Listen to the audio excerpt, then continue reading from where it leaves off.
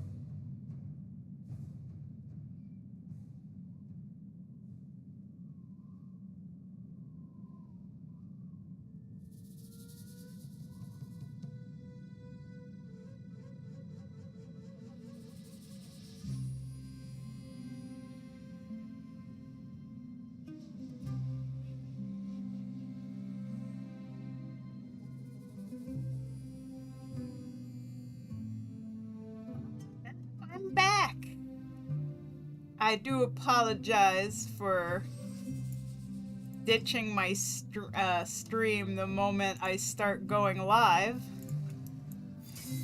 But I had to go to the bathroom, like, immediately after I started.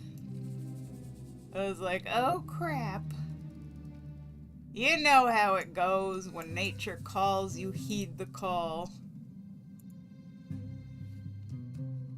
Let's see, what is this?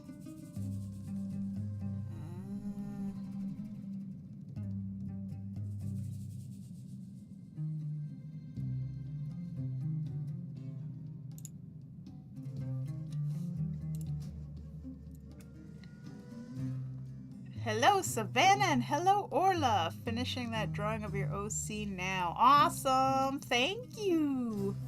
I can't wait to see how that comes out. It's looking awesome so far. Woo! Okay. I am back. I got my add-ons all updated. So I should have Narcissus ready to go, because that is the one I'm going to be needing today. Primarily. New version of the database detected. Okay.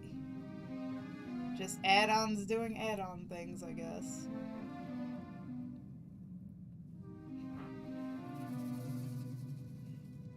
Hi. Oh yeah, also I gotta tell Mike that there are ants in the bathroom again. Like, there were 5 ants in there. I managed to kill 4 of them and one of them got away.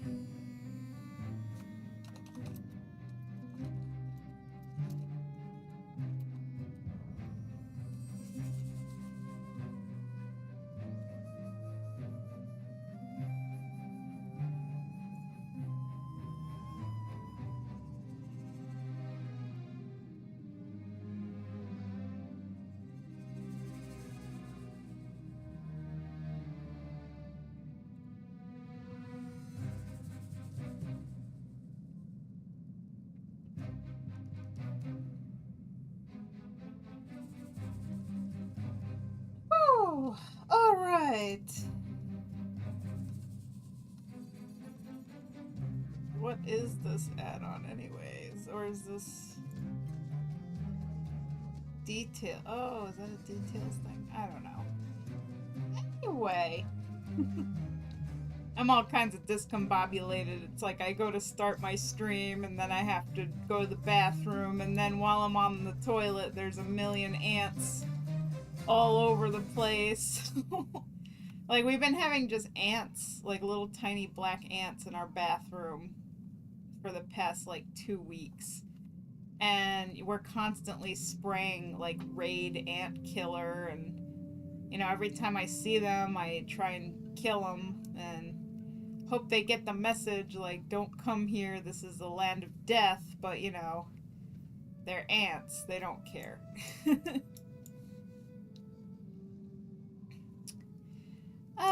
Okay, so today what we're gonna be doing is I have to, first of all, I have to do the giveaway for May. I was supposed to do it on May 1st. I'm really bad, I always forget, like the first rolls around and it's like, doy, I'm supposed to do that. So I'm gonna announce the sketch giveaway for May right now. And then when I'm done with that, I am going to work on my screenshots for my story, because I post every Friday and I am out of screenshots. I have lots of story, but I don't have pictures to go with it. So you guys are going to get to see my process, how I make my custom edited, you know, screenshots. Not all of them are edited, you know, it depends on what I'm trying to do, like with the picture, you know, for the story that I'm trying to tell. But there are, you know, some characters I have that have some custom stuff.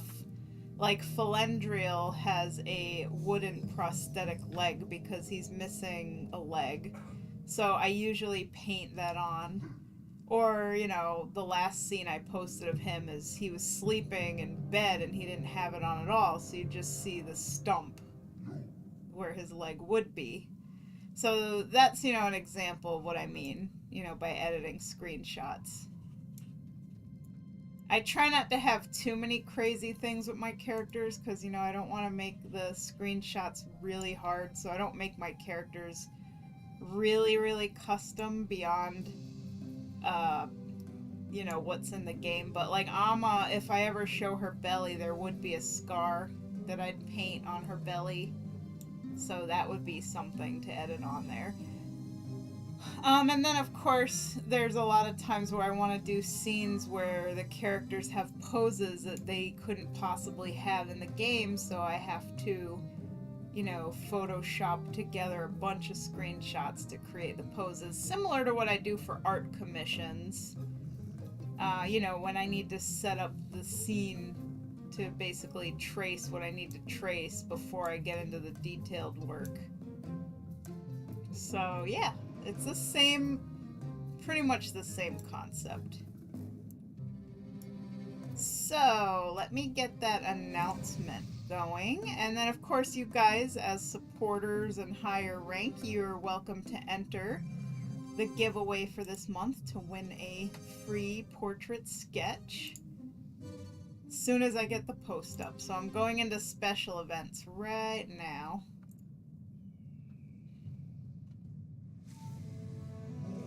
Also, I have to... Oh, I gotta pick the winner for the raffle, too. Oh, my God. Because we raised $60.20.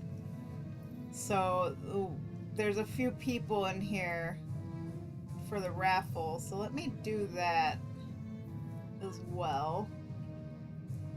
Okay, I'm gonna grab up the names here. So there's Olivia, Ellie, Lord Canis, Bella Bomb, Savannah, Babone, and Allie, who all bought raffle entries for a deluxe sketch. So let me copy those names. Then I'm gonna go to my wheel of random name picking. Let's see, where is that? It's called Wheel of Names Random Name Picker.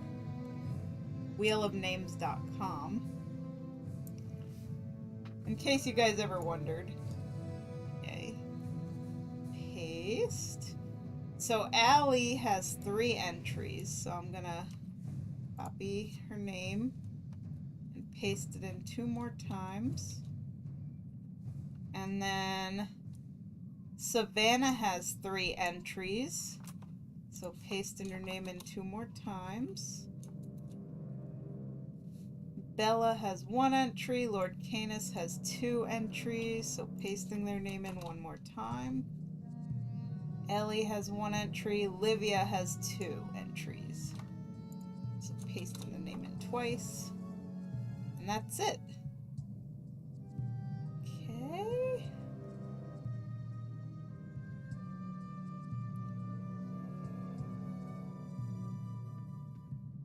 And here we go. We're ready to spin the wheel. Click to spin. Let's see who's our lucky winner this month.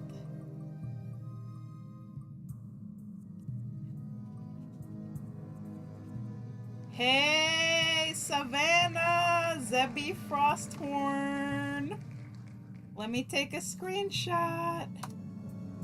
You won, my dude! I don't know if you're still listening, if you're still in the chat. But congratulations! I'm posting the screenshot.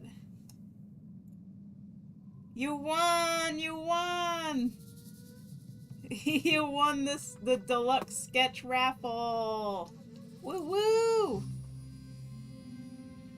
Heck yeah! I will post it in the announcements. Just taking the screenshot here and cropping all the crap out of it so it looks nice. And save. I almost totally forgot about the raffle. Like I was supposed to announce that on May 1st and also the free sketch giveaway, but I just kind of like, you know, got distracted. I don't know what I've been doing. I've just been having a nice vacation the past few days, so my brain is like, huh? Okay, let's see here. Here, let's see. Now, I'm gonna say, now announcing this month's deluxe sketch raffle winner. And you guys know before everybody else.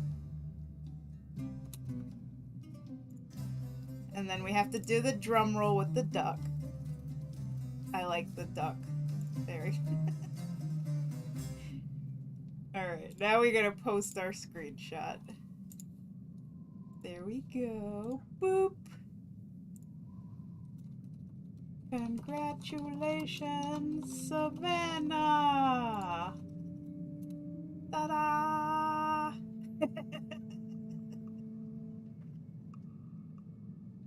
Yay!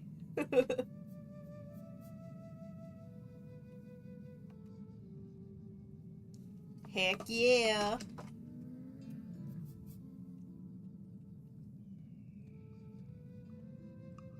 Woot woot! Let's see, I'm gonna see I'm scrolling up to see the pictures you posted of your character for the reference. And of course you can, DM me more pictures, like if you have like a new transmog or, more references, whatever, send me all the references that you can. Because that always helps,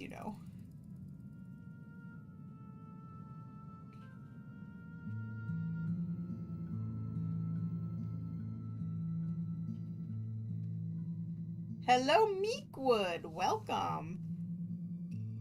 We are doing very well. I just announced the winner, and Savannah won a deluxe sketch portrait for my raffle giveaway. He got a chubby snoot like Iggy. See if I can help with that. Yep. And again, there's no hurry on that or anything, because I haven't even figured out what day I'm gonna draw it yet, because I have to look at my schedule. So it's probably going to be after May 25th. Let me look here.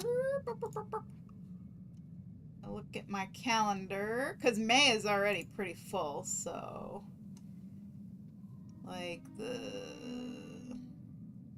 I got a commission for, oh wait, I'm looking at June.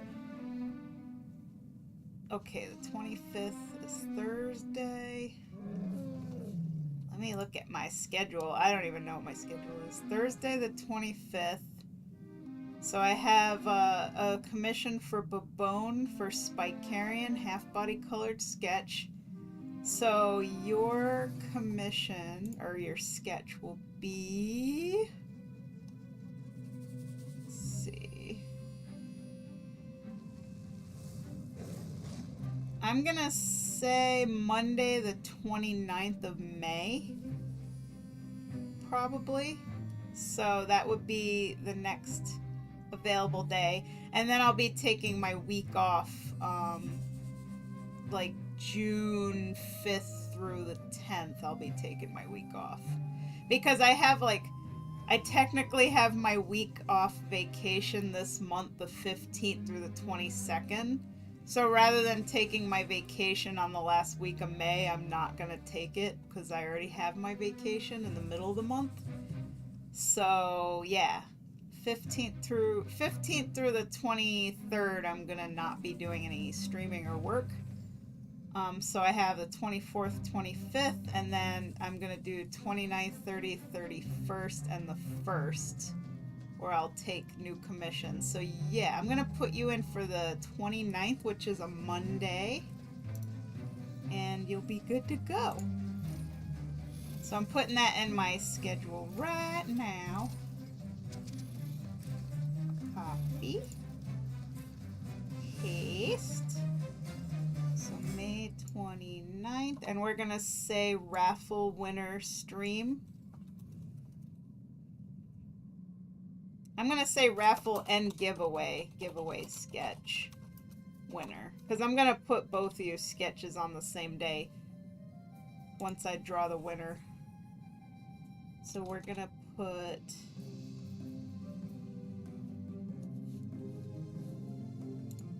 Zebby Frosthorn. I'm gonna make sure I spell it right.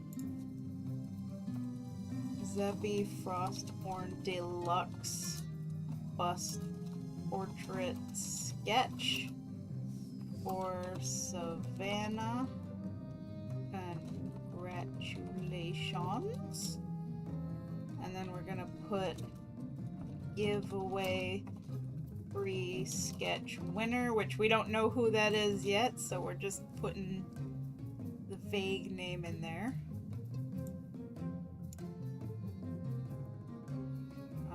And save.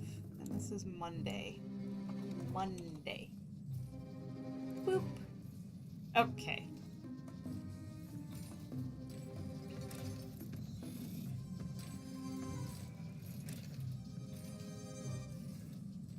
I might as well finish out the schedule too. So let's say just finish it up for May. So I could let people see what spots I have left, because we're almost full up, so. Alright, so Tuesday is May 30th, I believe. Art Commission Stream open spot. Which might get claimed by Commander Munt, because he is, you know, he did mention he's interested in another commission, so we'll see. Wednesday is the 31st. That's also open. And then Thursday, which will be June 1st, 6/1. Open. Okay. And the reason why I'm not doing any personal art streams this month is because I have that vacation to Maine. So I want to try and cram in as many commission pieces as I can, you know, to make some income. So that would be what I got to do. So let's see, Monday, Tuesday, Wednesday, Thursday.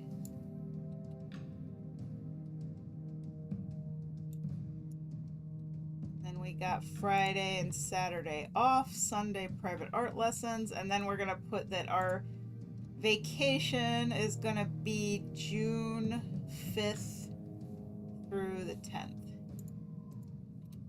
So that will be my next vacation. June 5th through the 10th. Boop.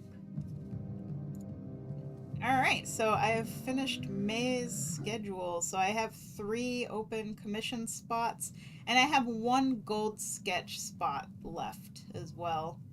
So if anybody wants to get a sketch and pay a little bit of gold, there's 1 spot available.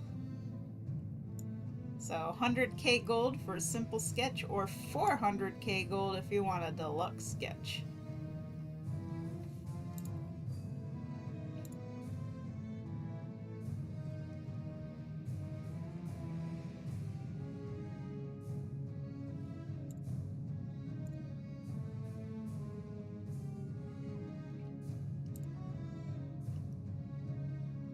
Okay, let's see here.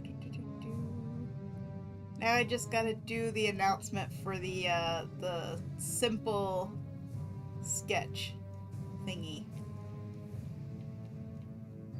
And then we're good to go.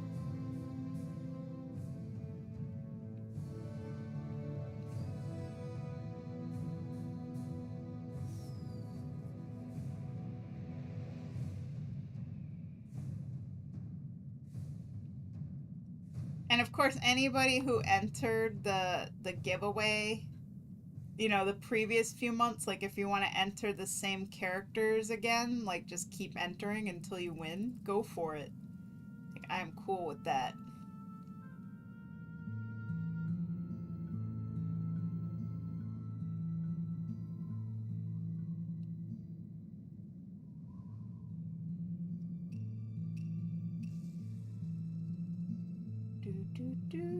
I am scrolling up trying to find Savannah's entry so I could remember what his character looks like. Wow. Like, it's gotta be up in here somewhere, like, because I know the raffle took a few months before we hit $40, so there's been a lot of submissions in that channel. So I don't know. I can't find the screenshots. I'm just scrolling. So I won the colored sketch portrait before and I skipped the previous giveaway. Can I enter again or do I have to wait? You can enter. Because the colored sketch giveaway was, you know, for hitting 500 followers on Twitch, so you could enter the free sketch giveaway. The only stipulation I have about something like that is, like, if you enter the free sketch giveaway every month and you won, I would say, like, you know, if you won, take a break for the next month just to make sure you don't win twice in a row, because, you know, you don't. I mean, it can happen where people win again and again and again, and then people think that it's rigged because it's like the same person winning over and over. So, like, in that case, I would say, like, you know, step down after you just won so you can, like, give somebody else a chance, just to be fair. But, like, otherwise, you know, I don't really have any, you know, qualms about people entering multiple times and, like, winning. Like, for example, Savannah, he won Ignorel, the, you know, his Drakthir, he won that as a raffle, I think, the deluxe sketch. And he just won again, but this is like a few months later, so it's, you know, it's no big deal to me if somebody wins more than once. As long as it's not like one after another, you know? So probably, like, if that happened, I would just re-spin the wheel, you know, and just pick somebody else if somebody entered multiple times and they already won. That's why you skipped the last giveaway. Yep. So let me do my copy pasting shenanigans here. Let's see. You know how I do.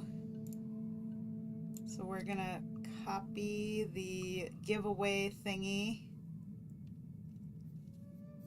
And the raffle, of course, will be reset.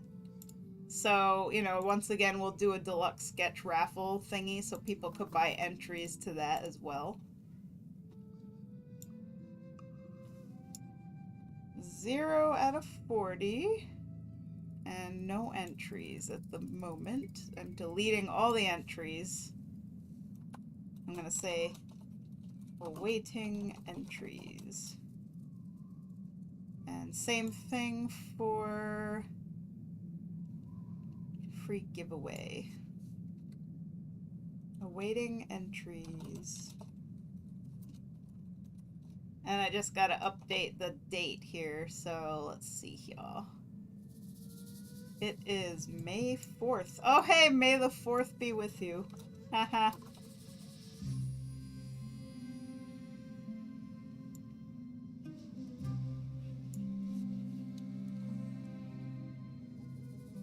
This month's giveaway, $20 sketch.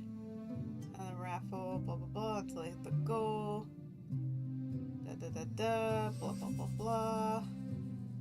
Okay, the window will be May 4th to the 10th, I'm gonna say.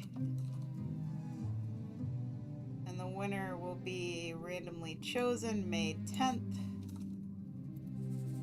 sketch will be done on, I think I said May 29th. May 29th.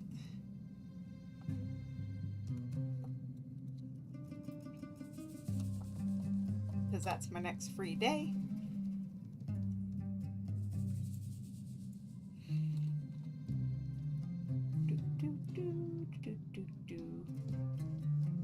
For deluxe sketch raffle, blah blah blah, get an entry, yada yada yada. And June 1st I will draw the winner. If I hit the amount.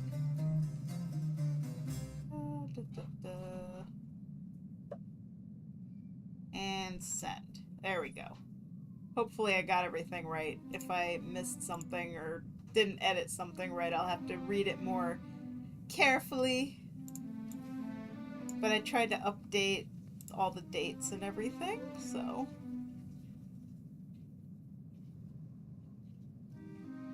I'm just gonna give it a quick reread, make sure I got it all right. So, hello my lovelies, it is May 4th. I missed announcing this on the 1st. Oops. Yeah, oops. My bad. And it is sketch giveaway time. This month's giveaway is a $20 value standard sketch and a raffle $40 deluxe sketch ongoing until I hit the goal. To enter the free sketch giveaway, post a character's name and good quality reference pics below this post in this channel. Shoulder up, good lighting, yada yada. The window to submit for the free sketch will be May 4th through the 10th. The winner of the free sketch will be randomly chosen on May 10th, and the sketch will be done on Monday, May 29th. That is all correct. For the deluxe sketch raffle, to get an entry, blah blah blah, that all hasn't really changed, so that's all good. And I will draw the winner at the start of next month, June 1st. Okay, it's all good. Now I gotta spam some flashy emotes under it of Hachima. This is how I do. Gotta have all the Hachimas. There we go. Lots of Hachima.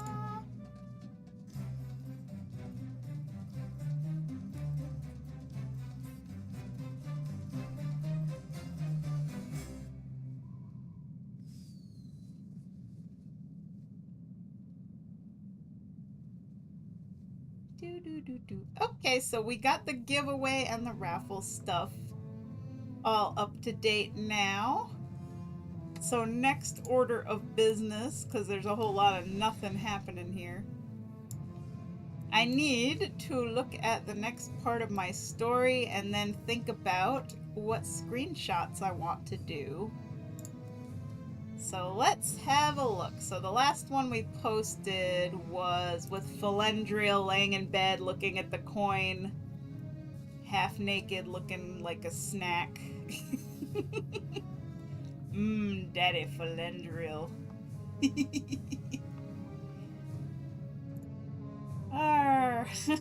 Like a snack. Alright, so that was Chapter 9, Betrayal Part 10. So now we gotta look at Betrayal Part 11 and skim over it and see what kind of pictures we need to make for it. So in the Amalthera's story server here, let's go to the pins, hit Chapter 9, jump. So we're on Betrayal Part 1, scrolling all the way down until we hit 11. 7, 8, 9, 10, 11. Okay. Okay, so this is the scene where Viserion uses his little pocket dimensional portal thing, I think, to, you know, give Amma a safe place to sleep at night because, you know, they're obviously worried about this mystery murderer who is, you know, plaguing the Shadowblade assassins, because, you know, Narison got murdered. So I don't think he opened up the portal just yet, but I have to see. Maybe he did. Alright. I'm just gonna skim it real quick. Welcome, Babone! How are you today?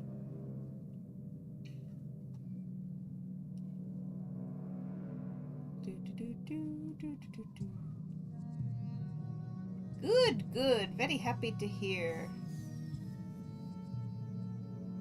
Let's see. So there's a scene here. So Amma was exhausted, sitting on the edge of her bed with her daggers within easy reach. So I could do a picture of Amma on her bed in Silvermoon and then Photoshop the daggers next to her. That could be a picture. And then, let's see.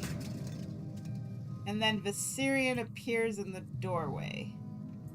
So I could do a picture of her sitting on the bed with her daggers, and then Viserion like all in one scene. So I'm gonna go to Silvermoon. We're going to Silvermoon! I've been taking so many pictures there. And you guys get to see where Amma lives. Oops, I forgot what part of Org I was in. I always feel like I'm at the Wyvern's Tail, but no. Okay. So now you guys get to see the process for how I do my screenshots for my story. Unfortunately, some of the characters I use for the screenshots are trial accounts. And one of them just got locked, and it's like, oh, if you want to keep using her, you have to pay $60 to boost the character. And I'm like, well, you know what? I'm just gonna make the character again on a new trial. I'm not paying $60. Like, I literally just need the character to take pictures for a story, so... Still sucks, though, because then, you know, I gotta go through, like, creating the character, making sure the character matches, looks right, has the same transmog, and it's like, ugh. Pain in the boot.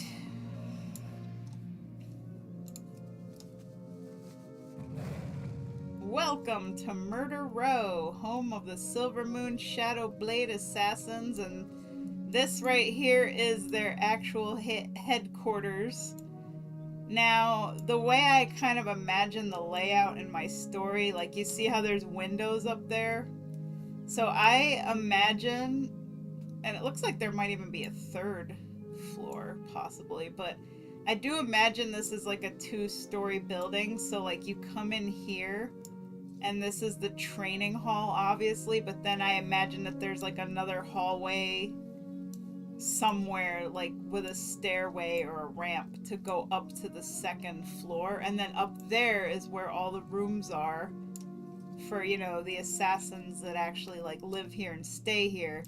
And I also imagine that back here there's a room that goes to Felendriel's office. So this is a way more expansive building, and then they probably have like rooms full of, you know, supplies and poisons and, you know, all kinds of equipment for assassination stuff. So when I write my story, I try to take pictures to keep it open where it could be, you know, there's a lot more here than what you have in the game, obviously. Like, this is a big building, so there's a lot of roguey stuff in here. And then, of course, it's connected to the inn next door, which I also have as part of the story, and I do use Sun-Touched and Valandra as characters in the story. And they basically provide, you know, food and drink for the Shadowblades. They have like an agreement going. So they're like the grocery store for our Shadowblade assassins right next door. And, you know, and they also take care of their own patrons and what have you, but they're very closely tied to the Shadow Blades. So, and Amma obviously rents a room here, so they make good money off of our rogue neighbors. And Amalthera's bedroom is in here. And believe it or not, her bed is this one. This little tiny bed. So now, in my world, I try to imagine that there are obviously way more rooms, and maybe her bed is not in a room with like a million other beds, but it's like by itself kind of thing, just a small little room. But obviously, World of Warcraft kind of limits us a little bit, so we have a lot of beds all in one room. So I try to imagine Amma just having her own private room that she rents. It still has the curtains and everything, so the words private are in quotations, you know. Oh, yeah, you did. You won your Drakthir Ignorel. So you won the raffle twice. Of course, it was like months apart, so. Oh yeah, and we ignore this dead guy here. Blood Knight. Oh, hey, look at that. Isn't that funny they killed a Blood Knight? Just like in my story. Hehe.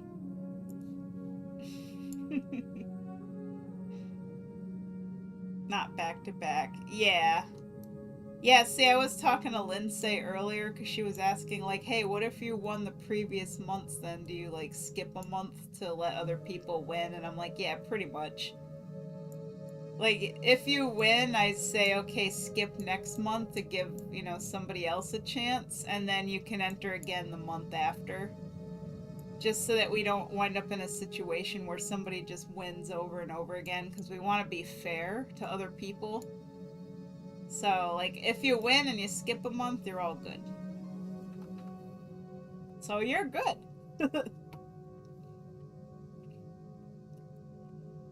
Okay, so here we go. So here's how I start. I'm gonna go into Narcissus photo mode. We're gonna hide Amma. We're gonna zoom in, and I kind of want to show, like, you know, Viserion outside. Like, Viserion's gonna be, like, standing here. Let's see. I'm gonna hide this Amma because I just want to take a picture of the background for right now. I won the standard last month. Can I enter for the deluxe this month? I don't plan on entering for the standard. Yep. Oh yeah, I should mention too, for the raffle, you can enter like as much as you want actually, because you're paying money to enter. So really the rule, like, if you, I guess, you know, if you win and then you do the raffle again and you win again, you know, I don't know. Maybe, I don't know. The way I see it is, like, if you pay money and you're supporting me and you win again and again and again, you're just super lucky, and that's all good. For the standard free sketch, though, I would definitely say that if somebody won, you know, give it a month break, don't enter again. But for the raffle, because money is involved, like, go ahead, keep entering. Like, it ain't hurting nobody, you're supporting me, so yeah, we'll leave it at that. So yeah, if you want to enter, you know, get raffle entries, even though you won a standard sketch, go right ahead. Especially because with the raffle, most of the time it doesn't matter if people enter it again and again, because it takes a while to get the $40 to do the raffle. So oftentimes, like, a few months might even go by before I could draw a raffle winner. So it really isn't that much of a problem.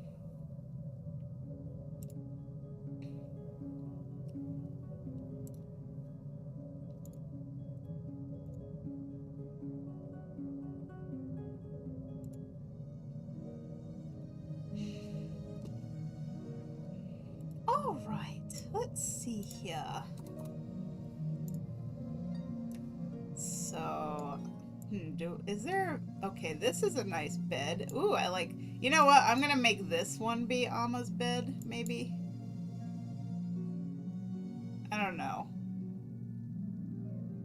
Or did I do the blue one? Alma always sat on a blue bed, you know, in the pictures. So I guess to be consistent, we should do the blue bed. Hang on, I gotta like look at some of my other screenshots just to like make sure I have consistency here. Because I'm kind of anal about consistency. So let's scroll through my screenshots folder and see the last time Alma was on a bed. Okay, so yeah, this was the bed that she's pretty much always been on, the big blue bed. Yep, this is the spot. Okay, so we're gonna do this spot here.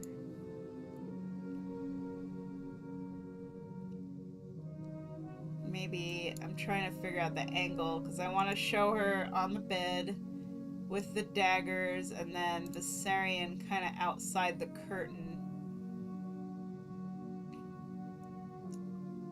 I might have to log on to Viserion because to get him outside the curtain, I'd have to physically actually be on his character and take the picture at that kind of angle. So we're gonna have to do that, and then we're gonna have to take a picture of Alma separate with the daggers and then Photoshop it onto the bed to do what I want to do here.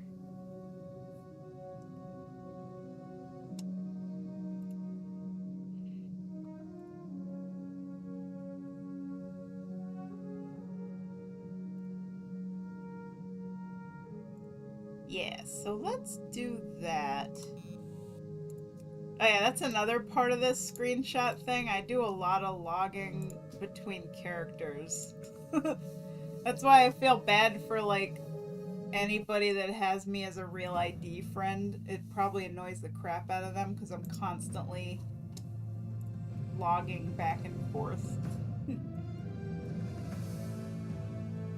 Also, I need to change their transmogs for this scene because they would be geared up now. Like, pretty much perma-geared because they're, like, wanting to be ready in case the murderer comes out, so they're not going to be wearing their casual outfits anymore. So I gotta decide what they're going to be wearing. They're pretty much, like, sleeping in their armor at this point.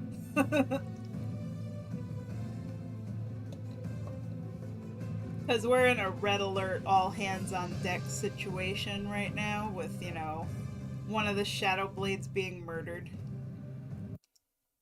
Mind if I come let you take screenshots? Hey, yeah! That would work. I'm just gonna go to Silvermoon real quick. Are you gonna come to Silvermoon, or...? Because I'm in Murder Row, Silvermoon Inn, if you want to just pop in, and I'll take pictures of ya. Sweet. Plus, Viserion is a beautiful piece of eye candy, you know, don't you want to meet him? Yum yum. He's a mage too! Yay! We can mage together. Do do do do do do to the Silvermoon Inn. Hey, maybe someday if any of you guys want to have guest appearances in my story as like extras, like background characters. Because when I get to the next chapter where Alma goes to the Ledger Domain Inn in Silvermoon, it'd be really cool to have extras. So like if you guys want to have your characters guest appear like in the background of the picture, I'd be like delighted to add you guys in as like little Easter eggs, like, hey, these are my friends in the background.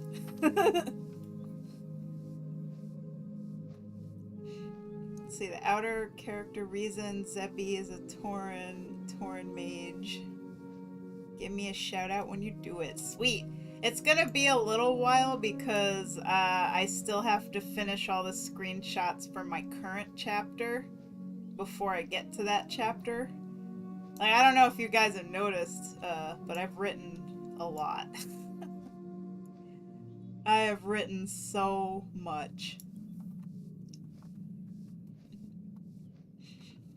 Throws my bronze dragon as an extra because he uses a blood elf demon hunter. Nice.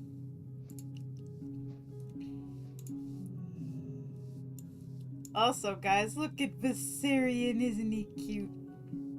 I'm gonna have to put him in some serious mage gear now because he has to be all dressed up. Rommel, yeah.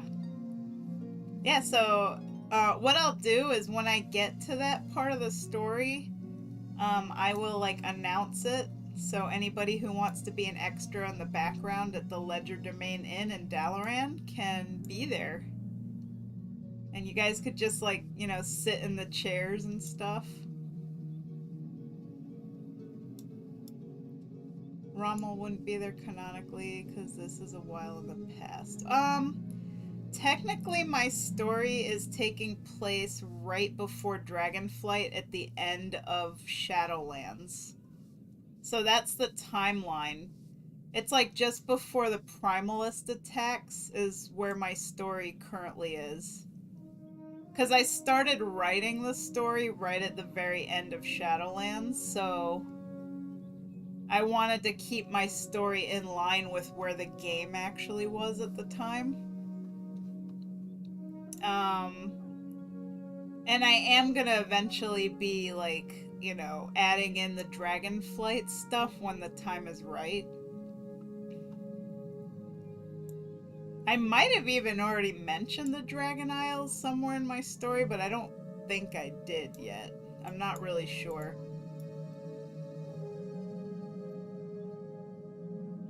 Because, like, my characters, they're, you know, they're doing their own thing. Hey! Hello, hello! I shall take pictures of you. I love your transmog. Oh my god, I want that transmog. I am so jelly. Like, where did you get that?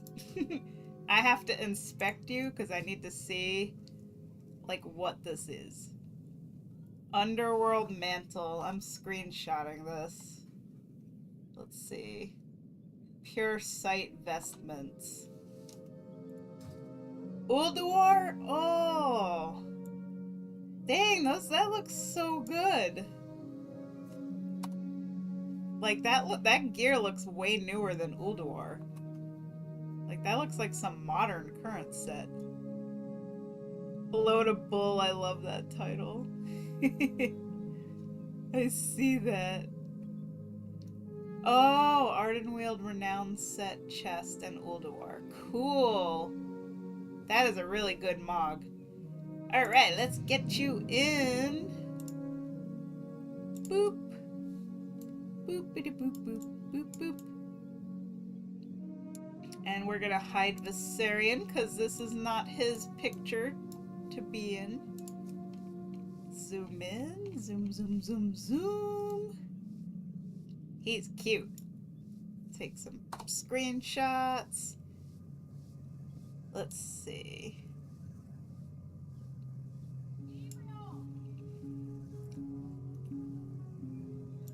So, do you want him at like a straight forward view, or do you want him like 3/4 facing left, 3/4 facing right? And also, do you have any preference on like facial expression kind of thing? Because I like... Oh, that looks really cute. He's smiling. Oh my god, that's really cute. Look at that! He's smiling. I like that one. Personally, I think that's adorable. Oh, let's see. Screenshot you sent. Was the expression. Oh, okay. I've been having a hard time finding it. Is there any way you could send it to me again, like DM it? Because I was scrolling up in the special events channel, and like there's so much stuff in there, and it's really buried. So I didn't see it. Oh, you DM'd it to me. That's probably why I couldn't find it. Okay, let me look in our DMs. Yeah, yeah. Oh, I see the picture. Okay. Gotcha. Here it is. I found it. Let me save it. I'm gonna open it and save it. And we're gonna put it right here. Okay, I saved the file onto my computer. So that's the exact picture you want. Okay.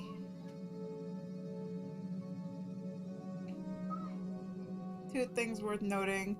His name is the same color as the rest of his fur and character, which is like bluish gray. So you want it sketched in a bluish gray color.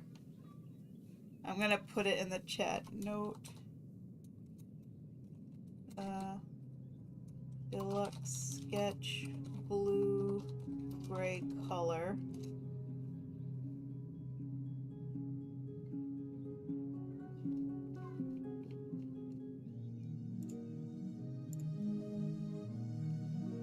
And the main wouldn't be dark for the deluxe shading because it's like his fur. Okay. Okay. Main not dark, similar to fur of face. Just putting notes to myself so I remember.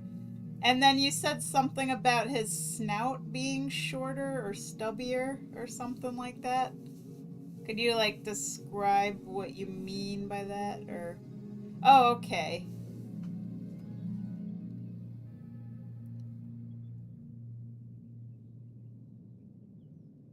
Let's see.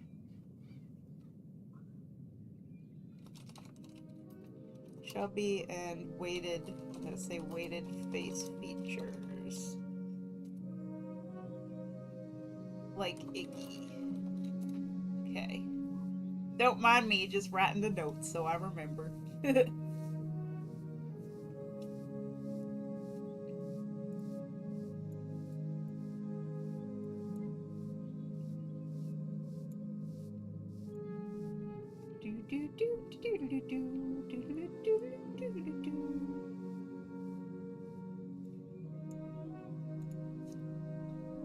Alright, and is there anything else about the character that's custom at all, or is that the main stuff? He's more bottom heavy, so would his torso be visible for the piece? Would it need to be?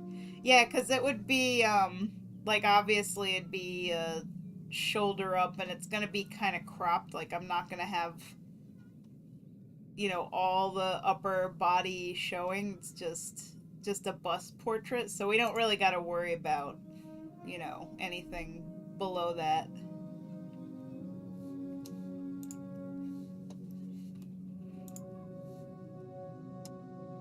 All right, so I think that's all I need to know for now. So I got the references, I got the notes about the customization for the characters.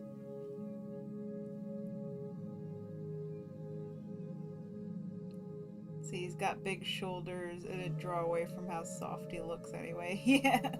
Yeah, you know WoW armor. Crazy WoW armor.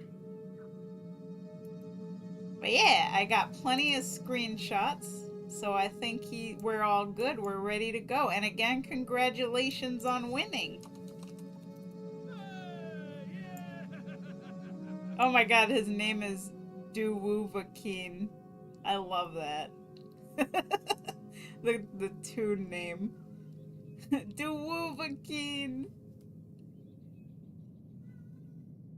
Nothing super custom of his armor accessories. Okay, that's good. That makes my life a little easier. You want to see his dragon form?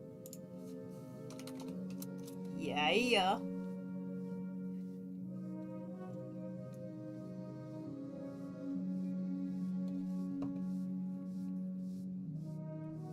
My Highland Drake is in character accurate. Schwank. Okay, let's see how he looks.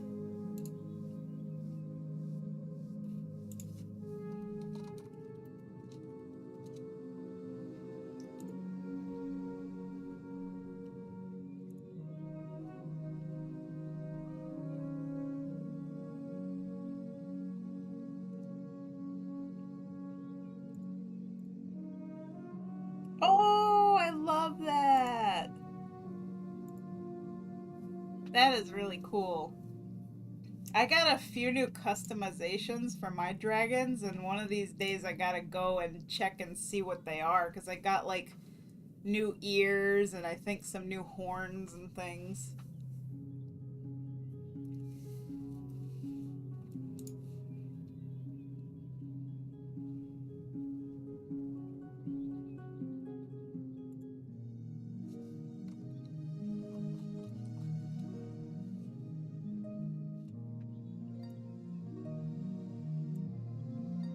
Alright, well, I gotta say, your character looks awesome. Blue dragon in disguise as a Tauren. Very nice. So yeah, we are all set.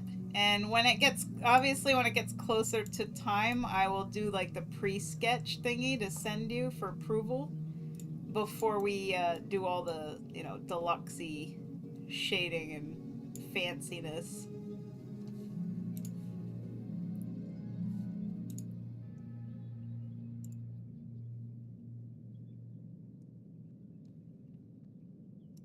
He is so cool.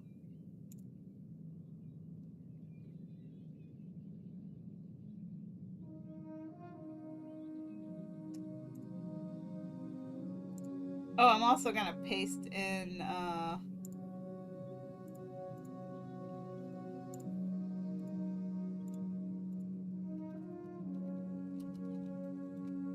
and I'm pasting in the Tauren form, because I don't know if there's any pictures of him in there so people could see what he looks like.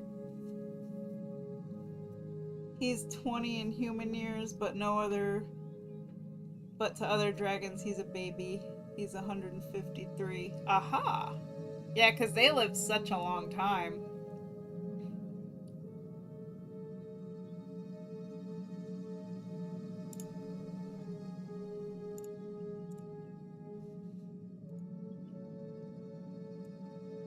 Viserion here is like, what, 200 something? Let me see.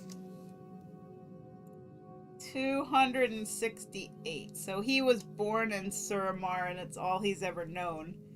So for him, the world is like brand new, like learning everything from scratch. Because he's not one of those super old elves that's like over 10,000 years old. He didn't see the world before the Sundering and all that stuff. He wasn't a night elf that got changed by the Nightwell. He was always Nightborn. Spent his whole life in a bubble, and now he's free to see the world and fall in love with cute blood elf rogues. Zebby's story is a little semi-tragic, but not in a bad way. Viserion's story is a little tragic. He had a wife, and he was her guardian mage because his family was like a line of mages, and they served noble families as like guardians, basically. You know, like bodyguards. And during the Legion invasion into Suramar, you know, that part of the story where a whole bunch of Nightborn elves got burned to a crisp by the fell fire from the demons invading. His wife, unfortunately, was one of the tragic victims, so he lost her.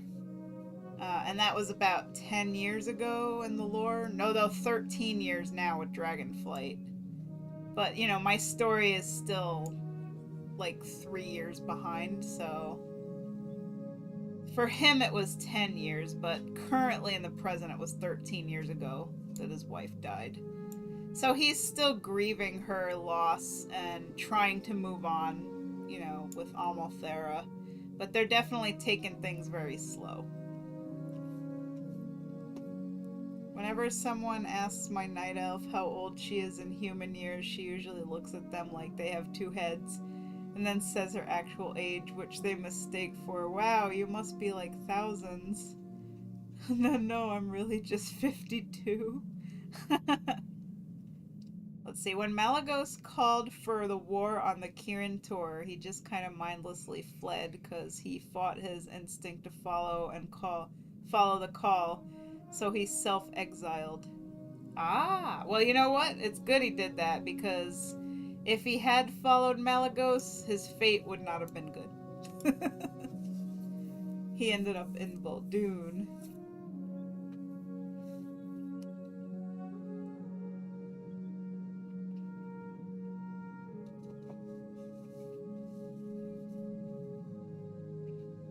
Out of necessity, he hid as a Volpera originally. Hey, there's another Tor in here. And their name is Punxsutawney. Like Punxsutawney Phil, you know, the groundhog for Groundhog Day? That's cute. Let's see. He helped with the Faithless conflict as it rose up and joined the Horde for a time-ish. I see. Oh, Orla finished my picture. I gotta save this. I have a folder for art that people have made for me. Friends art and gift art.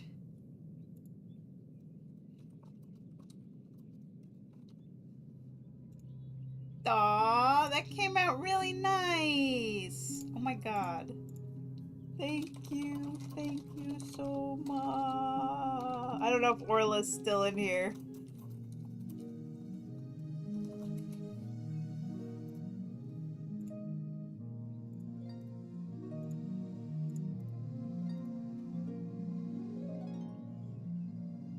That is so cute.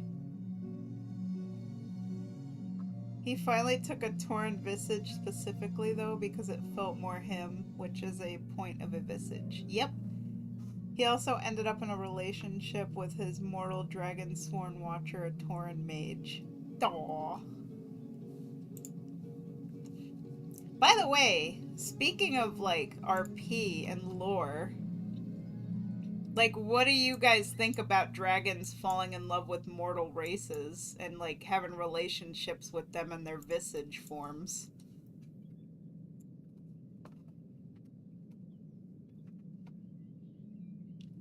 I'm all for it, personally. I think it's awesome. I feel like it'd be a touch taboo, which is why I love it, you know? Like, I love, forbidden romance.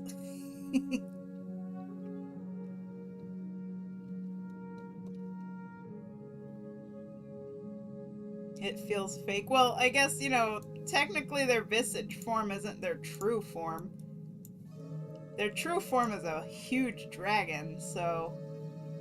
I mean, it would definitely look really weird if, like, an elf was dating a dragon and the dragon was, like, literally in its full dragon form. But, like, when you see them in visage form, you know... Yeah, Caligos... Didn't he and Jaina date at one point before Theramore got blown up? Like, I feel like they were kind of in a relationship. Sort of. And then Theramore got blown up and that pretty much ended that.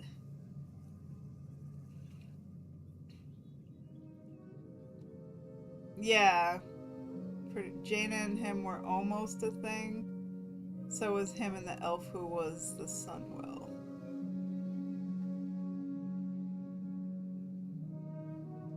So, like, it has happened in the game, like, canonically.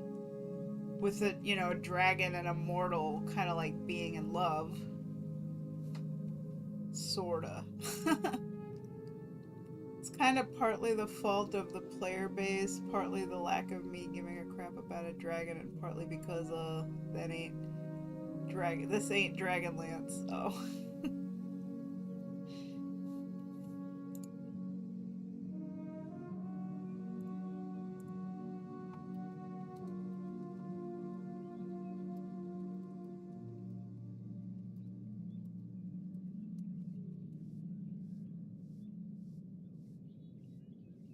Canonically, there's been relationships between NPC dragons and mortals. So yeah, it is canonical in the Warcraft universe, like it can happen. Their habits fine, it just feels fake to me because the players have ruined it through how many dragons they've played. Not saying it doesn't happen, saying it feels... Well, if you're going based on players and roleplay, then, you know, there are plenty of players who, you know, I don't know. When it comes to RP, it's very subjective. Like, you know, some people you're gonna jive with and some people you're not. Some people you're gonna think that the way they play their character is ridiculous and lore breaking, and, you know, all I can say is just don't RP with people that don't RP the way you're interested in. Like, if they ruin dragons for you, then find somebody who could RP them well, you know? You know, or don't RP with people who play dragons if you just don't like dragons in RP. It's all like, it's all people's personal preferences, essentially.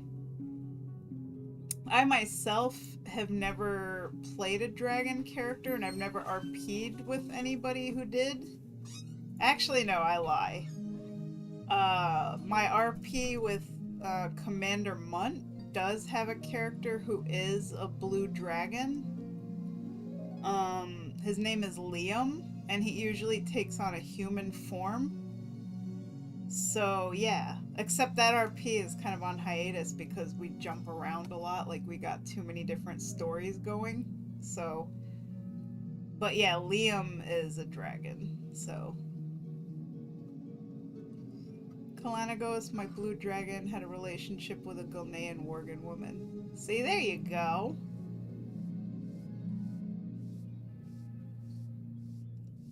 I play a bronze dragon with a Volpera visage, but she's a bit role. I have 4 dragon player characters, but I do my best to keep them good to lore, and if they're open about being a dragon, like Zebby or my bronze, who's an elf visage.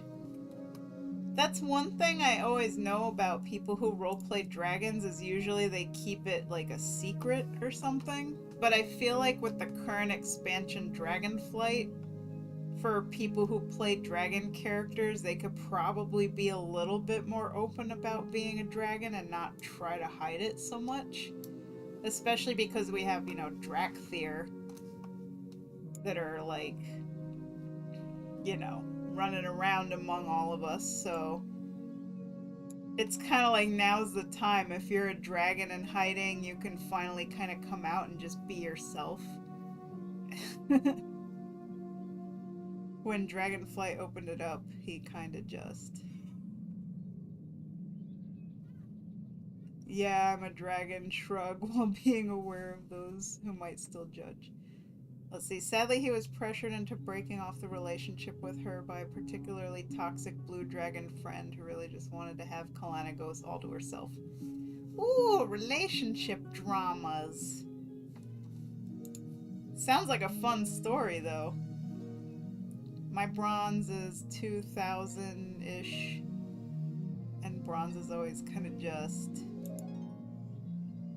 own up to being bronzes. Alright, we have to transmog Viserion here. Let's have fun dressing up my man for what he's gonna be wearing for this next part of the story. I have just the thing. This is the let's make a sexy Nightborn maid! Woo! Hang on, let me, like, hide the Twitch drop thing for a minute. Just because it's blocking everything. I'ma come back on Alari Dormu. Ooh, I like that name. Okay, let's see. Let's see, what should my little Viserion wear? Oh no. I bought this. I have no shame. But there is no way in hell Viserion is wearing this. This is so silly. Like, I feel like this would be a great outfit for a really foppish character in like a comedic scene. But I definitely don't have a scene in my story like that at this point. Let's see. I kind of do like this outfit. Of course, I would take the hood off. Because Viserion doesn't wear no hoods. But yeah, this is a nice one. Let's see, what else do we got? I have it in 2 colors, but these colors definitely don't work with him. Jester! Night Fae. Ooh. Okay, this one's kind of cool. This is the Sorcerer's Regalia Dark Moon Fair outfit. It's old school, but it's nice. And then we have a Trial of Style outfit here. That's also pretty nice. I almost named him Anna Dormu, but I found out someone else had that name. Let's see, this one, I don't know, greens don't really go. Same for this. I like to have him in purpley things. The Nightborn outfit is nice, but it's a little over the top for Viserion. I'm probably gonna do a custom, like, custom transmog here, so let's go through. We have lots of stuff. So many things. Let's see, what is this?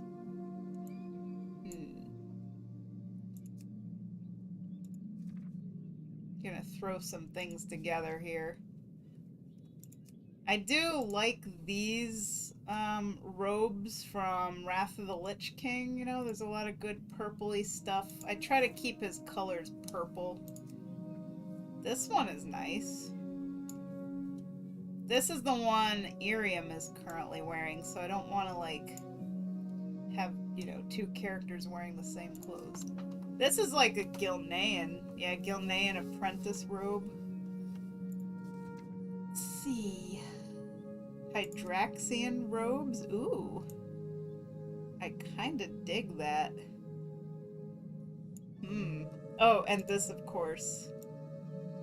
Oh my god, they cover up the chest? What? Dude! Dude! Wait, no, he's wearing a shirt. Okay. I was like, no, they covered up the chest on this mog!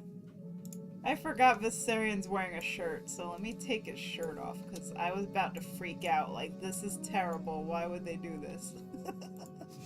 May your feet find good friends. Okay, Viserion, take off your shirt. There we go. Because I remember those mogs are like open chest, which I really like. Browse. Smell. Where was I? Oh, we went too far. Ooh, what's this one? This is actually really nice. I mean, it's red though, which is not the colors he usually wears. If I had this in purple, this is sick looking. Grim Veiled Robe. Please give me this in purple. Yes, please. Okay.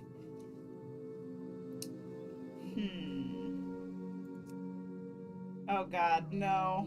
No, that does not work with him.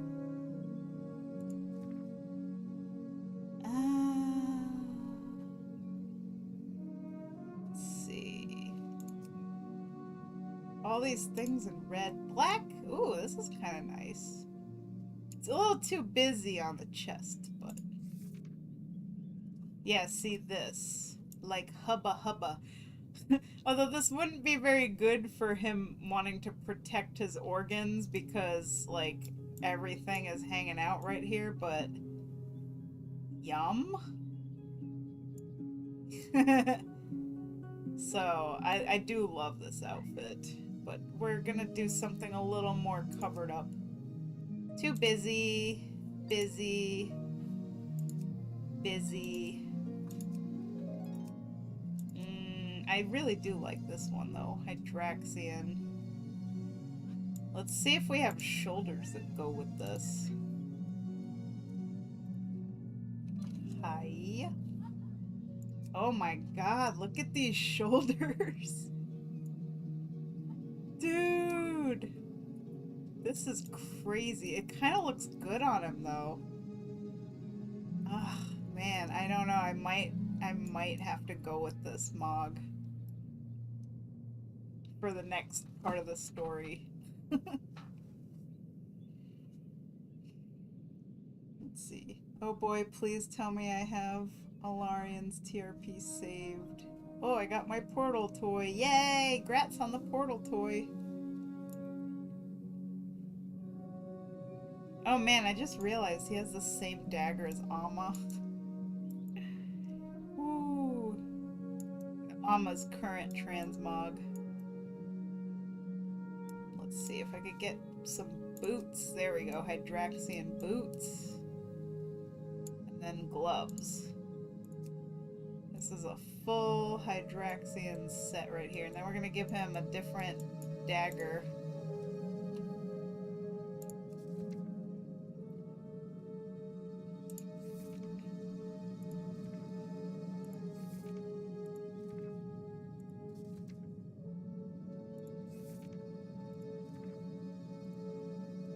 Ooh, what is this? Death Mantle Ripper? No.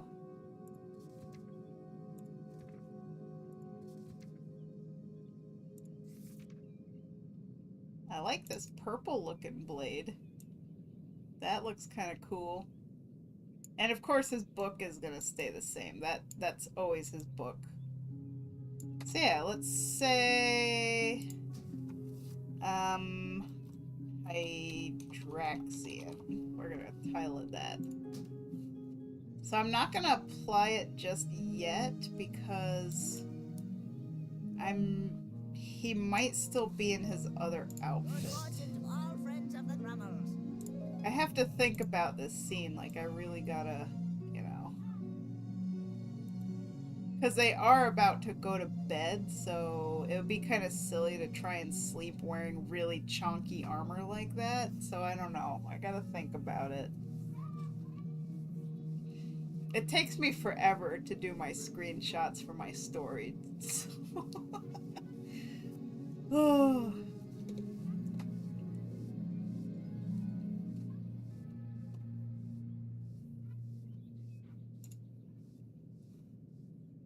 Alright, let's see. We're gonna go back to Chapter 9, Betrayal Part 11. So I'm gonna read it just so I can really decide here.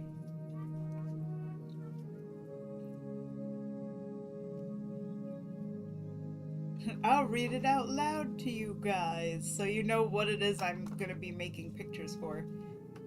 Okay, that night, Amalthera returned to the Silver Moon Inn, checking on Valandra and Suntouched. The innkeeps were horrified by the grim news, and word of the murder had spread.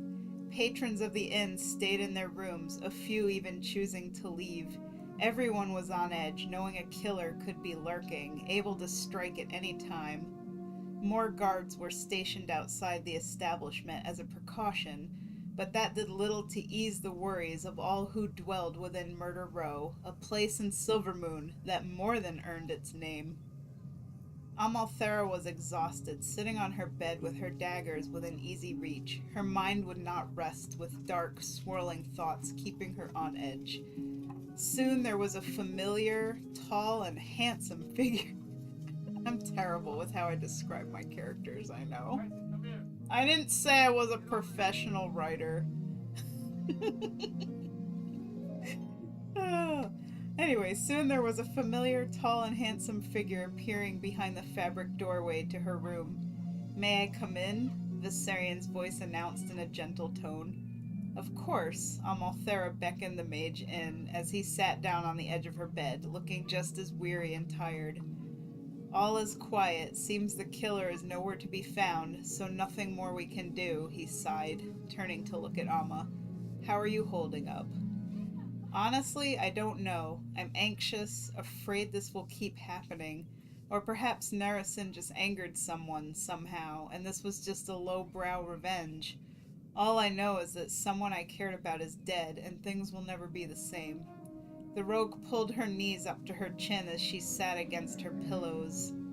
"We may all be in danger now, and I'm afraid you could wind up dead like Nerison, or I could be next, or my father. No one is safe. Amma, don't let the fear overtake you. You're strong, and I'm more than capable of protecting you and defending myself in a fight." The Nightborn mage reached over to give her shoulder a reassuring squeeze. "You can't fight someone you can't see, someone that uses stealth and cunning to snuff out your life before you even know you were being stalked. That's what assassins do. Felendriel suspects the murder was done by another rogue, someone familiar with the Shadow Blades. We could have someone watching us right now, listening to every word we say, just waiting in the shadows." Okay, so that is what I have to take screenshots for. Woo! Look at you. That is a really nice transmog.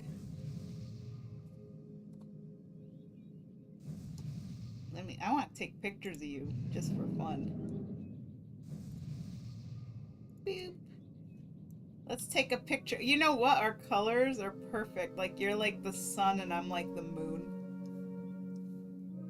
I like it. I'm gonna turn the camera. Hide my character.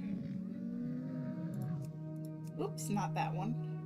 Hide player. The sun and the moon. Give you ground shadow. Oop. And then Viserian. He'd be taller. Like that, yeah. Give him a ground shadow. Boop. Let's give him a pose like...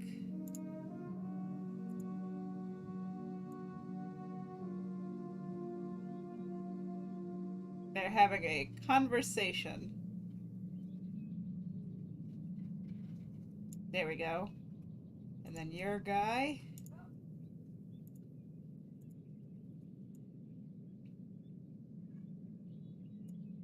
Turn him to the side. Put a little shadows there, and then also adjust the lighting of the characters to match Silver Moon lighting a little bit. There we go. Boop. For funsies.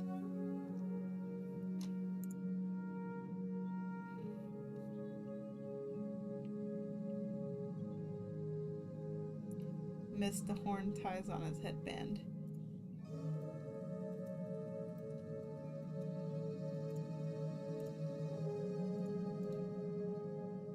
Save image. Save.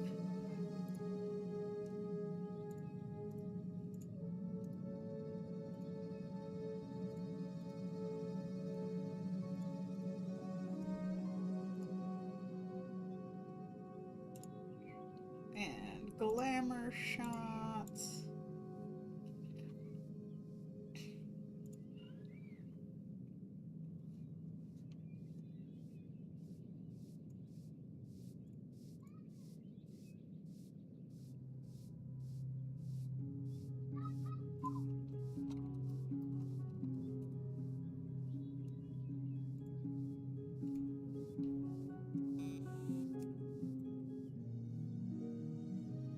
I posted a picture in the glamour shots.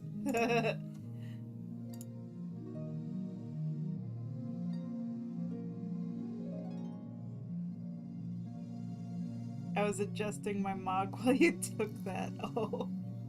I thought your mog looked good, but I could do another picture if you want. Now you have to do it again. Sure, whenever you're ready, just let me know. I like taking pictures, it's fun. What's his name again? Oh my god, I don't remember.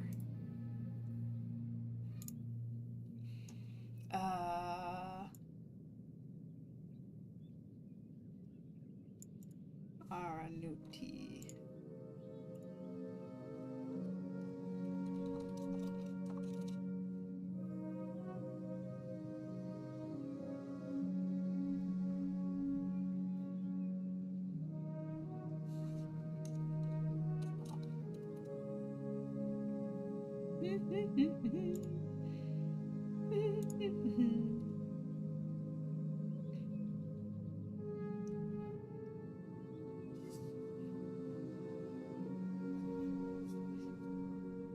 Ooh, voice is Liam O'Brien. I love that voice. Liam O'Brien's voice is amazing. There's also a guy, like another one of my favorite voice actors. He does a lot of voices in Elder Scrolls Online, and he also does Xander in Arcane. Let me look up his voice. Arcane voice actor Xander.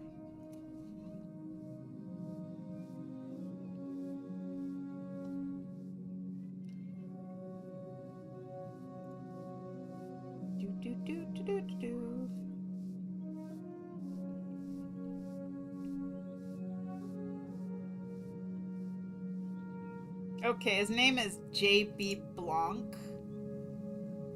And his voice acting is like amazing. Oh my gosh. And he does Elam Drawls in Elder Scrolls Online, who is, you know, Dark Brotherhood assassin. And I absolutely love his voice. I love his voice so much.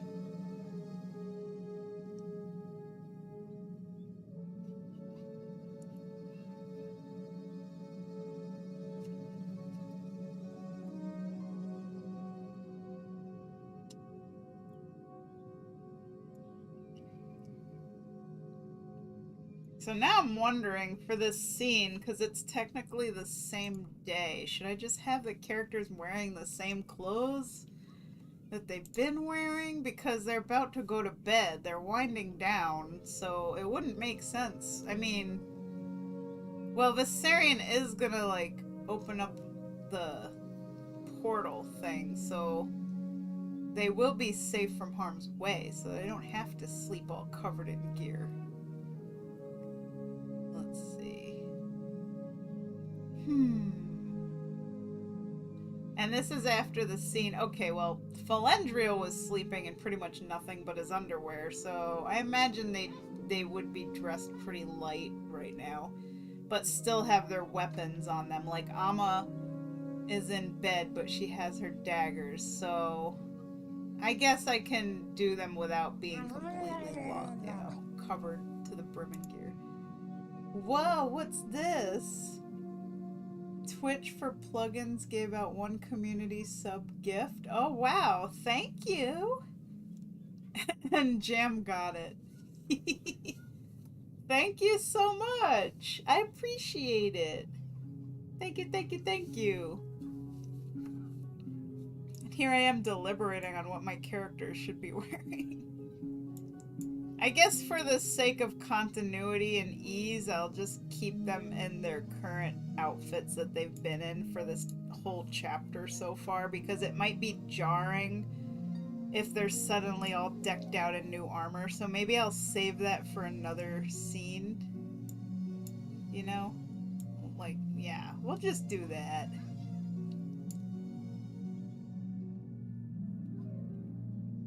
And BRB, guys, because I drank a lot of coffee and I have to go to the bathroom again. I will be right back.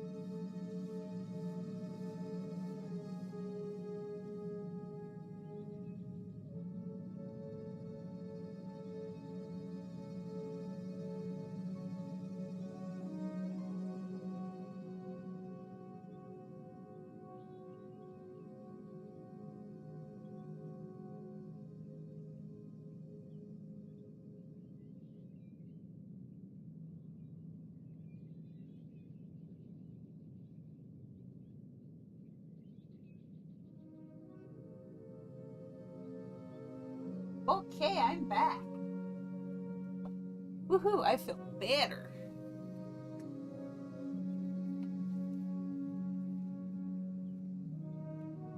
So yeah, I have decided for this scene I'm gonna keep the characters in the outfits that they have already been in.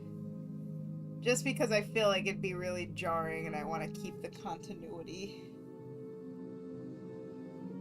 But definitely for, you know, the next chapter, they're going to be wearing totally new digs. New threads. For shoresies.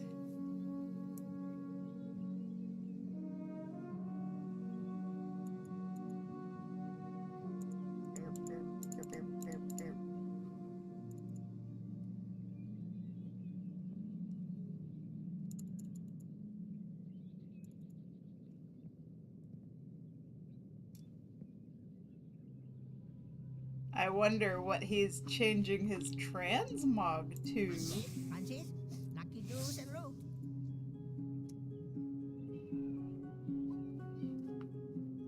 I bet it's gonna be good.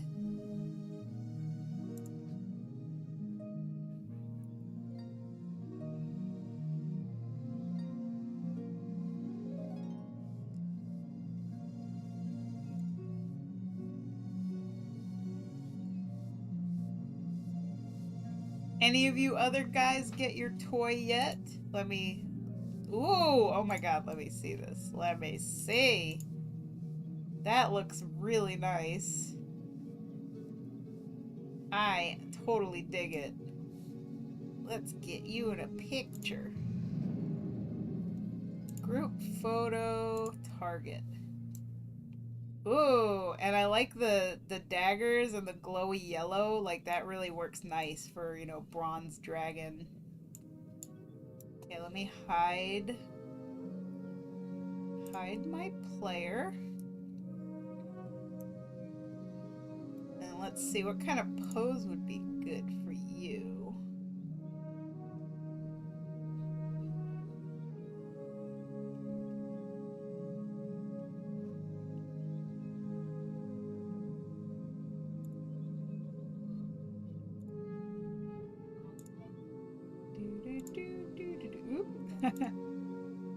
Oh geez, he's gonna shoot his sword. Daggers, those are huge swords. Oh no! Salute's like stabbing himself. Let's see. That looks kind of cool. I gotta, oh my god. Whirlwind. Let's see. Where's all the sword animations here? That's what I'm trying to find. I think I went too far down. Sword, one-handed. There we go. Two-handed. That doesn't quite... Oh yeah, that's right. Parry.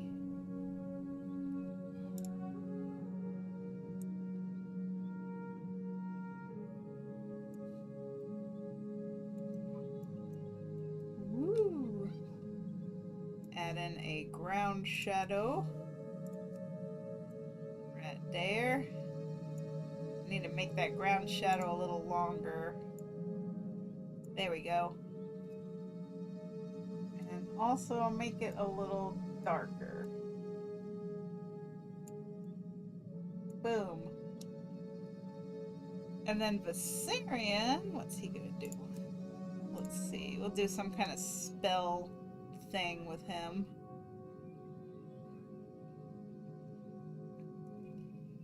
Spell.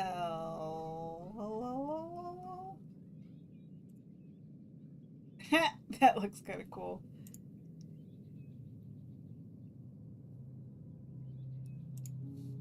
Heat casting spell.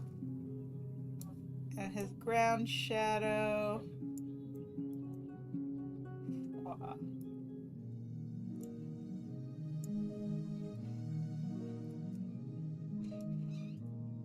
Go, ground shadow. And then I want to give him some kind of like spell. arcane. Let's see. Oh, that looks cool. Let's see. Or maybe, ooh. Okay, I like that. I want to change the pose though.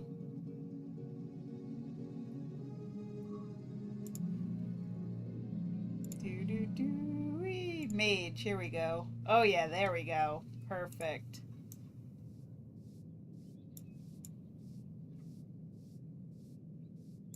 They are ready to fight. Make a shadow. There we go. And then add a little dark border.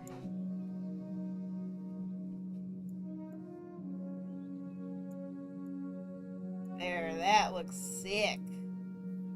Screenshot. And glamour shots. A post.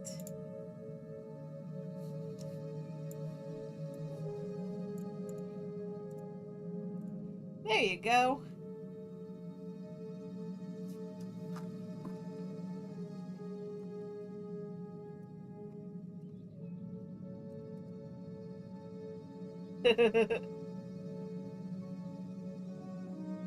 And by the way, if anybody watching this has never used the Narcissus add-on, it is amazing.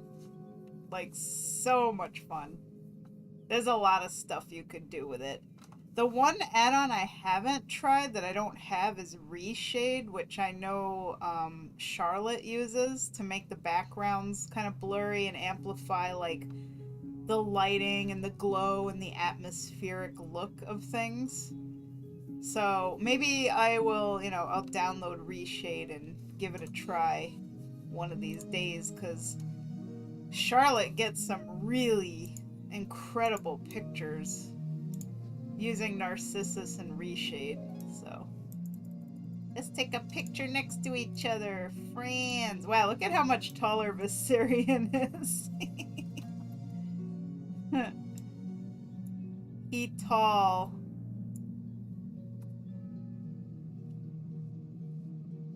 Blood elf small. Nightborn tall.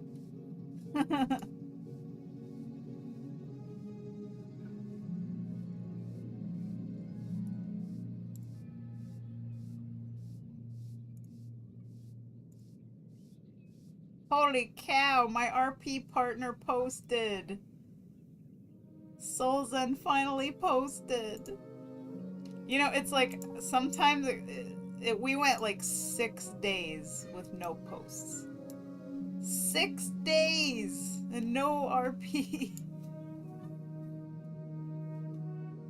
I try to keep myself busy, you know, doing other hobbies, because I do get a little bit obsessive about RP. Like, I'm addicted to it. I love RPing. I love writing and telling a story and not knowing what's going to happen next, because, you know, you gotta see what your RP partner is going to write. So it always kind of kills me when I have to wait like a long time, you know, for them to post, and I never know when they're going to post. And sometimes I admit I kind of like obsessively check the RP server to see if they've, you know, posted. And then I get disappointed and I die inside when it's like, oh, they haven't posted yet. Especially when, you know, I really, really enjoy the role play, so it just kind of sucks to have to wait so long, you know? Like, I want the story to move. I want to see what's going to happen next, and we're just kind of stuck in one scene, and it just kind of feels like it goes on for eternity just because the posts aren't coming, you know? So that's kind of what I've been going through lately. I've been going through like RP withdrawal. Withdrawal? That's a hard word to say. Withdrawal.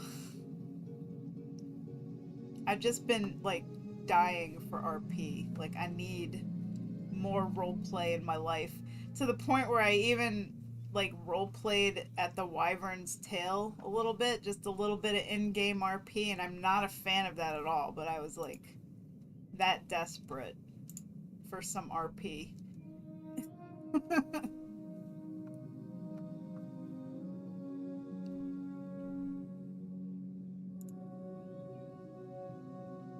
At the Wyvern's Tail, I'm sorry. I told you I was so desperate for RP. And there's been nobody in Silvermoon anymore. Like on Wormrest Accord, there used to be people in Silvermoon. Like you could walk around Murder Row, or you can go through the inn to the other side over there, and there usually were people. Like Wormrest Accord was really good for, you know, Horde RP in Silvermoon. You know, and now nothing. It's a ghost town here. And I'm in Silvermoon like all the time because, you know, I take screenshots for my story.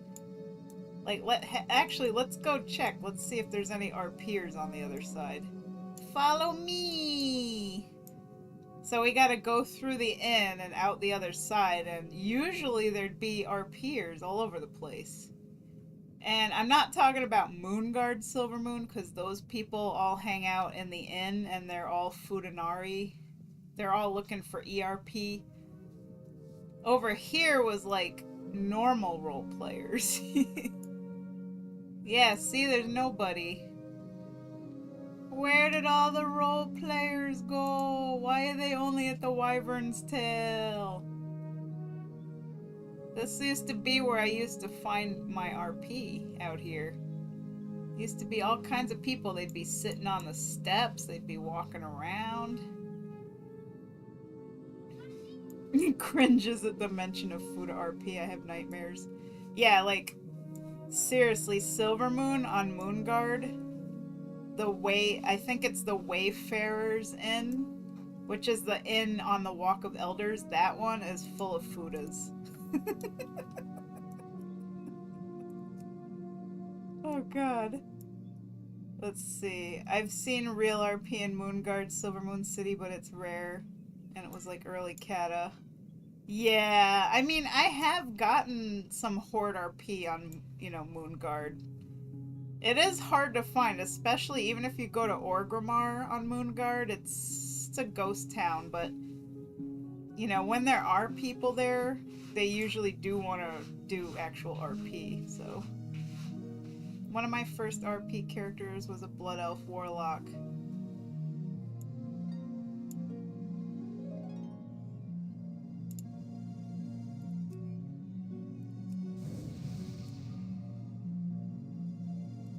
Kinda went south fast, oh dear. Yeah, the last time I was in Moonguard and Silvermoon, I had this Fuda orc lady whisper me because they saw me on Amma running around the inn. And this Fuda orc lady whispered me, and they're like, "Hey, you're sexy, wanna RP?" And I'm like, "Sorry, I'm not into Fuda." And they're like, "I have male characters too. What do you like?" And I'm like, "Oh my god." Like, I'm sorry, that's not the kind of RP I'm looking for. Oh, look, I have a Bibble. Man, I've met Fuda players that will hide that their character is like that, kind of manipulative and gross. Do you remember their name? I don't remember their name, unfortunately. Why are we still here just to suffer? I really want players to use more of the world to RP, and like I use Vol'dun, Uldum, Tenaris. It's all real good. I want to RP in Suramar. Suramar is so gorgeous. Bibble agrees. Oh, wow.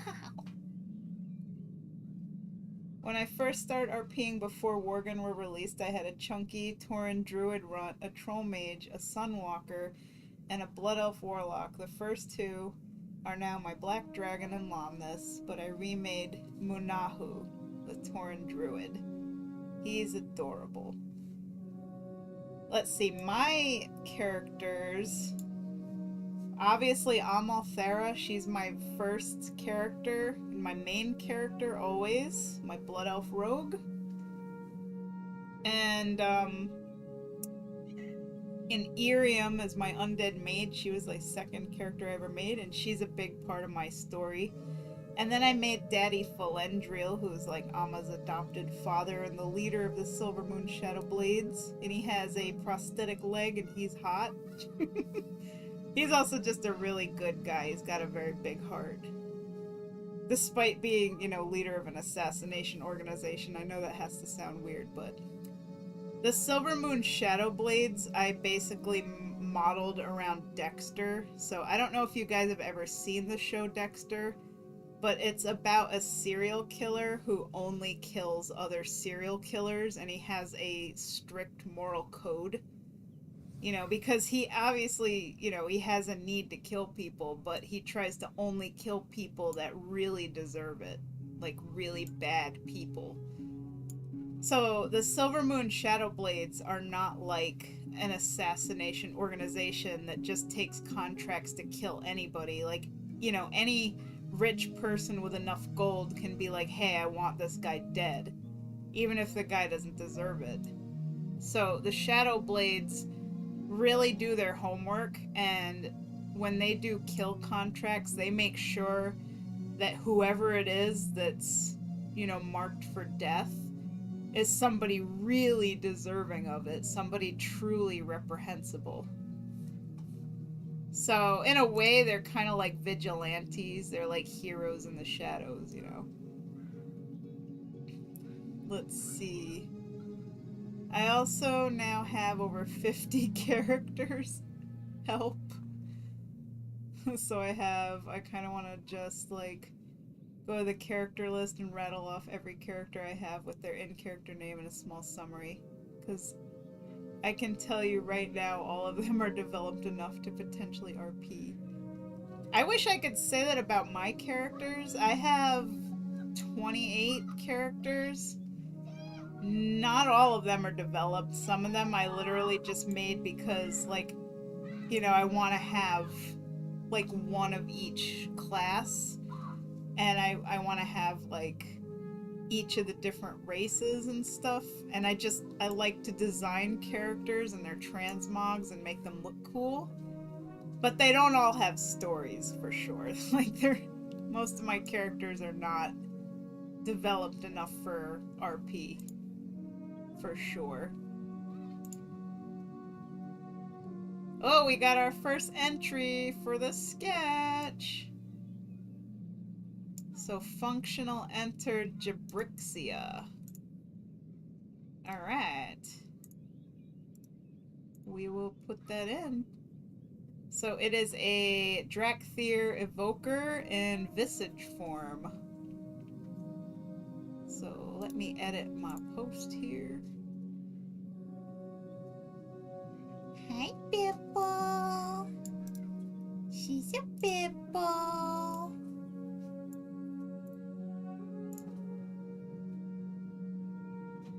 Bipple cat do do do do do do. Bipple cat do do do do do do.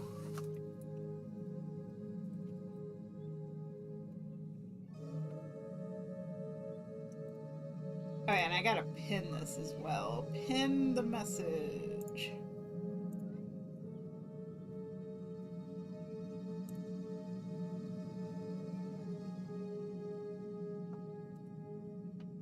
Yay! Oh yeah, guys, don't forget to enter the sketch giveaway.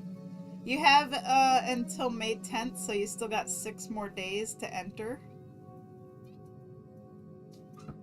People use Suramar a lot for events, and that's about it. Aww. Should be for more than events.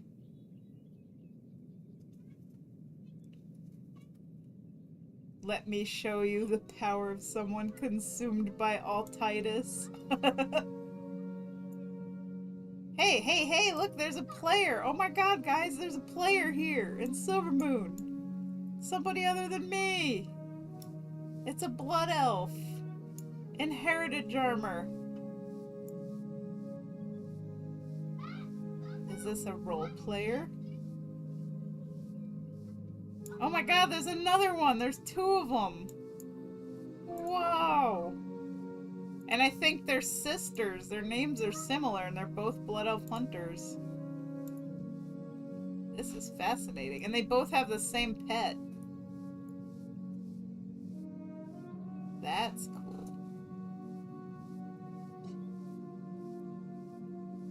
I'm gonna take a picture with them.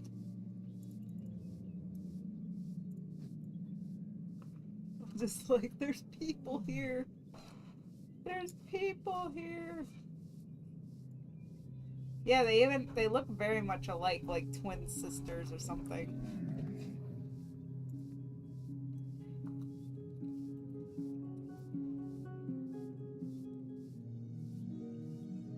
Good day, ladies.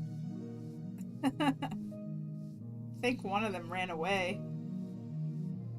I should go put on my RP walk. They're probably gonna think I'm some perv that wants to ERP, like some dude looking to pick up women, and I'm like, no. I swear I'm not. The Syrian already has his woman, which is also my character, because, you know, that's how I roll. When I don't have RP and I can't get my fix, I make my own stories. I'm gonna say, are you both sisters or twins? And just like, are you guys twins? You sisters? You look a lot alike. Taking screenshots.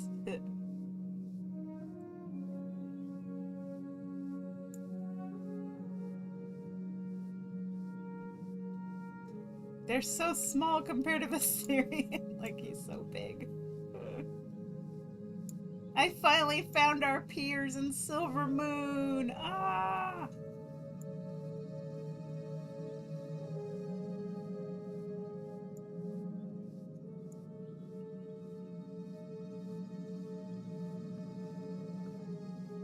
Hi, Songbird. Hi, how are you?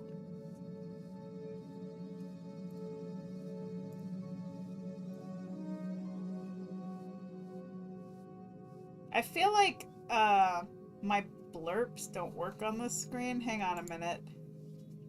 I probably have a blurps thing in the other one. Maybe. I'm just checking here. Hang on, I gotta try something.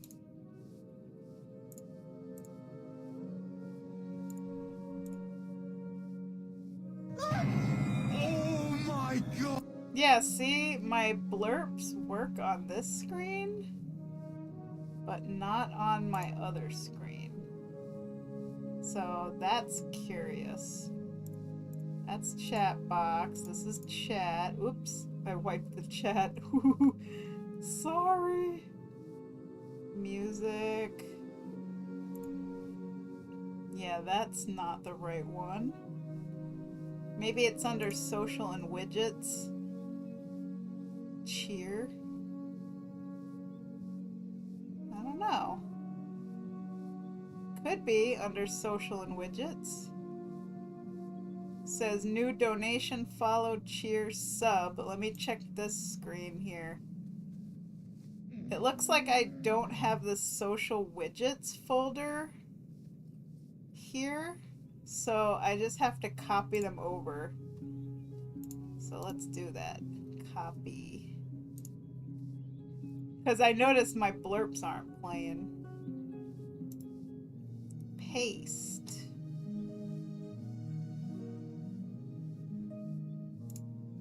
There we go. Okay, now our blurps should work. So let's try it again.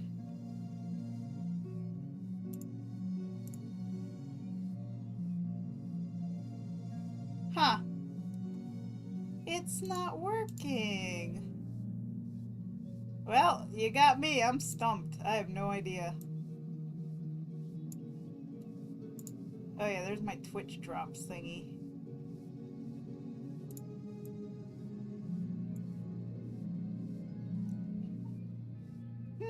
Well, I don't know, guys. Don't know why my blurps don't work. There's the chat box. Sorry. Like, I'm sure it's somewhere on here. Like, maybe it's under webcam and bar. Top bar, webcam frame. No, those are just webcam stuff. Video game, game capture, Amma and Chompy. That's all just Amma stuff. Clip Studio, Logic Capture, VLC, animated overlay. Yeah, I don't know. I don't know why my blurps don't work on this screen. Where lovers romantically involved. Oh, I see. Congratulations to your romance.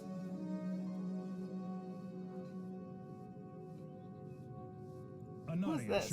Oh, Silver Moon Guardian. I was like, I thought it was another player. I'm like, look, another person.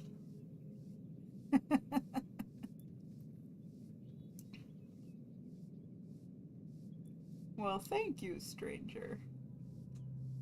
I didn't realize they, I mean, they, like, I looked at them, I'm like, they look like twin sisters, so.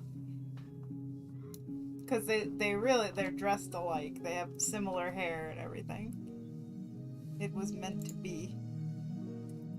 I am lucky to also have someone I hold dear.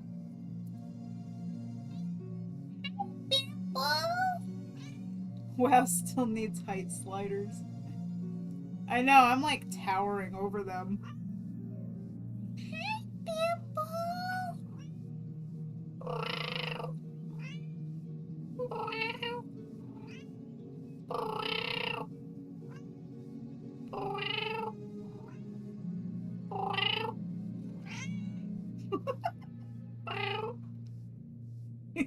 Bibble's very talkative.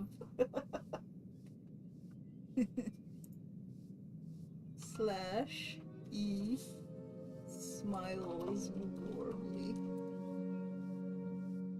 Meow. Meow. I think she's a hungry kitty. Bibble's so hungry. Meow. Meow. Oh, look at this hungry Bibble. Meow. Meow, meow.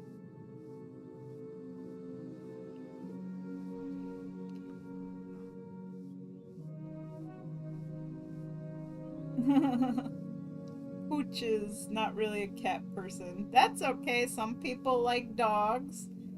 Some people like, you know, small rodents or reptiles or amphibians or birds. Some people like everything. Like, I know somebody that has way too many pets, like of every variety. What are you doing here in Silver Moon? Oh boy. Oh, Bibble.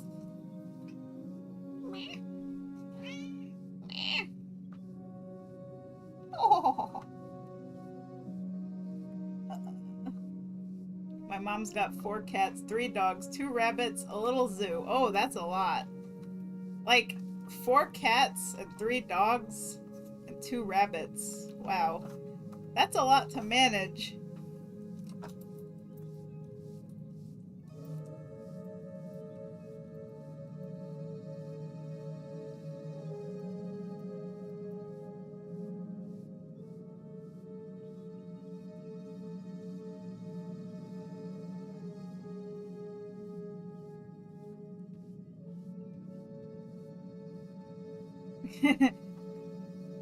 Look at they're RPing with me.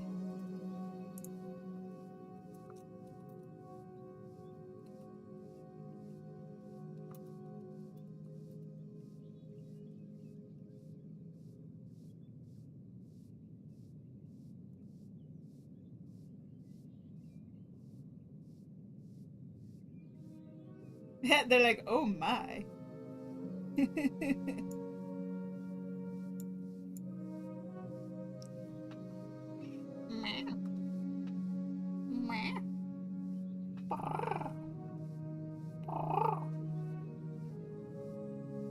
We have a big yard, the cats come and go. My moose has been standing in org for 20 minutes and nothing. Aww.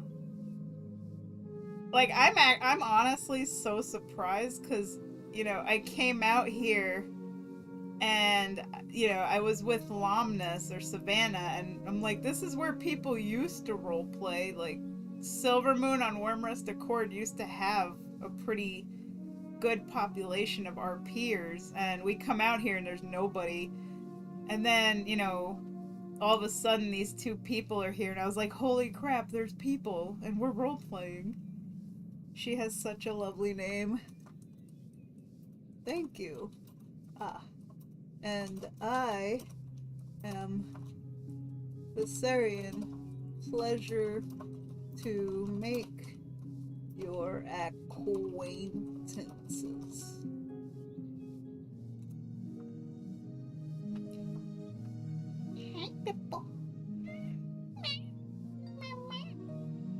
It's so hard to type because Bibble is like blocking my keyboard. Get ready. Oh, snap.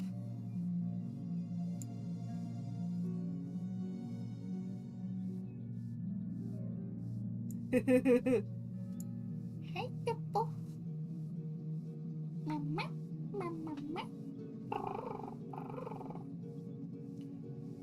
Of my 55 characters. Oh, wow.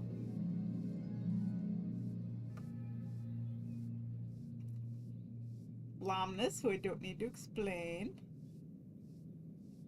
Ignorel, same boat. Wow. Hey, Bibble. Oh. Oh, Bibble wants her head pet. Frederick Wildwood, my trust warden. You're welcome. I'm Syraxia, and this is my love, Laraxis. Like, even their names are similar. That's why it's like, of course I'm gonna think they're sisters. They look similar. Their names are similar. They're both hunters. They're wearing the same transmog. I was like, these guys have to be twin sisters, you know? But that would be twincest. We must be on our way. It was nice chatting. Thank you, and do take care. Do take care. Wowee, I actually managed to get a little tiny smidgen of RP in Silvermoon. I am actually amazed. My moose is just a plain old Kula rocking the closest thing I could find to a ghillie suit. What's a ghillie suit again?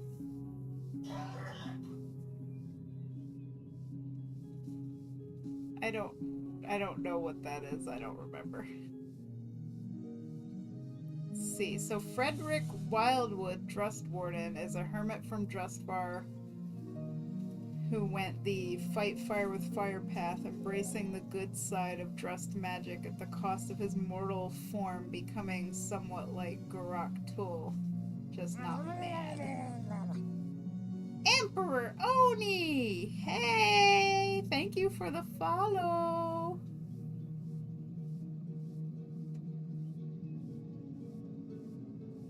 Snipers wear it to conceal. Oh, okay. Hello, hello, and how are you? I've actually been thinking about you lately, and I'm like, oh my god, it's been a long time, and I haven't kept in touch. Like, I really should message you and your sister, especially because her birthday is this month.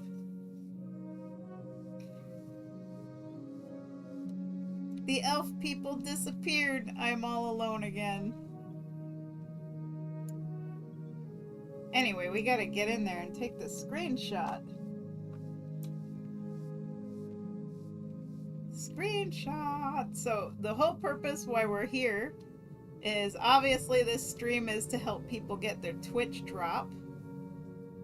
But I also need to get pictures for my story because I gotta post the next chapter tomorrow. And I don't have the screenshot, so let's see, Viserion would probably be standing about here. Trying to get the angle right. Or maybe over here.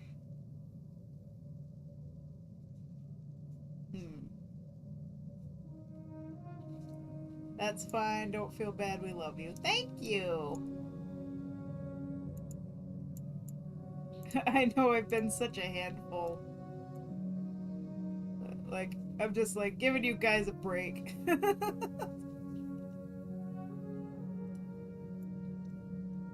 See, then there's Thandrius, which is both his elf name and his real name, because he's a green dragon who uses a Kaldori-based Worgen visage. Kind of believes in advocating for outcasts. Think I broke it? Your site keeps spamming refresh only to stay on white screens? Huh? What site? Like Twitch or what?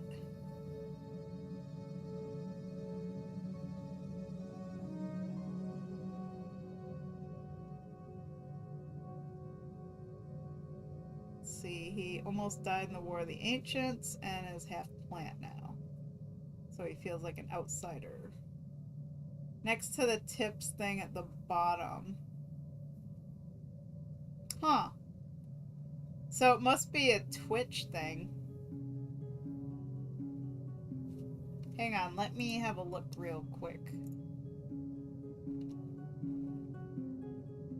About...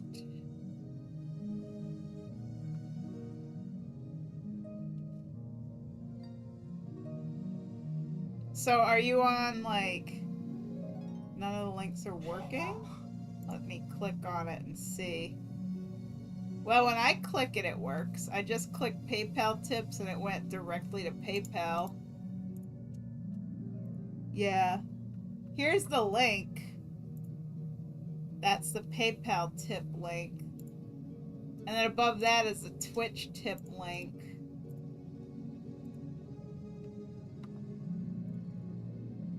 Yeah, so those are the links. They are loading for me on my Twitch page.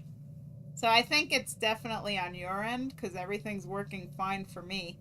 Maybe you have to close your browser and reopen it again because it might be like glitching out. Oh, yeah, that is strange. Sorry you're having troubles with it.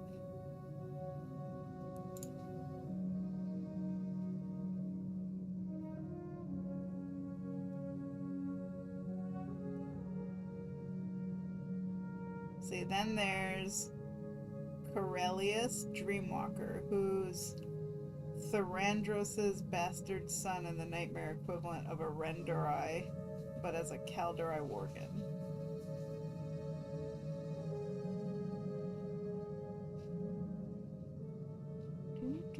Bipple.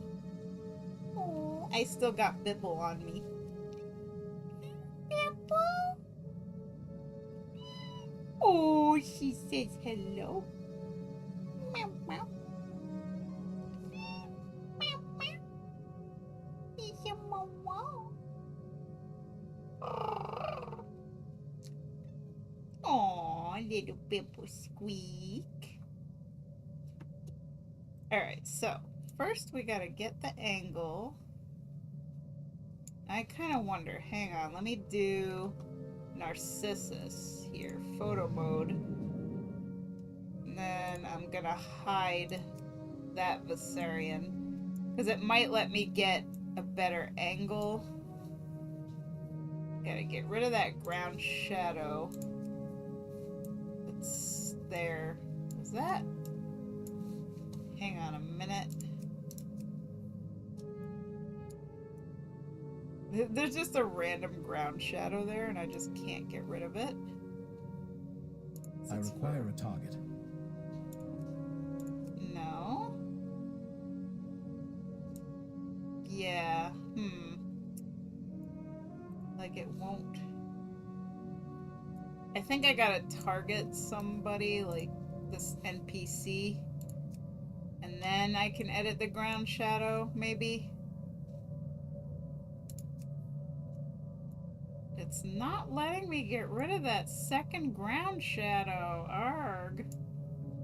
That's kind of annoying. Alright, here's what I'm gonna do. I'm gonna log out and log in again, and hopefully it'll fix Narcissus, because that is... I'm not gonna have that ruining my photo. Let's see, Tailbot, my Ghanaian chef and cafe owner, one alumnus's mates, and a Borealis transplant who super enjoys the sailor aesthetic. Robin, my quarter elf Gilnean with dwarfism, who's a magus of the Kirin Tor and a Worgen too. He's married to Babone's Thalystra, helps raise her adopted son Robert. He's gone dad bod a bit.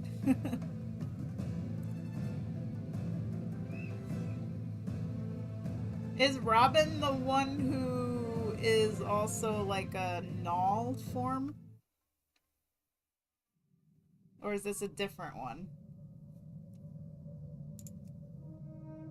William Morel, who's just a Miskatonic librarian with the Necronomicon, except is an old Worgen with Dorian Gray-esque physical traits, looks and acts super young despite being an old man.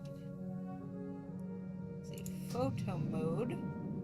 Okay, it looks like logging out fixed my problem. So that's good. We don't have the random shadow that I can't get rid of anymore. Alright, first we face Viserion the right way, and then we maneuver the camera around. And it doesn't look like I'm gonna get the camera angle where I need it. I guess I could go from an out of the room angle. Like, I just gotta see what looks good. Like, zoom in a little bit. There we go. So we could have it be like, have Amma in there with the daggers on the bed. Just turn him a little. Okay, that seems like a good angle. Print screen. Okay, we got our first picture. His book is N'Zoth based for comparable madness memes, and Robin isn't a null anymore, hasn't been for a while, retcon some stuff a bit. Oh, okay.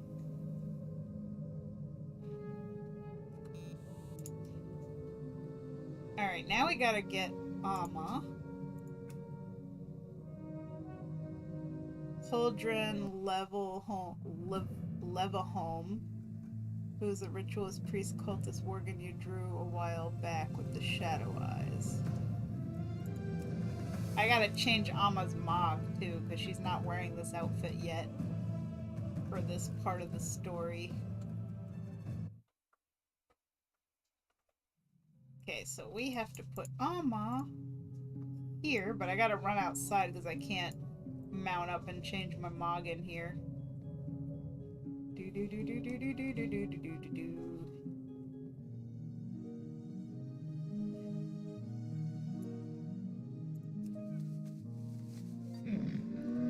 Then there's either Mikhail or Sazik.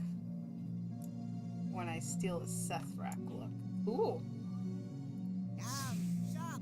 Alright, we're putting on casual. That is what Amma has been wearing. And the daggers I want to be not artifacts, that's for sure. Let's see. What daggers?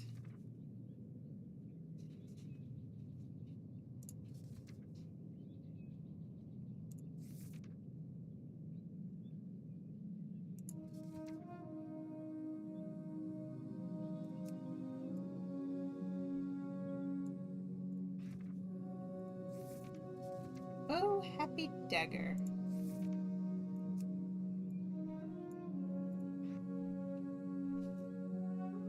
And for the simplicity of the photos, I'm gonna take off the effects.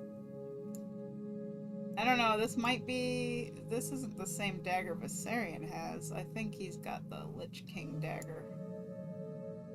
I feel like he had these daggers on in another photo, though. I don't want to accidentally have Amma and Viserion having the same daggers, so... that wouldn't be good.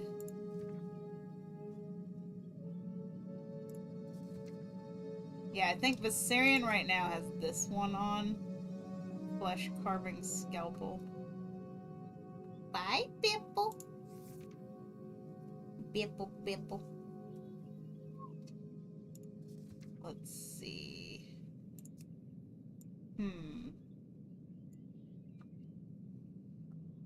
Then there's Colvier, you know him. Yep. This looks really cool. What is this? Heart piece. I like that. That's cool looking.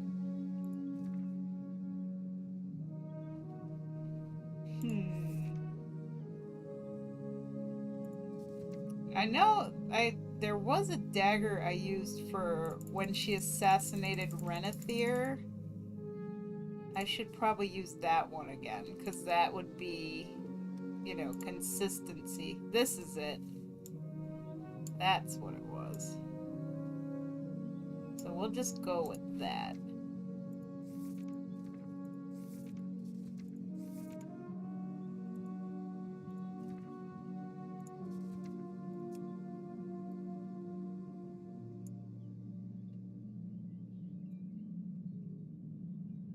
Oh my god, this is gonna cost me 385 gold to change my transmog. Oh, so expensive.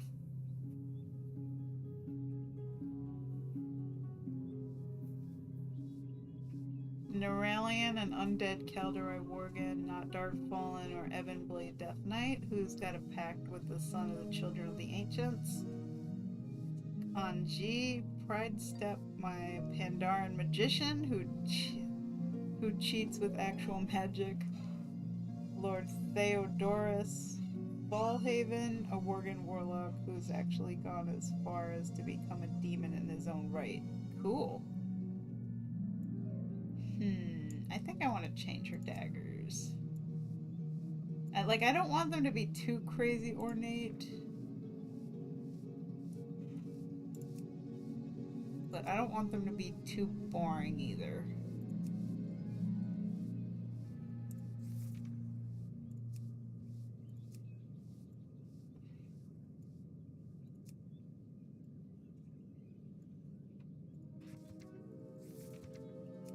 These are pretty nice, you know? These are simple. Maybe a darker color. And I'm gonna take off the effects. Yeah, I like that. That looks good. We'll use that. That'll be good for a picture. Okay. Beware of Yeti.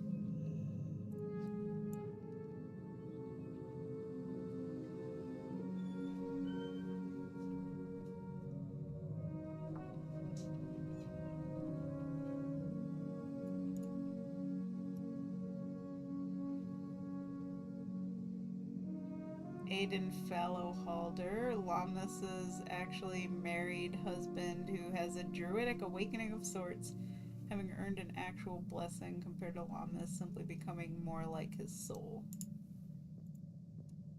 Let's see, photo mode.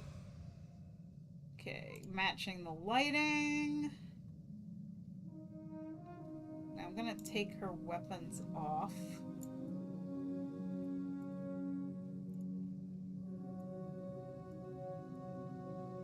Put her in a sitting pose.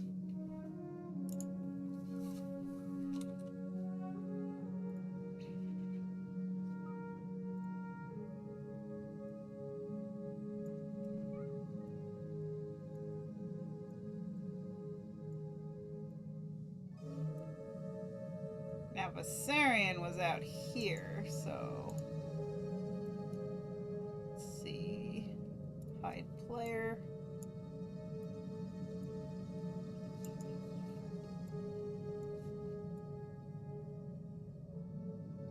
gotta try and match the angle, so...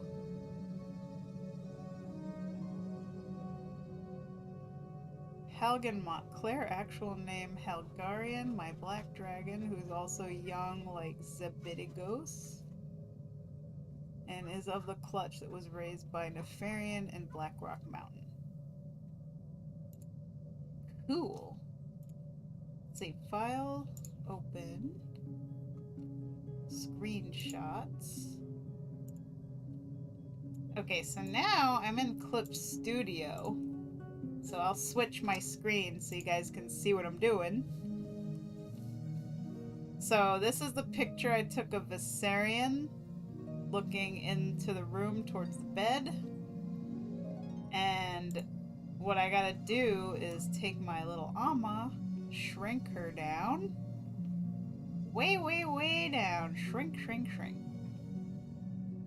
And stick her way back there. Actually, no, wait, there's a better way to do this. Hang on. Much better way to do this. Whoop. Bring her back up. So you get her to the angle we want. So let's say she's sitting a little sideways. Alright, so we're gonna screenshot that. Boop.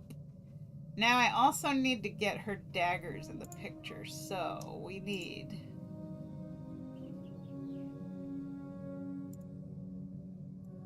We need her daggers to go back on. Oh crap, hang on. Go back into photo mode. Now her daggers are on. And we gotta like take a picture.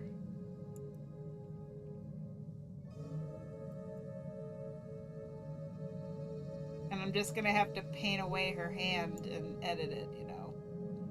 To make it like it's on the bed.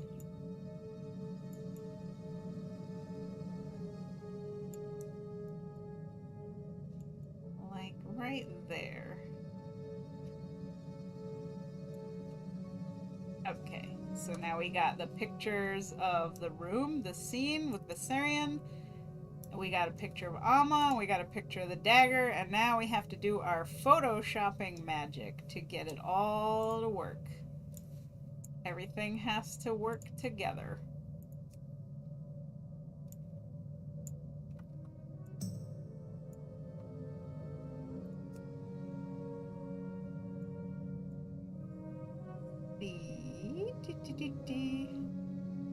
Back to Helgen Montclair.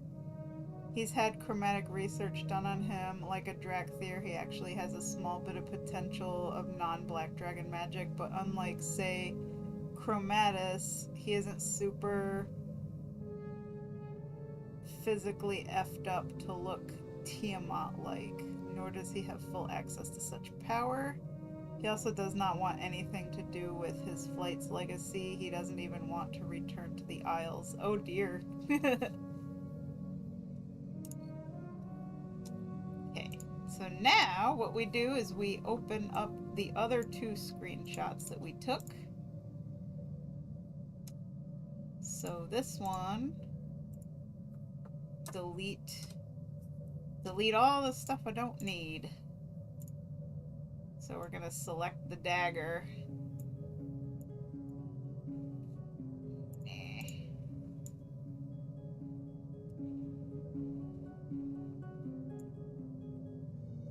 Okay.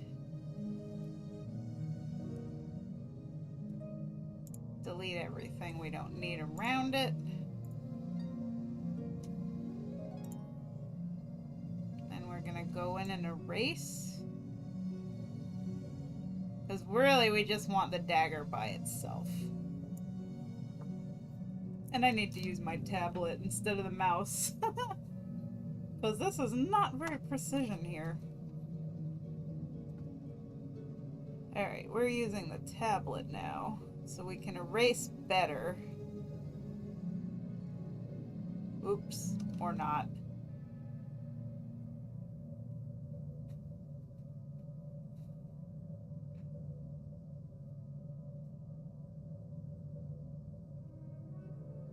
we're just gonna race right through her hand.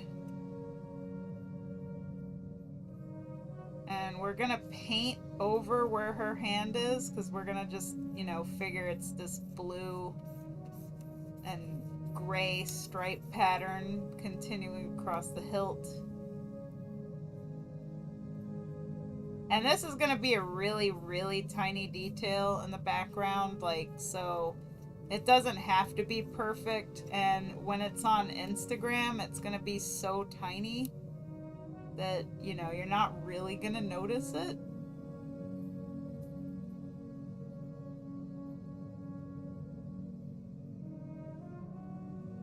So, yeah, like, it doesn't need to be perfect. It's gonna be very small.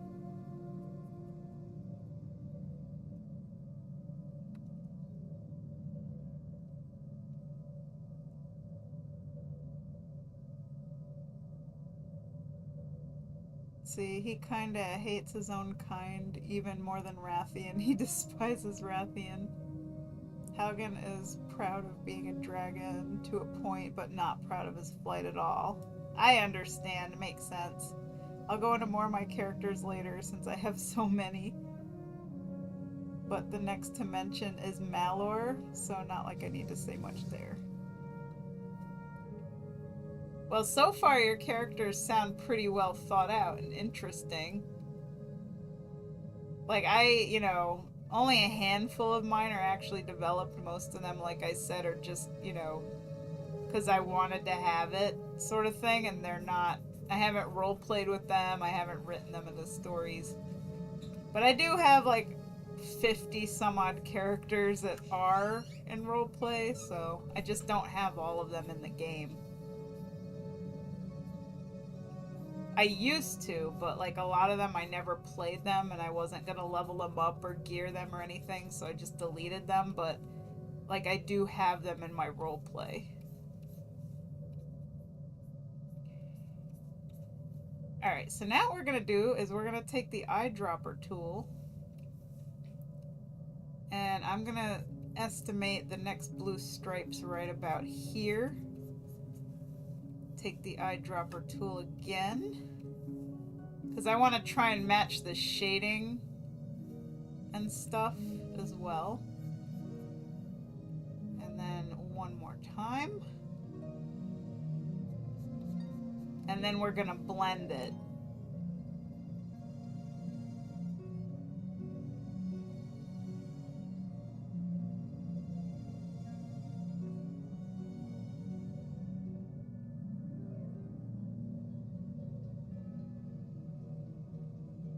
Okay, and then we got this gray part. So it's not going to match, you know, the screenshot exactly, because that would be a lot of work. And again, this dagger is literally going to be such a tiny detail in the picture, like it's going to be laying on the bed next to her.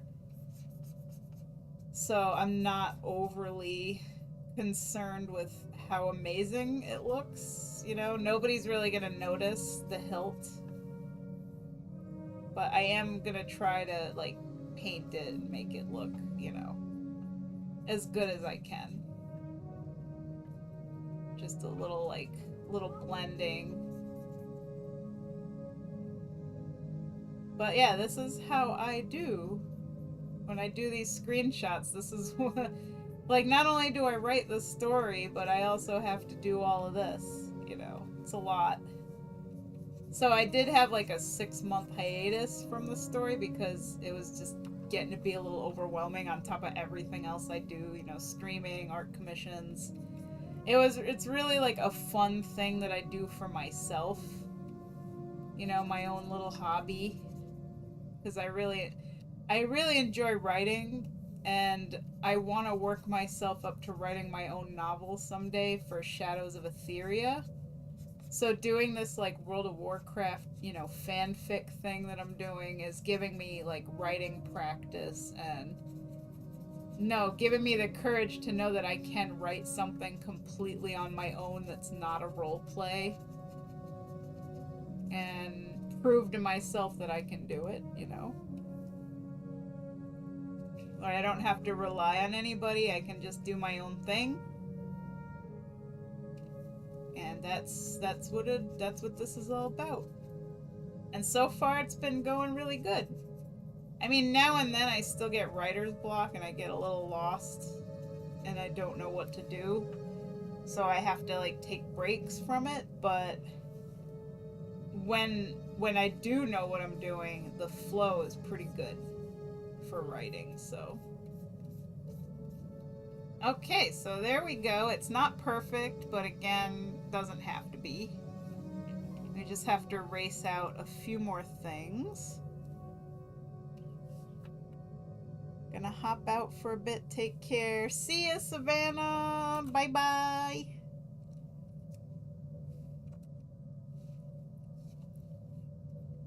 I'm gonna make Amma dance here. There we go.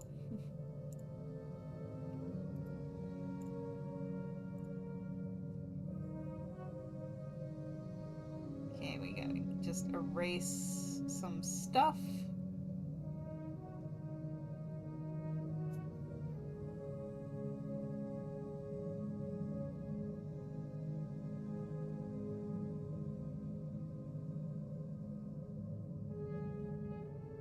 So yeah, I don't know how many of you guys have been reading my story. Like, I post it in the server now, and it's also on Instagram.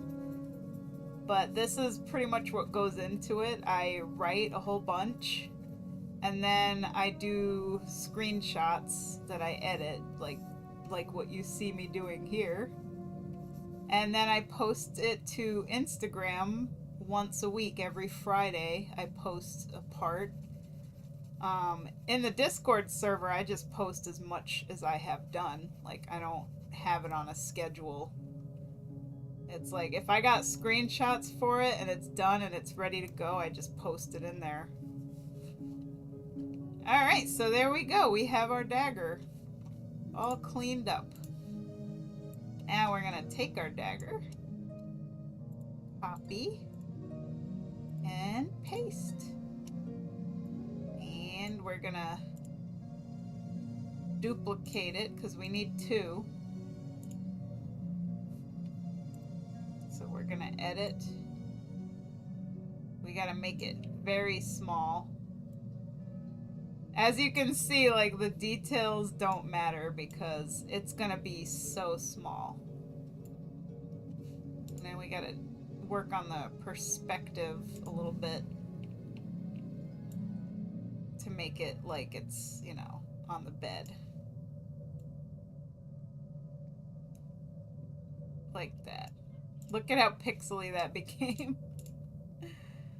But when it's all zoomed out, like, you know, it doesn't matter. So the idea is Amma is sitting on the bed with her daggers next to her. And Viserion is going to visit her. And that's essentially like what's happening in this scene, so.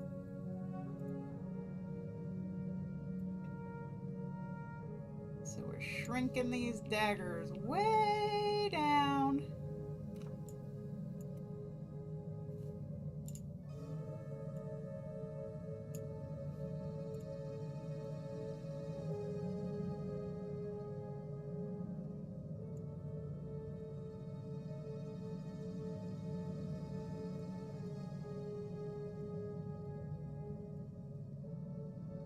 We'll just put one under the other. Like that. Perfect. And of course, I always try to make sure that everything casts a shadow as well, so it looks like it's part of the environment. So I am going to take an airbrush and just quickly put a little bit of shadow under the daggers to make it look like they're actually sitting on the bed.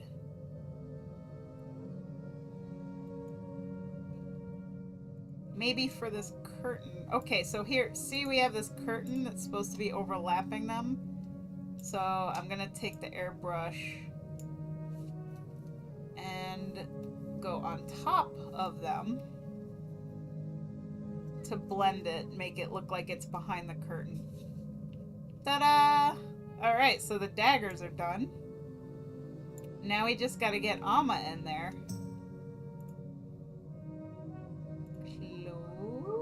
Actually, you know what? Edit, copy, edit, paste. Oh crap, hang on. Edit, copy, paste. In case I need this dagger again, I'm gonna just save it. I'm gonna lock it. I'm gonna hide it because it's good to have it in case I need it for future edits. And let me also save this whole thing as a Clip Studio. Chapter 10. Save. Okay, so that way I can continue to go through here and edit stuff as I need to. So we're gonna merge all of these layers. So that's just our dagger layers, our background layer.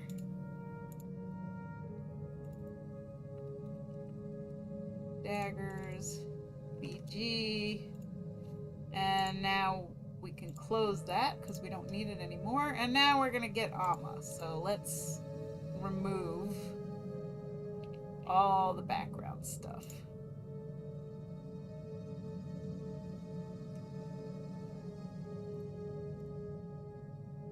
And one thing too is I made it so her shirt completely covers her, so it's not like all ripped up like it is in the game.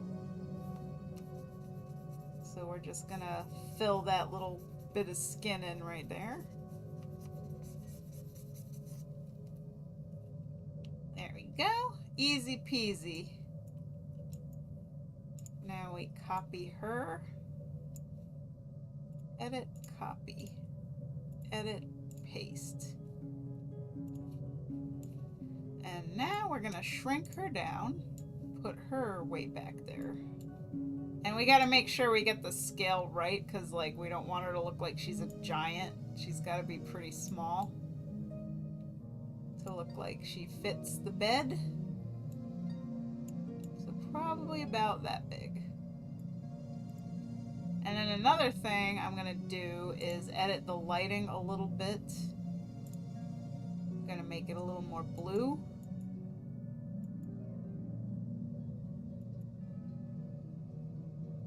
Cool lighting.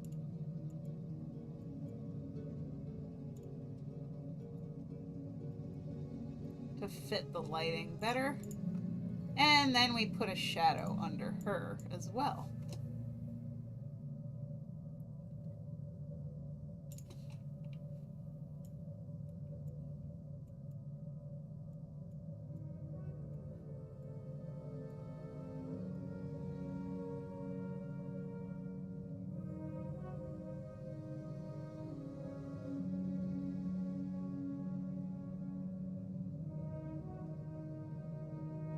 Lower the opacity of it. There we go.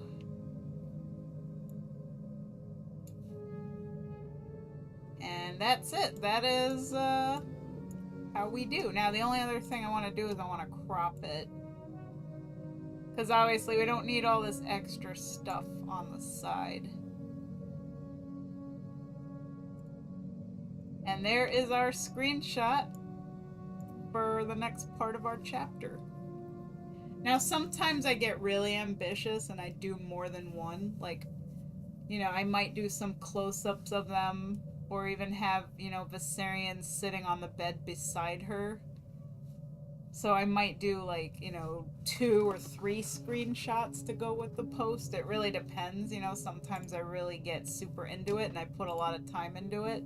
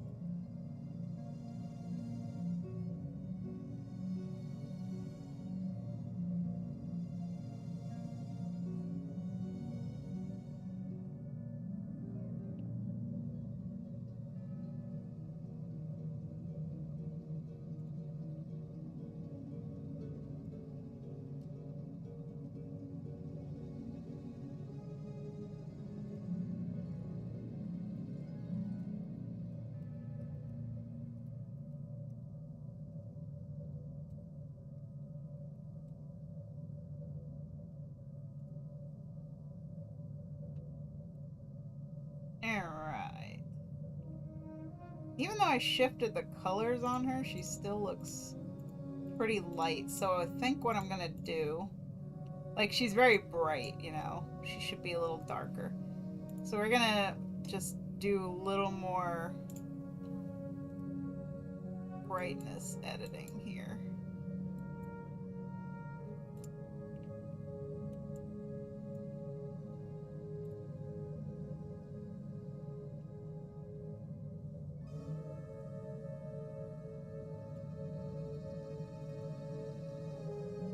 There we go.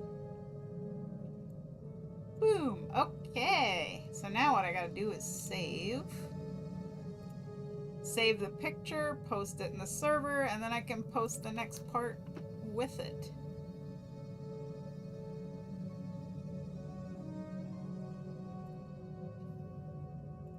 So first things first, we have to copy chapter text here. And I'm going to be posting this in the main server right now. So, like, if any of you guys are reading the story and you want to read the next part, it will be coming shortly. And I know I read it out loud on the stream too, so.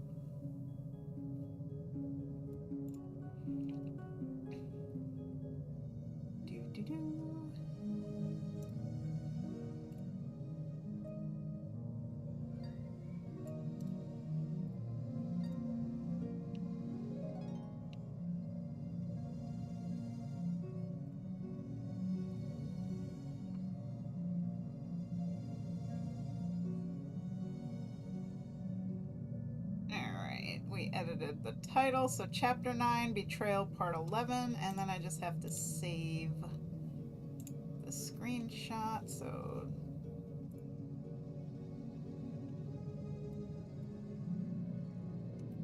chapter 9, Part 11.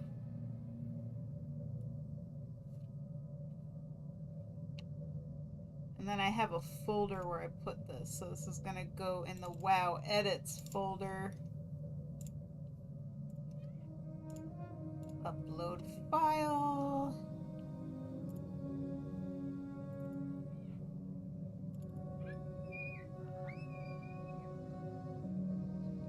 A lot of screaming children outside, as always.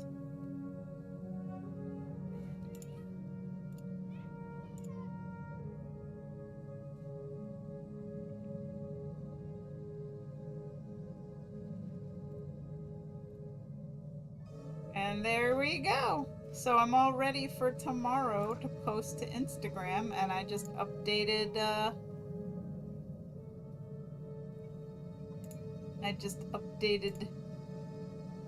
the main server. So, and I also got to post this screenshot in my screenshots folder on my other server, the server where I actually write the story. There's a lot more of the story up on that server, because that's where I actively write it. There's only like a handful of people in there, you know, my hardcore fans that like to read my stuff before it gets posted anywhere else. So there it is. Mission accomplished. And now you guys kind of know what goes into doing the screenshots for Amalthera's story. It is a little bit involved at times. Some of the edits I've had to do were very involved, especially when I did the funeral scene. Like that one, holy moly.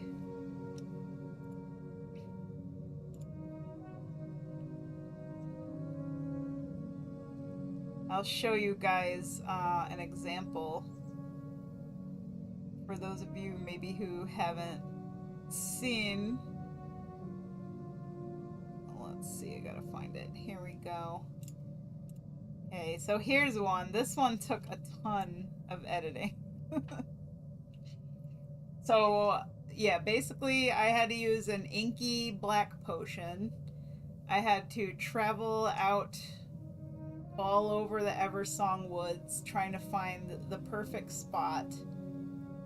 I screenshotted a candle from an Alliance tavern. Either that or this was the Orgrimmar auction house.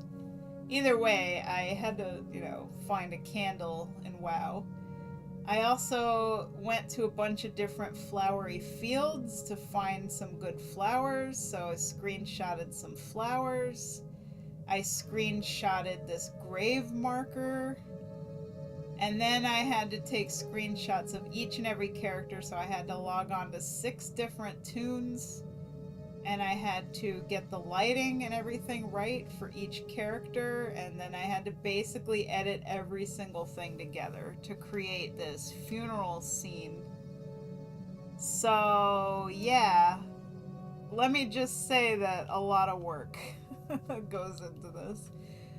Like, just for this one simple scene that I just did today, like, you guys saw, what it took just to take the, 3 different screenshots and edit them together. That was easy. This is a lot more involved. And there are definitely some scenes that take, that much work to really... And for the funeral scene, I did multiple different pictures. Like, this was only one of them.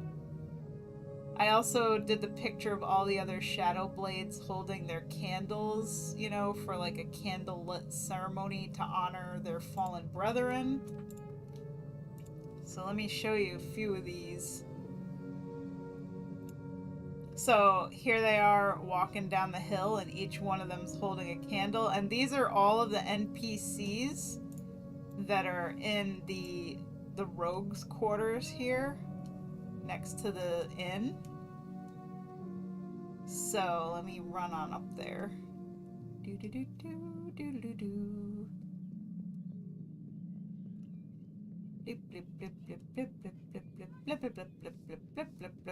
So yeah, this little rogue training area, that is all the guys holding the candles. So I had to go in here, I had to target each of the NPCs, take their pictures individually, paste them in.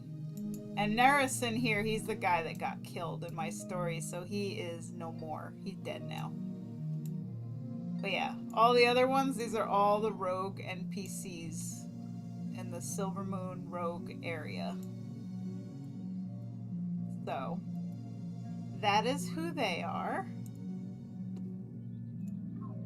And then this is a scene where, Amma is trying to console Thelena, and then Sarai is also kind of like consoling both of them. So again, this was like 4 different screenshots edited together. And I also like paint their faces. Like I use my morphing tool, my liquefy, to make her frown. I paint a tear. I edit her eyebrow. Paint it to look sad, lower her eyelid and her eyelashes a bit, so yeah, a lot of stuff. And I think for her, I don't know which pose this was, but sometimes I'll even like cut off, their arms and rotate them to be at just the right angle and then blend it back together for certain pictures, so... And then this is Felendriel holding the candle and the flowers at the funeral. So again, I took a whole bunch of background pictures with the inky blackness potion. And then this is a picture of, when one of the characters found Nerison dead. So, like, I had to paint the blood on him and, like, the stab wound. And then this character found a bloody golden coin on his wound. So again, I had to edit a couple different screenshots together. And for the coin, I googled like World of Warcraft gold coin and found some pictures from, I think they're from Hearthstone. So found some pictures of what the gold coins look like in WoW, like some nice paintings. And that is, how I got the coin. And yeah. So there you go. A lot of editing. And these same editing techniques that I do for my story, I also do when I'm doing commissions. So that's why I like to take a lot of pictures of people's characters in the game, because I like to be able to pose the characters and, you know, Photoshop everything so that I have a really good reference for the art that the person wants. It's really a nice, handy thing to be able to do, for sure.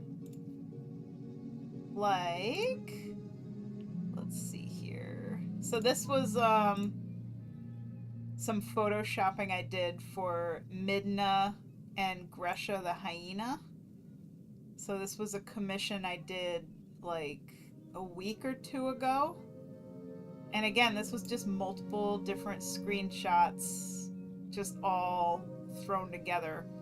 Like, I actually went to Vol'dun and I took a picture of a sleeping hyena, and then I also took pictures of the hyena mount, and I erased out like the saddle and the little head covering, and I pasted it over the sleeping hyena. And I pasted in some other elements, and then I had pictures of Midna, and then I googled a picture of a book and also a handwriting, and I just slapped them all together. I took some pictures of some background elements from a Vol'dun camp for Volpera, and I threw all of it together. And the result was, I will show you.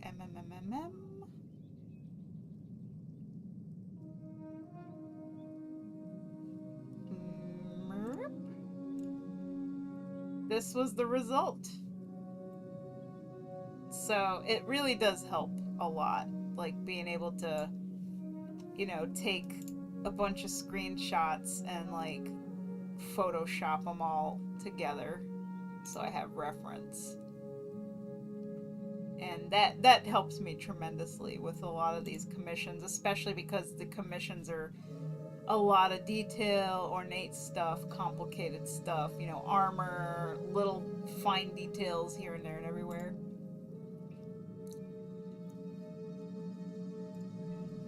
Alright. Wow, I've been streaming for 3 hours. So I do want to try and do a few more screenshots for my story, because, you know, every screenshot I do is like a week worth of stuff. Because I only post once a week to Instagram, and like next Friday I'm gonna be in... no, not quite in Maine yet. I leave on the 15th. So Friday the 19th I'll be in Maine, so I definitely want to get a screenshot done for that week. So if I could get at least 2 more done, or, you know, 3 more done, that would be great. So we will see what we can do.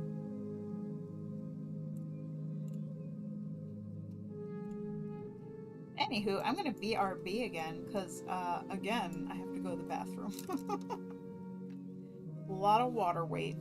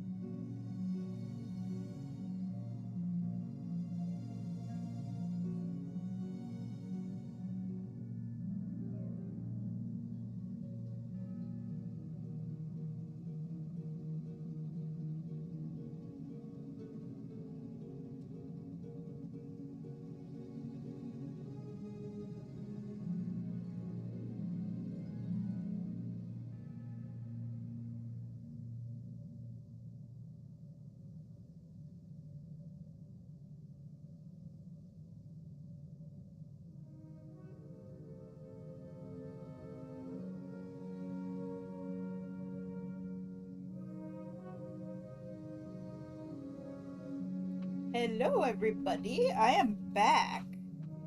I just had to get a snack because I was really hungry. So I went to the bathroom, I had some crackers and cheese, and I also fed the Bibble because she was hungry too. And yeah, I'm gonna keep working on, taking screenshots for my story. And hopefully, you guys are getting close to getting your Twitch drop. Which, if you don't know, this is the Twitch drop for this week. The Ethereal Portal. It's a toy, and it's basically a Hearthstone toy. It just gives your hearth a cool effect. So obviously you have to have your World of Warcraft account connected to your Twitch account, and if you watch a stream of Dragonflight for at least 4 hours, you will get this toy in game. And next week it's going to be the Blazing Hippogryph, which I already have, but I'll show it to you guys. I got mine back in Cataclysm, so I've had it for a very long time.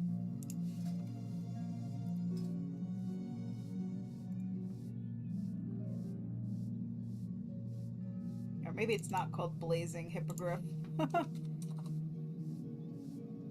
Flame Word Hippogryph. From the Molten Offensive. It's an achievement, the Molten Front Offensive from Cataclysm.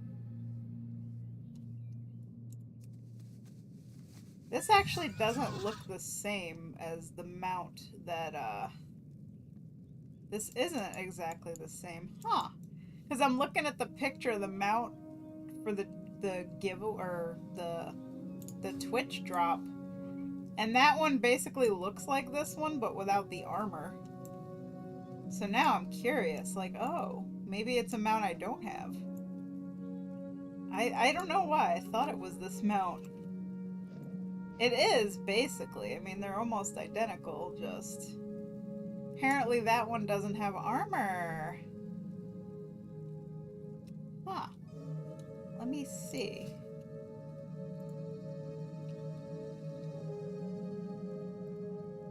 Like, I don't see it in here either. So I guess it is one I don't have. Interesting. Yeah, for some reason I thought it was this one. Then I looked and I'm like, oh, it's different.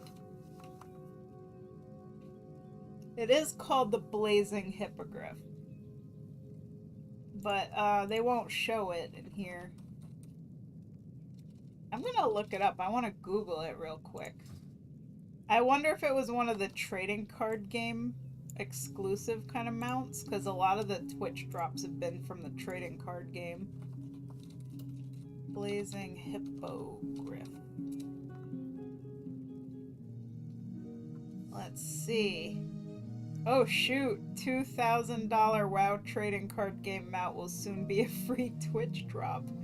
Okay, so this was a trading card game mount that also sold for big bucks, similar to the Feldrake. So that means whoever spent $2,000 to get this mount is going to be mighty angry. And honestly, like, I just can't fathom. I can't fathom people spending, you know, that much money. Holy moly.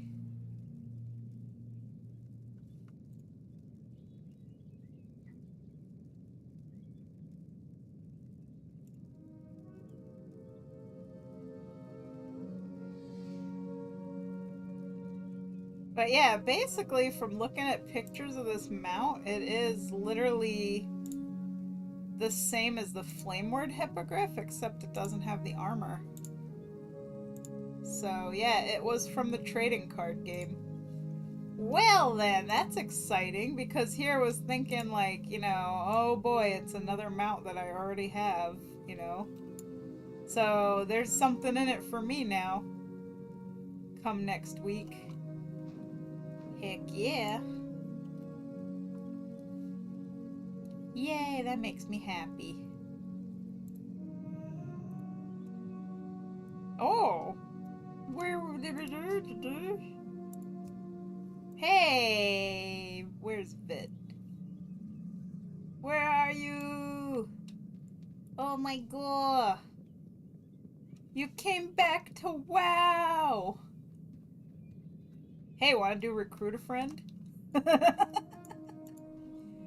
I don't even know if I can do Recruit a Friend with you. Because you already came back to WoW and paid for a subscription before I could send an invite. I need Recruit a Friend goodies! Look at you all dressed up like a blood knight. I've been back for months? Oh my god! I didn't even know.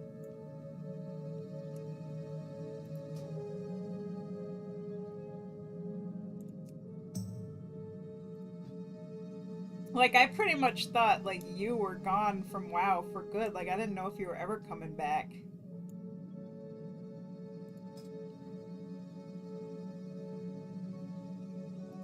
I had you as a battle tag friend too for years, but eventually I just removed you because I was like, eh, you're probably never coming back, so what's the point? Like, the only person I had on battle tag is like Mike and Gregor of Claw. And that's it. Well, welcome back! I didn't know you were back for this long. You're only level 50. You got some work to do. But I know you're busy. You work a lot, so you probably don't have a lot of time to play. Which is understandable. I really only get to play like once a month. I mean, even though my job is kind of being in WoW like all the time. Oh, so this is an alt. okay, so your main character is on another server. Ah. This is my original Amma. I transferred all of my characters to Wormrest Accord because I wanted to roleplay. I used one of my many tokens to dress up for you. Aww. Also, I'm really jealous that you have the Blood Knight tabard because I've needed that.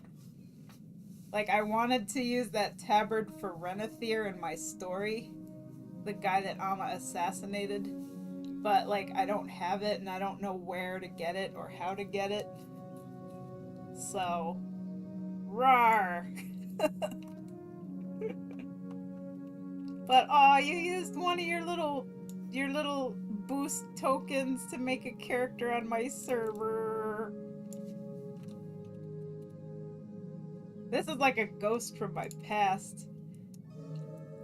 I gotta tell you guys a funny story. So, Vitas Cervi here is a prankster. So, way back in Wrath of the Lich King, I don't remember, I must have given you my account information, probably, because, like, you know, I logged in on April Fool's Day, and, my character was in Ice Crown, totally naked, in a freaking cauldron, and everything was gone. All my gear was gone, all my gold was gone, my bags were empty. And I was like freaking out because I was like, oh my god, I've been hacked. And I was like messaging Emperor Oni and I was like, I've been hacked, my account's been hacked, they took everything. Only to find out that MP literally logged into my account, just stuffed everything into my bank, and then dumped me out there naked in Ice Crown. That was like seriously the worst and best April Fool's prank ever. Like, I was literally freaking out. I was like, all my life's work is gone. I think this was before I had the freaking account authenticator thing too. So I probably at some point, I guess, told you my password or something. I don't really remember. But yeah, that was funny. I will never forget the shenanigans.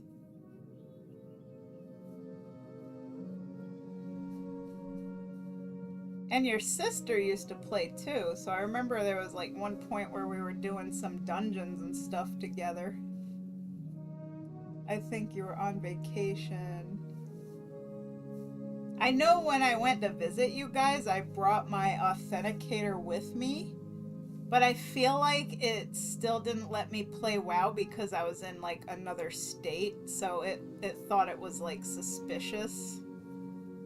You know? It's like, you used to be in New York and now you're in Minnesota, so we can't let you log in even with authentication. And I was like, what? Maybe it did, but I don't remember.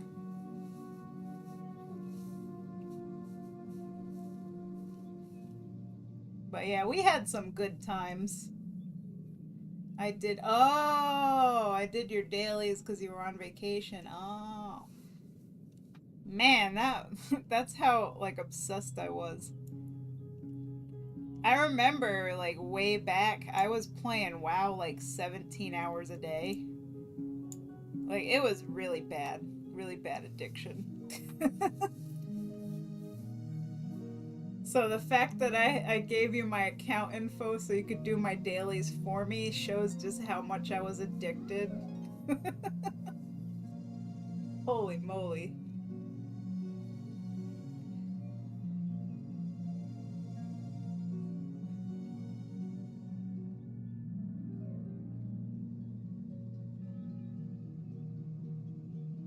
We're really good. Although I will say, I never expected World of Warcraft to become, like, my job, you know? I honestly didn't expect that at all. So now I'm on WoW like 30 hours a week, ironically. Although most of that I'm not actually playing the game, I'm usually just dancing on a mailbox and advertising art commissions.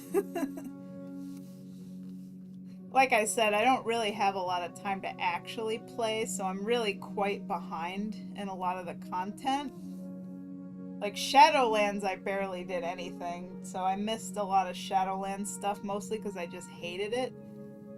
And for Dragonflight, I am on the Azure Span quests right now, so yeah.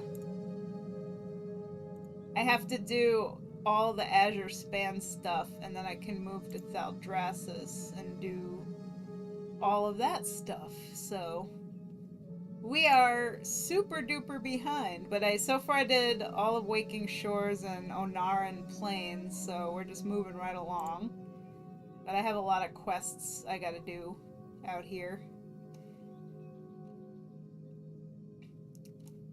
But like I said, I don't really have a lot of time to actually play, so...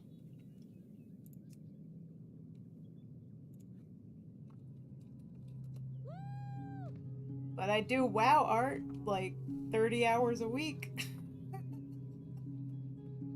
Who knew this was gonna become my career? Best job ever. I can't attack that target. Also, just out of curiosity, have you read my story at all, or do you read it? I mean, you don't have to, but I'm just curious, like, if you lurk. Because the story is posted on Instagram, and it's also posted in my server, so I didn't know. No. That's fine, I was just curious, because that's actually what this stream was. This was me taking screenshots for the next chapters of my story that I've been posting. I look at your pictures. Aha!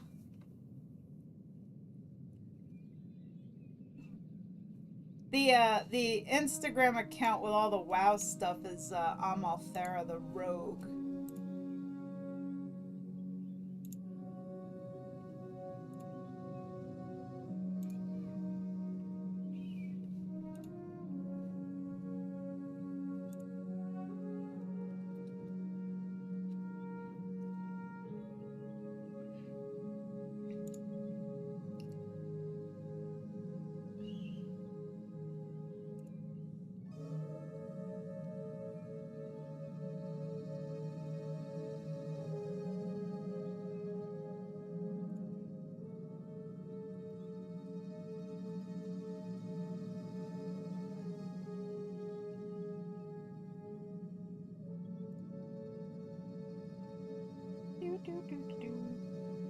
I follow that in some hair DIY account. I follow this tutorial hair for you account because they show some pretty cool stuff. It's pretty fun. Let's see.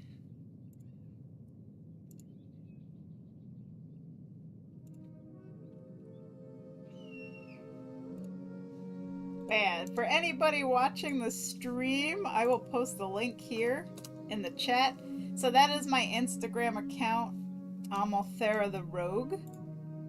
And that is where I post my story and all of my edited screenshots that go with it.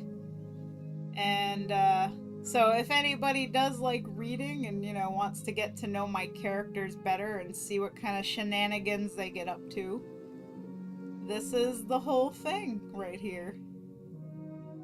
And of course, if you scroll through it, then you can literally see all of the screenshots I've edited so far. And it was a lot of work. Much work. But yeah, the very first post is all the way at the bottom. However, with Instagram, I do have it where you can see the chapters. So like there's these little round icons underneath my page description information. So you can literally just scroll right over and hit chapter 1, and it'll load up some story posts, and if you click on them, it'll take you directly to the post. So if you want to go to chapter 1 part 1, all you gotta do is click on that and it'll take you all the way to the bottom so you can start the story at the beginning. And I do that for every part that I upload. I put each part with the proper chapter that it goes to, so everything's really organized. And those little icons up at the top are basically an index, so it makes it really easy for people to jump into the story. And to give you guys a little bit of, context for what the story is about, it's basically Amalthera's, origin story. It begins with her past and how she essentially wound up getting adopted into a group of assassins after the Scourge invasion of Quel'Thalas, when her parents get killed and she narrowly avoids death and gets taken under the wing of Felendriel, who is this old rogue missing a leg guy, and he's basically the leader who runs the Silvermoon Shadowblades organization. And as I mentioned earlier, the Shadowblades are an assassin group that take out the trash, basically. It's like really based on Dexter, They kill people who really deserve being killed. So, yeah. This is Alma's profession. She's an assassin.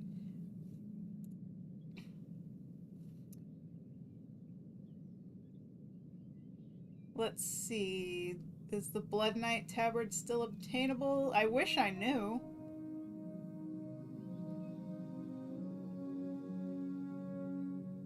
Let's see. Can you still get the Blood Knight tabard as of Shadowlands pre-patch? The quest is located in Orgrimmar at the barracks in the Valley of Honor. Okay. As of pre-patch, it's the main trainer building, so they moved the quest. Oh, okay. Sweet! Thank you! Well, I'll definitely have to get on my paladin and get it, because I really want that Blood Knight tabard. Like, I need it.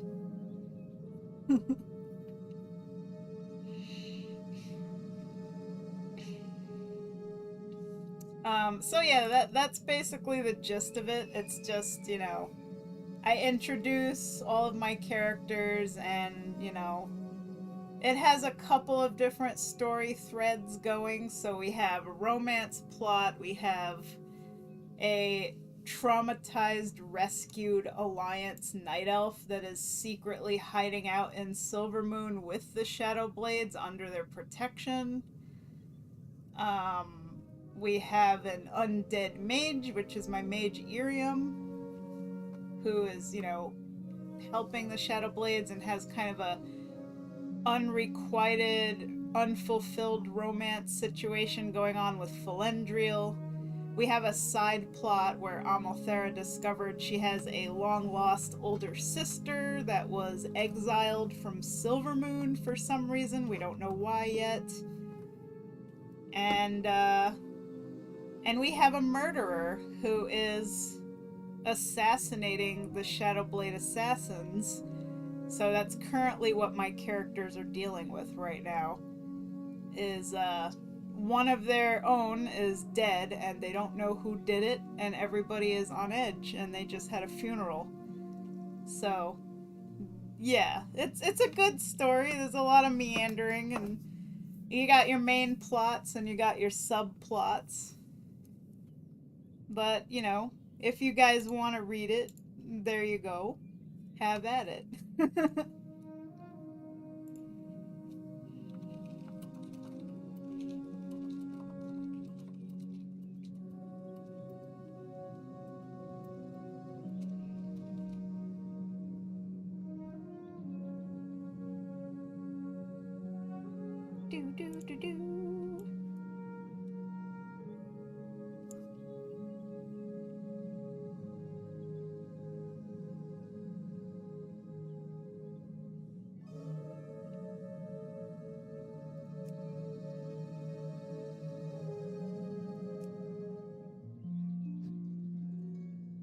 I got a harp. Do you got a harp too? By the way, did you play Shadowlands at all? MP? How long have you been writing your story? I think I started April of last year, so it's been a little over a year now. Because I believe my first post to that Instagram when I made the account was in April. And it's just been like a little, you know, hobby for me. I just do it for fun, for myself. Because for years, the only writing that I've ever done was role playing. You know, I was role playing with you and Hero for many, many years, and then I was role playing in World of Warcraft, and I haven't written my own stories since 10th grade when I wrote some really cringy fanfics that I posted on fanfiction.net. And, you know, I just said to myself, I really need to try and just write for me and not, you know, role play because, you know, what always happens with role playing is I do get like very addicted to role playing, and, you know, my RP partners always end up getting busy, and then the role play eventually slows to a crawl or stops or it dies, or, you know, you just know roleplay comes and goes. But I figured if I could write my own story, then the only person I have to worry about is myself, and, you know, if I'm feeling up to writing or not. And I did have a 6-month hiatus from my story because I had like a really bad writer's block, and I was also just insanely busy for a good while. So it wasn't until February that I finally got back to writing. So yeah, February, March, April, May. So I haven't really been writing for an entire year. More like 10 months, I guess, of actual writing with a 6-month break. But I've written quite a lot, so I mean, I'm already on chapter 10 right now. The only thing that sucks, though, is like Instagram has like a word count limit of like 430 words or something. So every chapter I have to split it up into a bunch of short little posts. So yeah, like the chapter 9 is, let's see. Let me check. How many parts is chapter 9?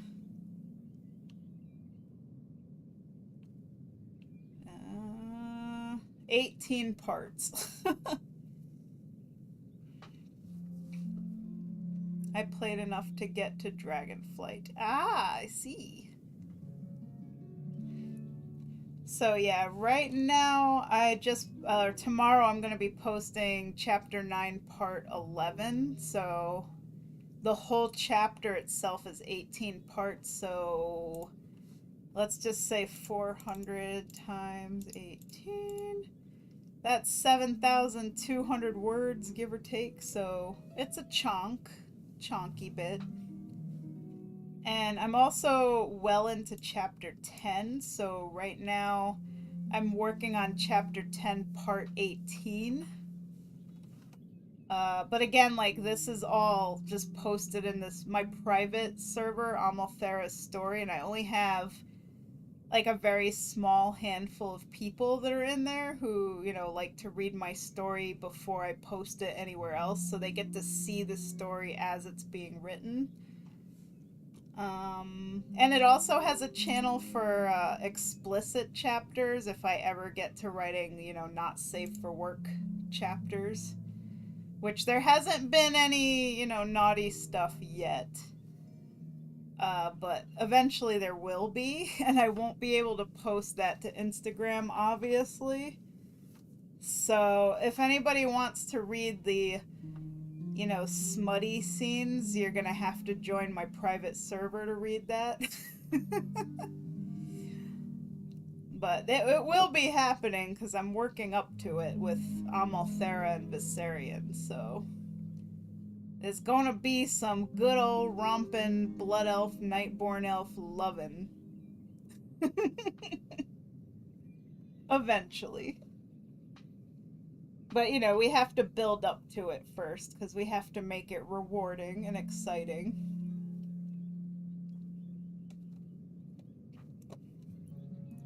I gotta say, that's the other thing I really like about writing my own story. Because, like, with my role plays that I do with people, like, my roleplay partners are both guys, so it always ends up, like, devolving into nothing but ERP. Like, even if we have a good plot and we have decent story and character development, like, it constantly gets interrupted with, like, let's just have a smut scene, and I'm just like, oh. And, you know, it was like that with Hero, too. Like, when we were doing Hell and Elysium, I really wanted us to finish, you know, the plots, like get through the plots that we planned out, but it was just the characters constantly going at it. It was just like, it was non-stop smut, like, all the time.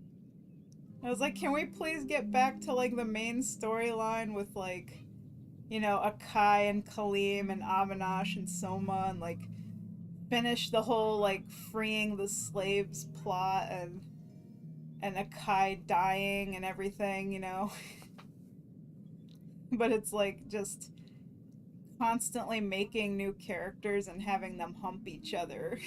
Like, and I mean, you know, the characters were hot and it was fun. I'm not gonna say it wasn't fun, but it would just, like, after a while, I was like, oh my god, I can't.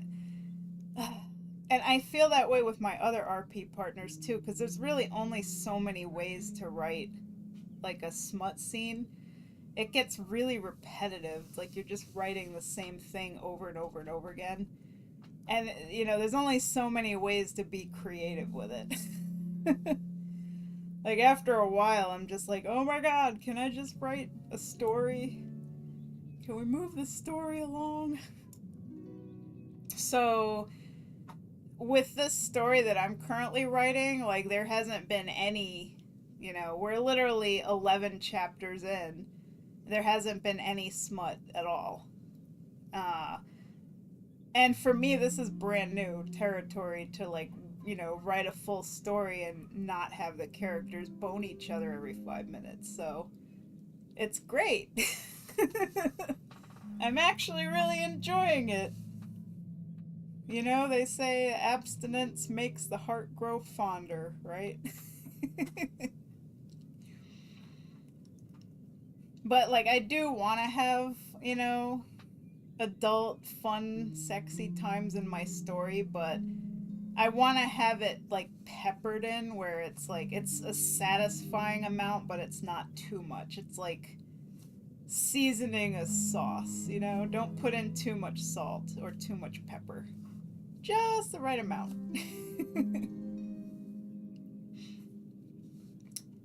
But, yeah, in chapter 11, spoiler alert, Amalthera breaks up with Viserion.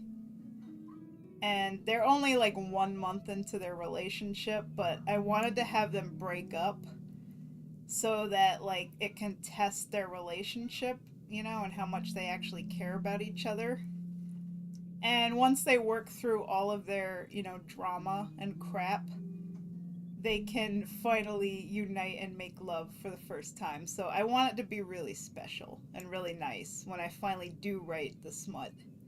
And I'm going to do it in a tasteful way.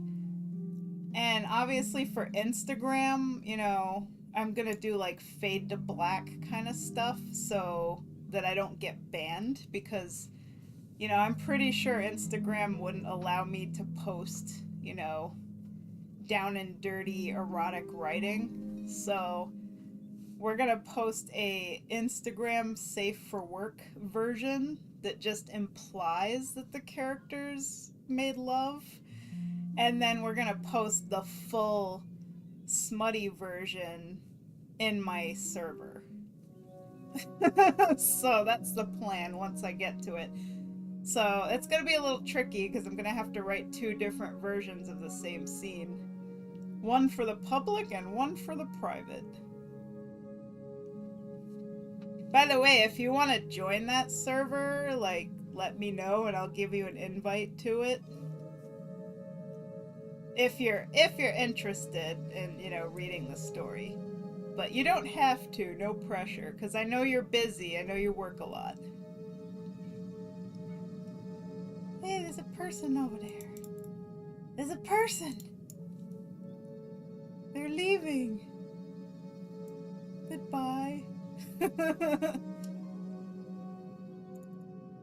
I gotta get a picture with you while you're here, because man, you know, the last pictures I have with you are from, like, Cataclysm, probably. We gotta get a picture together. Also, Vit looks really good with the golden eyes. First, we're gonna get you in Narcissus. Roo. How are you holding your arm up like that? Oh. Okay, target.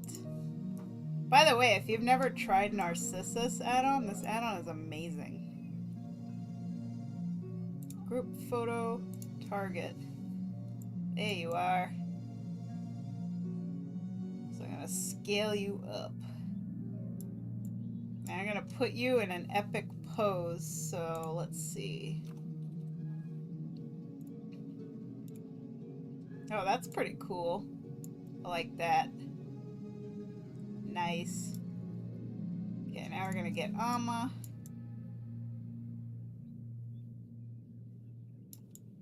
And we're gonna put her in a cool pose.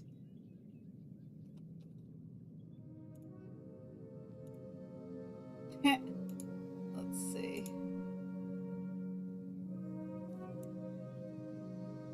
Heck yeah. Okay, now we gotta, like, move so we got a good background. Whoa! Let's see. Let's see. I'll send this to you, too. Ooh, I like the doorway background over here. That's nice. Okay, I'm gonna move Amma over a little bit. Move you over a little bit.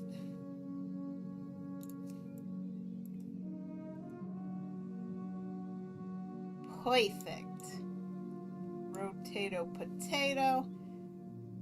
Then we're gonna do a little dark border. I love it. Alright. Screenshot.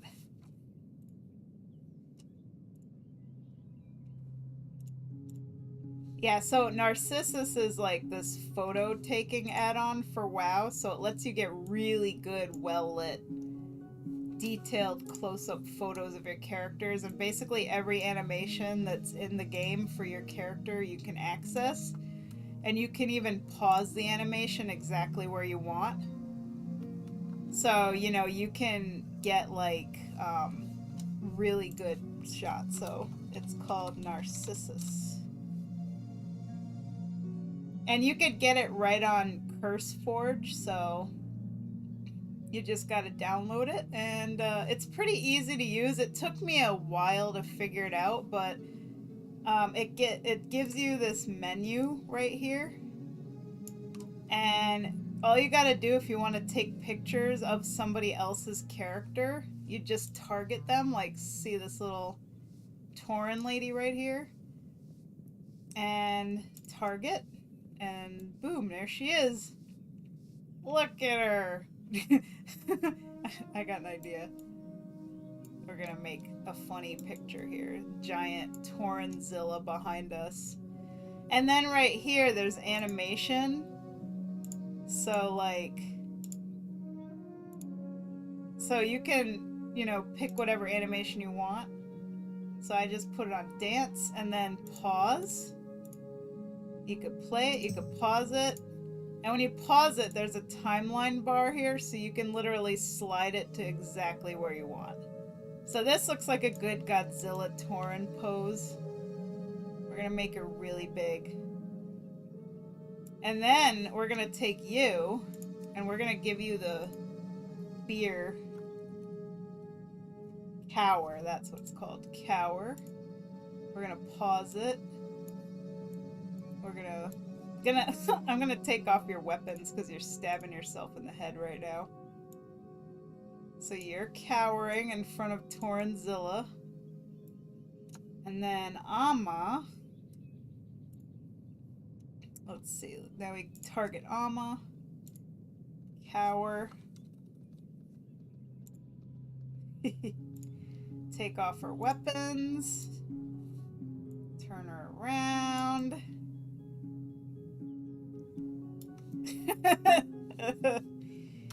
There you go. Perfect. It's a lot of fun to play with, so. And this is what I use to do the screenshots for my story. Plus, I also use Clip Studio to edit them. This picture. I gotta post these in glamour shots. These are great.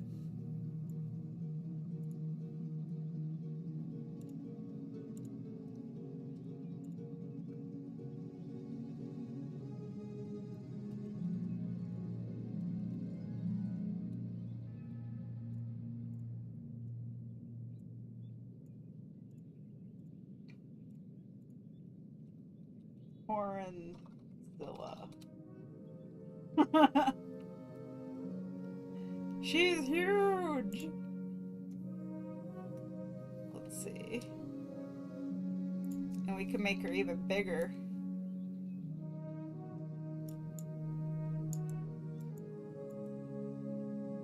And then, let's see.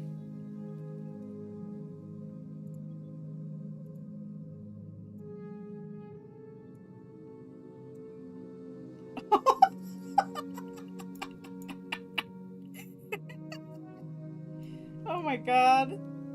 This is amazing.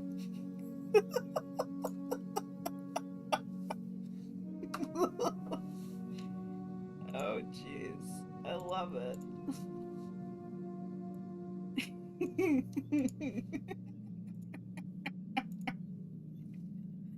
Oh god.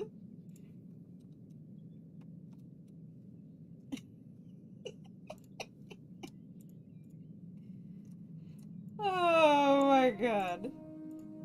I'm very easily entertained. So yeah, that's Narcissus in a nutshell. Oh yeah, and the other thing you could do in Narcissus is there's lighting. You can change the lighting so that your character matches, you know, whatever setting that they're in. And you could even change the direction of the lighting, which is really nice. You could change the tone of the lighting. And you can add ground shadows. So like if you want to make it look like your character is actually standing on the ground, casting a shadow, you could do that. And then there's visuals too. So, you know, you can add like spells to your character and stuff. So let's see. So yeah, look, Amma has a spear of light. Amazing. That's not something she'd ever be able to do, but... And then when you want to exit it, you just hit escape and you quit. And you're back to your normal screen. So yeah, it's great. Fantastic. Also, your sword is awesome. Woo!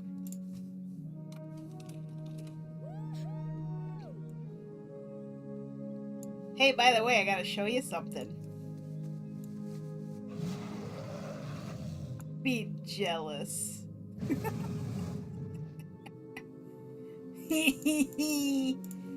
Ha ha ha. You don't want to know what I had to do to get this mount, MP. You don't want to know.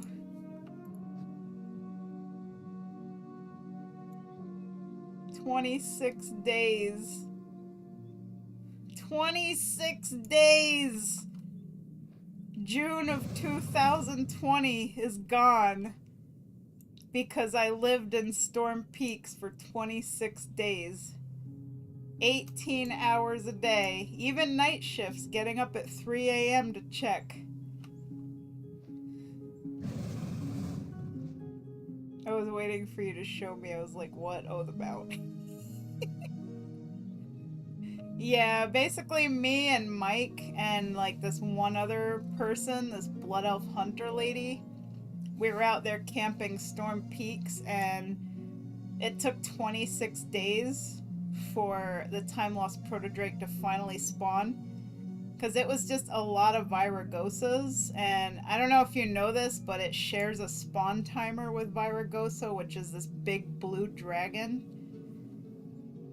And the spawn timer is like every 8 hours with a 2-hour wait, so it's like 10 hours. So every time we killed a Viragosa, we had like a 2-hour window where we could pretty much go and do whatever we want.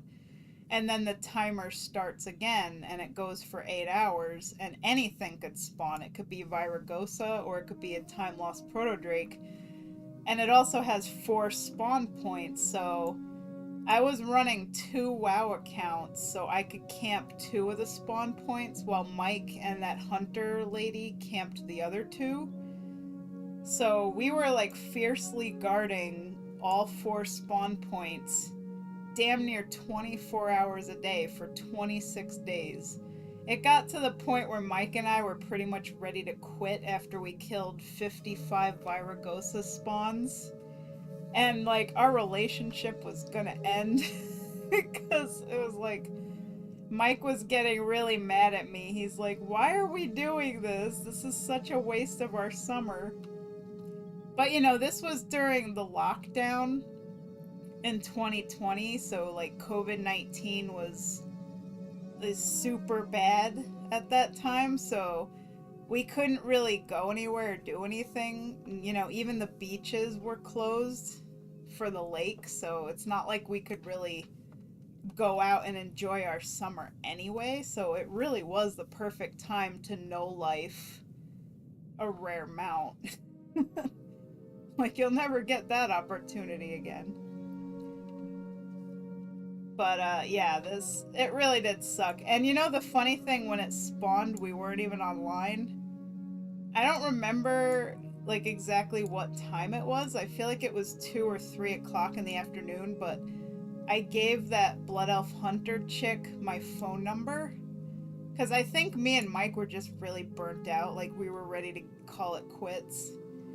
And I was like, if it spawns, just call me. And she did. She's like, oh my god, it's up, it's up. And I was like, holy shit, you know, and I had to get my computer turned on, and I'm like panicking and shaking, and I'm like, oh my god, what if I don't get there in time? Because if somebody else bags it, that's it. And I told her, I was like, if somebody else is coming, just kill it. Like, you get the mount, you know, you worked hard for it. Like, I'll be okay if it's just you. But luckily, nobody else was around. So Mike and I were able to log in and bag it.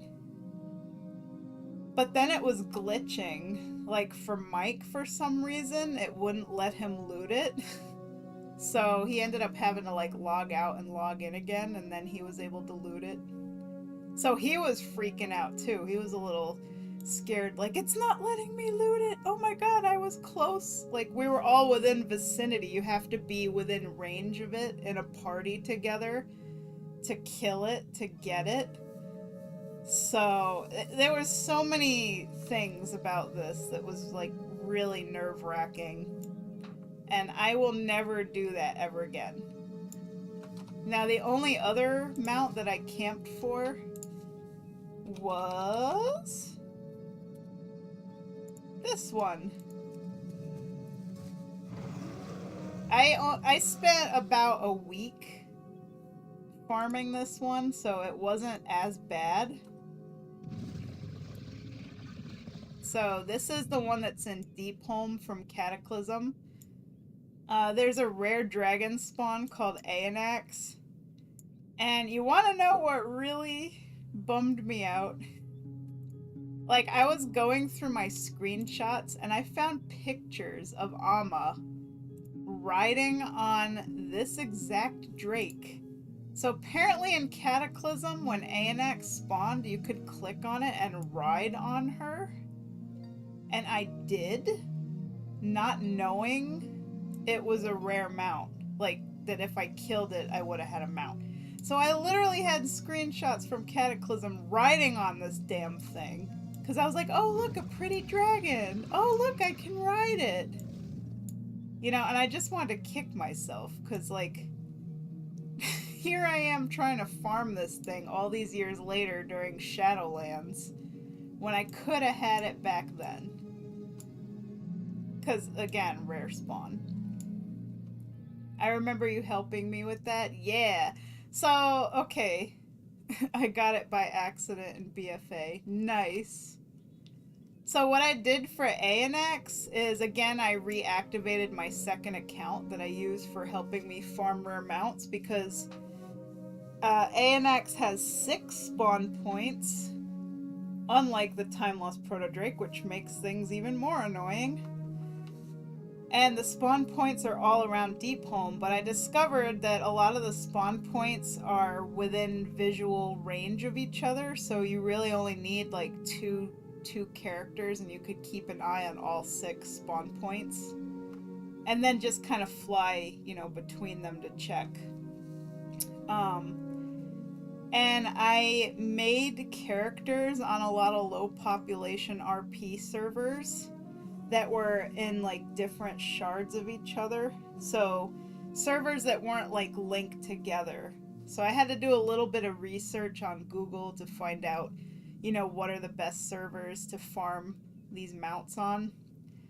So what I would do is I would just log on to all these different characters on many different servers and just check. And within, you know, after a week of doing this, finally all the Anaxes spawned. So it was like, I think I bagged like 3 or 4 of them. So once I got my own, I pretty much was telling people in my server, Anax is up! And I was saying which server it was on and inviting people into a party with me and just letting them kill it. So that's how Babone got one. And a couple other people got one. I think I helped like 3 people in my server get this mount.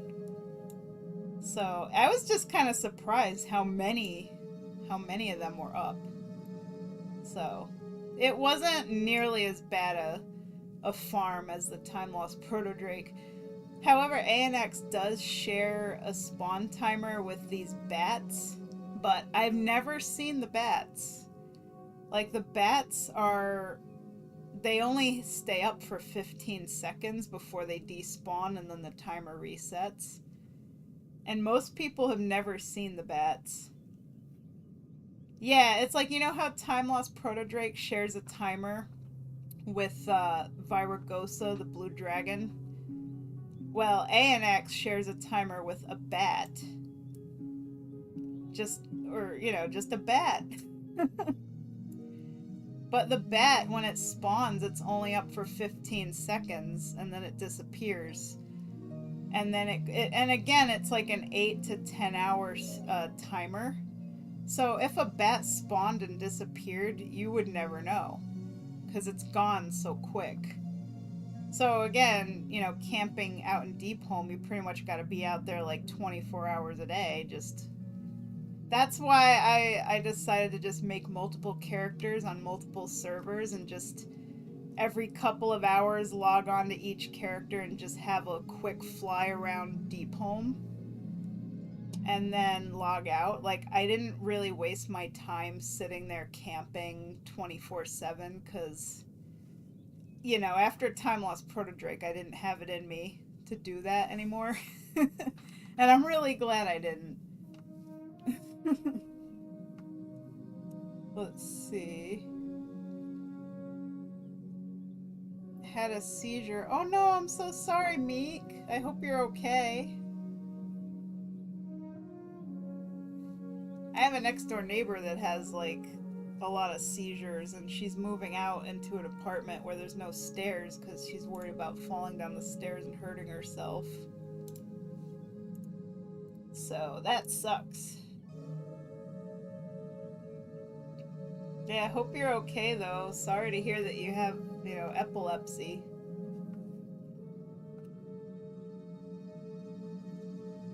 Just became part of life, yeah. Yeah, I know a few people that have that, so. NES? I don't know what that... When I see NES, I think of Nintendo, so I don't know what that stands for.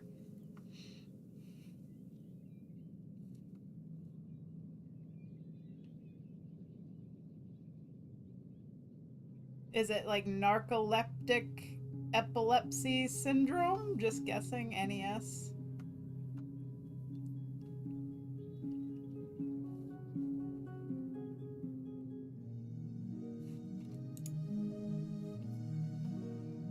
Non-epileptic seizures. Oh, okay.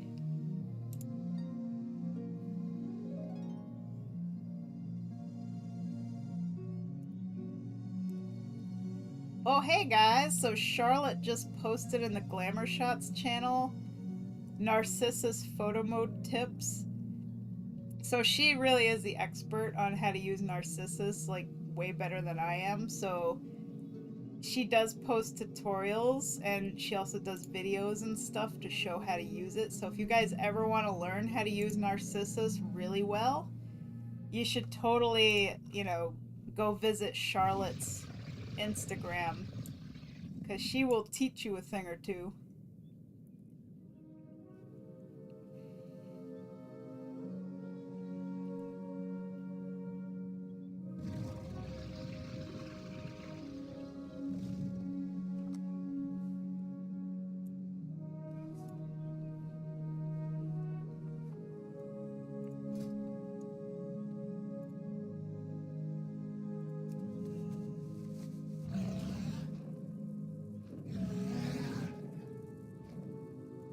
Look what else I got, MP.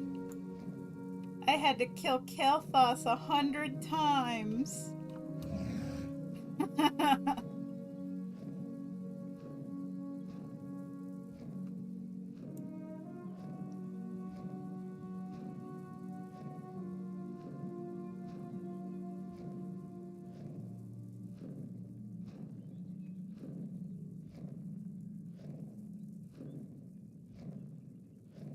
I also got the Onyxian Drake.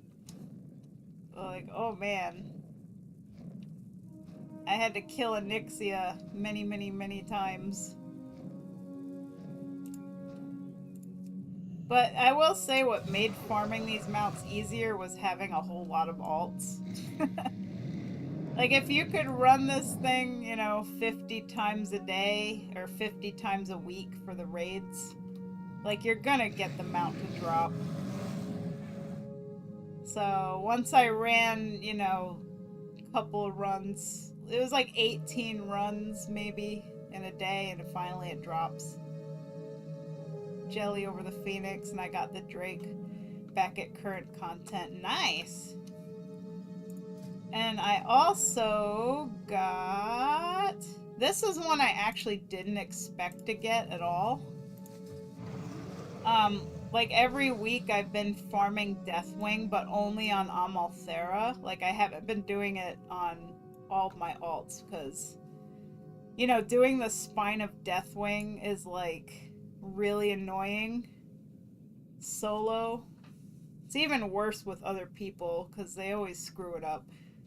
So I accidentally got Experiment 12B from, whatchamacallit, Ultraxion in the, you know, the Deathwing raid. So that was nice. Yippee! And yeah, the old Drakes do look goofy compared to the new stuff. Like, you can see the age of these things. There was another Drake that I got from the Deathwing raid. I can never remember what it's called. Let's see if I could find it. What is it?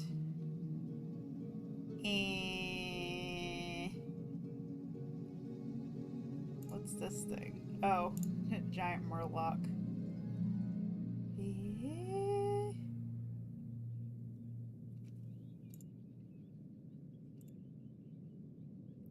Trying to find it.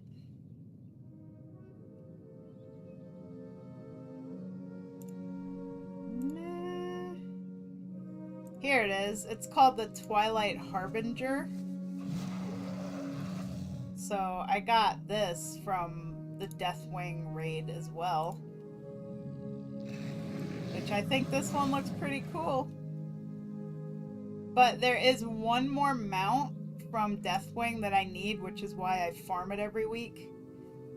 Because, let's see, where are we at? Cataclysm raid. Oh no, wait, hang on. Collections, mounts. Awake the Drakes. Collect the following Drake mounts. The Blazing Drake is the one that Deathwing drops. And once I get that, I'll have the Awake the Drakes achievement, and I'll have the Emerald Drake. But Deathwing isn't giving me what I want. So, there you go.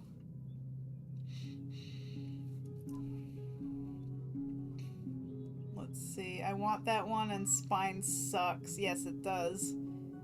I'd look, but if I log in, I'll be absconded by somebody, and I want to play Pokemon Infinite Fusion. Spine is hell. Drag you kicking and screaming to do Trial the Crusader one time and you just can't let it go, can you?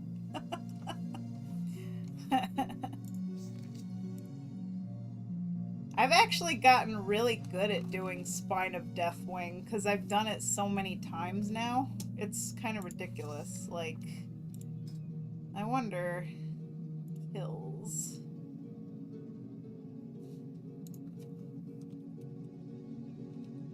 Deathwing.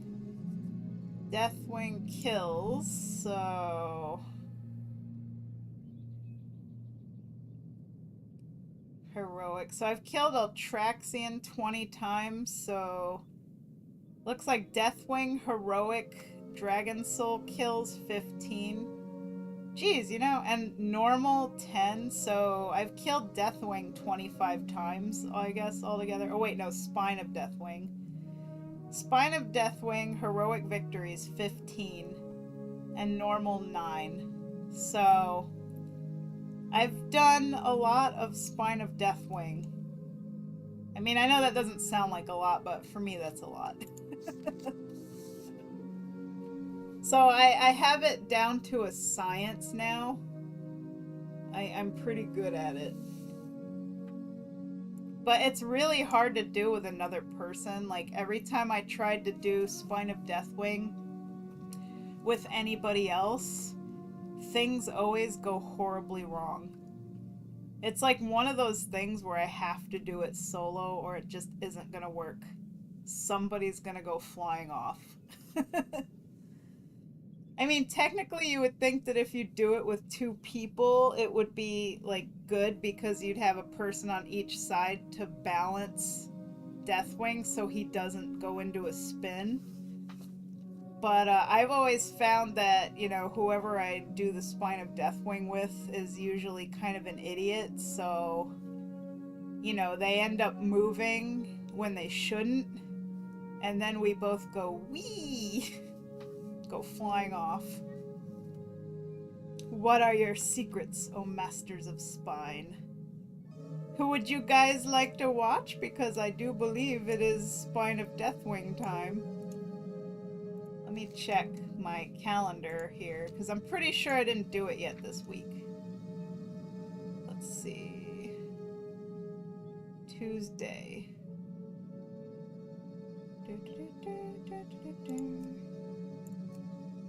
Yeah, I'm pretty sure I haven't done it yet, so... Yay, let's go do Spine of Deathwing! I would invite Vit, but, like, again, that kills the point of me doing it solo. So, but you're welcome to watch on stream and let me show you how I do it. Hee hee. Alright, we're gonna go do Spine of Deathwing. You can help me kill everything else if you want.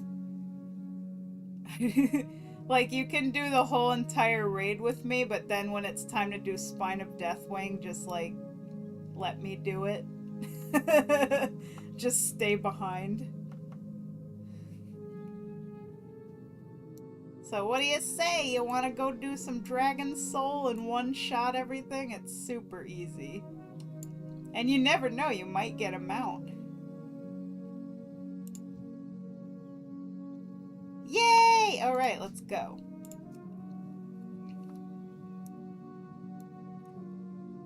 Yippee yippee.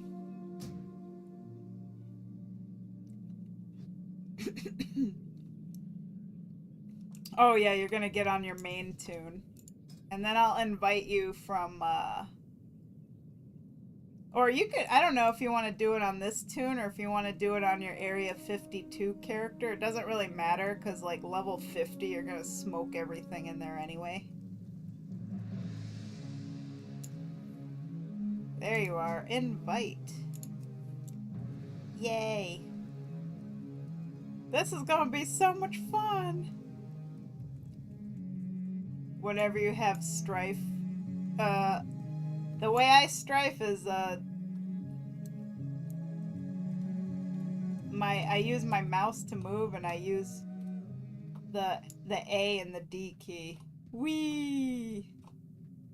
So left mouse button, A and D. That's how I strafe. Strafe. I think it's strafe. Yeah, strafe. Do, do, do, do, do.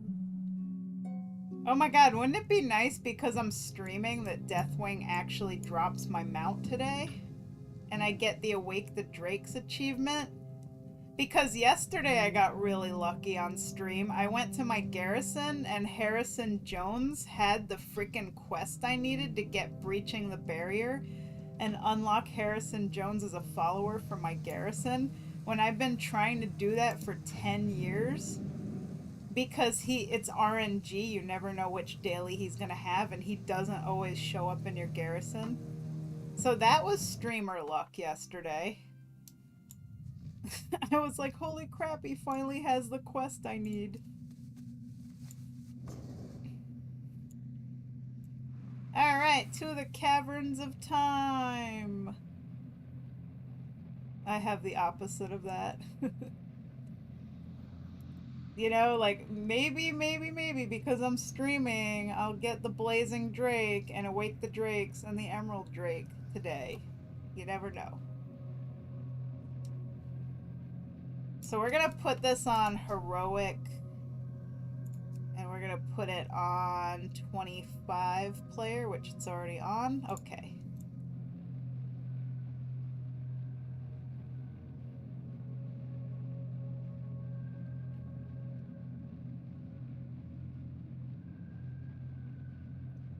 One of the highest points of my streams was when my PS1 emulator messed up and I was MFing my computer trying to fix it.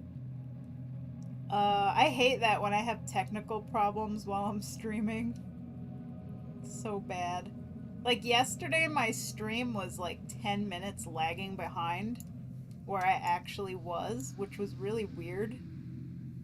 So I was typing in the chat like, this is Emily from 10 minutes in the future of whatever you guys are seeing. Hey, there you are. Let's go. Whee! Eventually I did like restart my stream and it fixed it. But that was really weird. I've never had that problem before. And plus the stream was lagging super bad too. Like, that was another thing that was happening.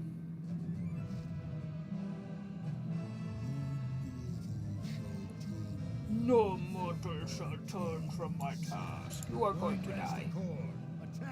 I don't even need to poison my blades, because it's like, you poke it and it's dead. Let's poke it! Yay! To the front. Poke. Poke. Poke. You must.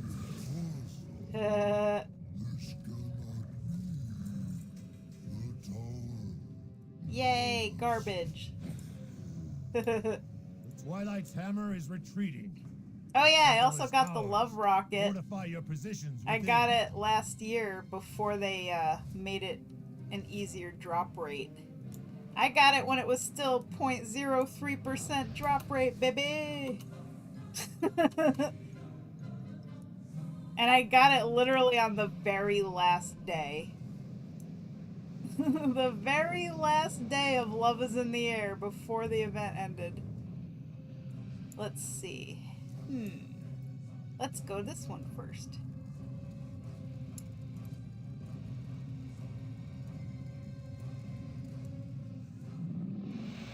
There's a mode where you can set it to a 10-minute lag, prevents competitive players from watching streamers for an edge. Oh, really? Oh my god, that might have been what was happening. I have paused for dramatic effect, the magic rooster. How'd you get the rooster? Like, you mean that chicken mount? Isn't that like a trading card game mount?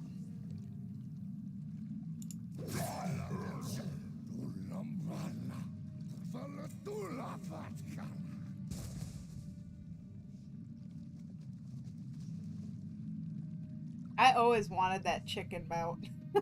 Like, that thing is so cool. I played the trading card game back in the day and opened it. $4 for it. Oh man, that is lucky. I can't believe that the mount that's gonna be a Twitch drop next week, some people paid $2,000 for it. And then I heard there was somebody that paid like $3,000 or $4,000 for the Feldrake mount that was a Twitch drop a few months ago. And they were like super mad, like blowing up the freaking, you know, World of Warcraft forums. Like, how dare you guys give this stuff away for free? The rooster's a few thousand. Wow. That's incredible that people will pay that kind of money for like a virtual anything. I don't care, I paid $4. Hey, I got a pet. Do you want it, MP? Because I already have like 3 out of 3. I don't have any room for it. Have it. Puddle of black liquid. Hee hee. Yay, grats. Pretty much like all the pets from here, I have many of them. So, if I get them, I'll give them to you. I want everyone to have it. I would love to have that chicken. Dude, if they do that chicken as a Twitch drop, I will be so excited. The flow of darkness abates. Didn't you lose the cards, you truly though? are the heroes of legend. I wonder how much money you could get for the card. The Like, aspects have even if you already gathered and used the await mount in the arrival. game, but just to now. sell the card. Probably nobody would want it, though, if you can't get the item in the game.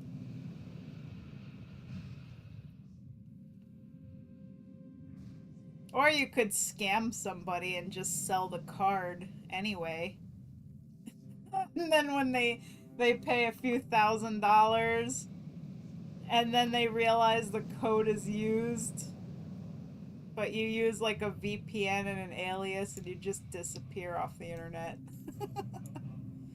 I'm a terrible person for even suggesting such an evil thing. Cannot wield this. Legion forces within it may be the doom of us all. The card itself is actually a good card in the game. Nice. Not necessarily. Now we just gotta wait for Caligos to open up the portal. Look at him in his pretty new model. Doesn't he look fabulous? Although I kind of am sad that, you know, magical nature For to these contain old with raids, like you get the new models, it would have been nice if they kept the old models so that we could see how they looked back then. Like they didn't replace Thrall, you know, with his current model. Because that would have been really jarring when you get the cinematics and he's wearing completely different clothing. At this crucial moment. Like Alex Strasza in the cinematics is still wearing her skimpy outfit, so they should have kept her in her skimpy outfit. Must have faith in our ally. You know, like keep it with the And I will time open the way period. into the eye of eternity. That's what I would have You done must if I not was Blizzard. be heroes. The future of Azeroth hinges I want to on see your skimpy actions. Alex Strasza. Show me some skin, lady. Why'd you have to go and cover it all up? I mean, look, Ysera's still rocking it. Yeah, oh, look, Ysera got belly button jewelry. Oh, the portal's open. Whee! Here we go. Let's go kill an orc lady on a flying disc. $3.99. That's how it distracted by Ysera abs. Even with the aspect of time on your side, you stumbled foolishly into a Boop. trap. Don't scream just yet, little pups. Kill We'll all, cleanse this kill, world of your kind. murder. You'll not leave this place alive. I'm so OP. Look at me. I'm just a murder machine. I'll let you kill these ones. I can't take all the glory. Not one of you will live. Murder! You pups don't stand a chance. Flee now while you can. You cowards! You She dead. weakling dogs. Hope you're getting stuff from this, because I already have like all the transmogs, because I've done this thing so many times. Like, I'm pretty sure there's nothing new for me to get out of here except for the Blazing Drake mount. And once I get that, I never have to do this raid ever again. We did it, Calicos! We did it! The Titans. They have returned. Not entirely unexpected. I'm gonna poison my Excellent. blades, We because will I begin the feel ritual like it. once. Sweet! The ritual will take much from us, as it requires a very piece of our being. Now we gotta wait for Deathwing to threaten everybody, and then we gotta kill all the tainted drakes, and then Altraxian's gonna pop up with a really goofy voice actor. Horses, while we imbue the dragon's soul with the Like, power seriously, Altraxian's voice and his lines always cracks me up. I don't know why. He just sounds so ridiculous.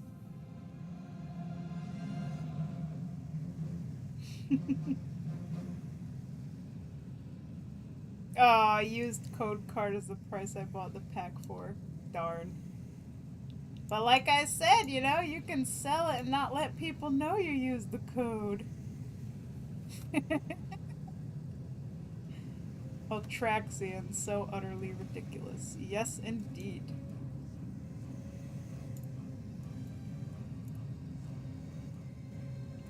Come on, Deathwing, why are you so slow? Oh wait, I think I gotta talk to Thrall. Oops. Ah, Fred. What is it? I was like, why are you taking so long, Deathwing? I mean, I know this RP stuff lasts a while, but holy cow. I forgot I had to talk to Thrall. Oops, my bad. It is good It's hilarious if you're as over leveled as you are and you literally one-shot him before he finishes his boast. Don't talk about Utter, still traumatized from the milk tank Venusaur mix. to my will. It was a very painful process. We have to kill Alex Strasza's They babies. are my clutch no longer. The poor Bring them babies. down. This part's gonna be easier with, you know, having help. Because this part is super annoying to solo. Especially because I don't have a lot of ranged attacks, you know? as a rogue, so. Although they did give me this. I have serrated bone spike now, which is really nice. I quite like it.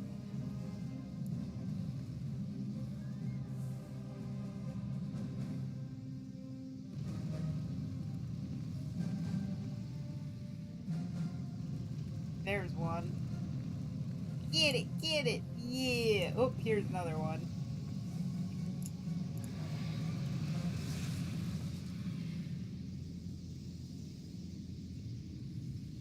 Kill the dragons. Oh my god.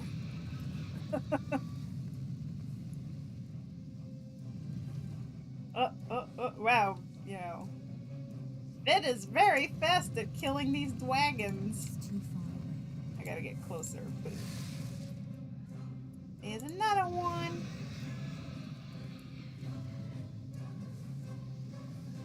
There's another one. I can't attack that. Give, I can't attack that. Yeah. Boom. Right on the pillar. Come here.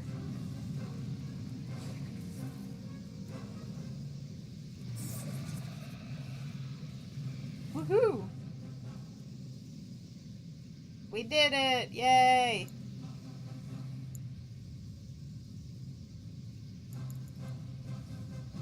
I like how they're kind of retconning the fact that the dragons gave up their immortality when they imbued the dragon soul with like all their power.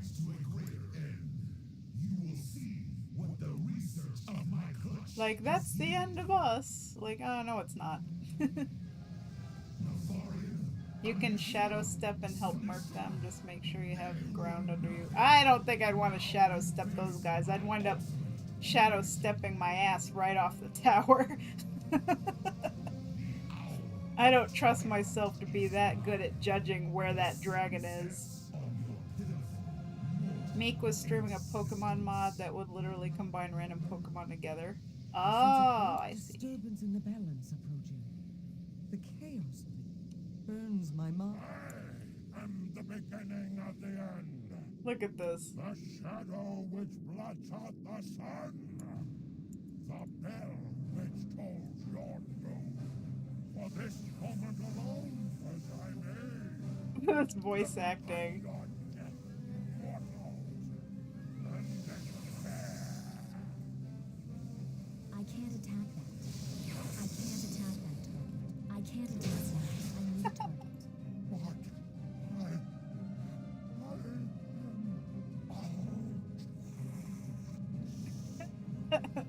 Oh, animal tracks here.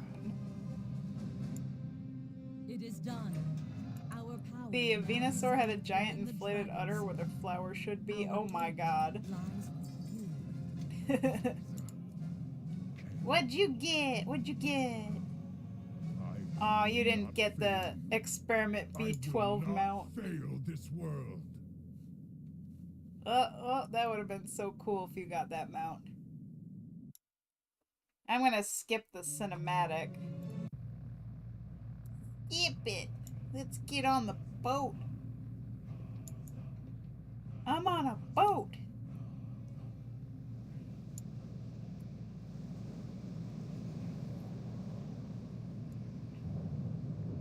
Alright, now we gotta talk to this dude. The maelstrom.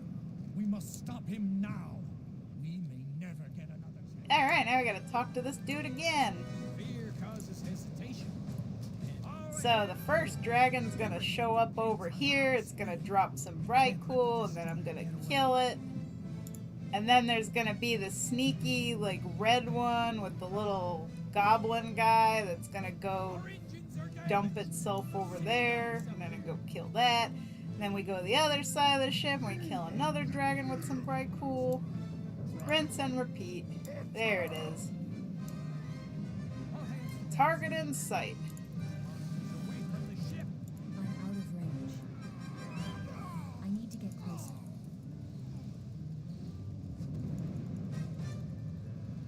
Come on. Alright.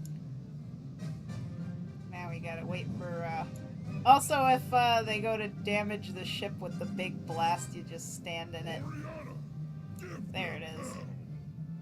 Stand in it.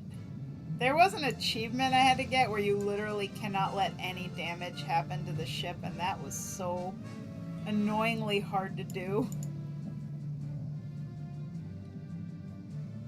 There it is. Now we kill the goblin. There we go. Goblin's dead. Now we go over here.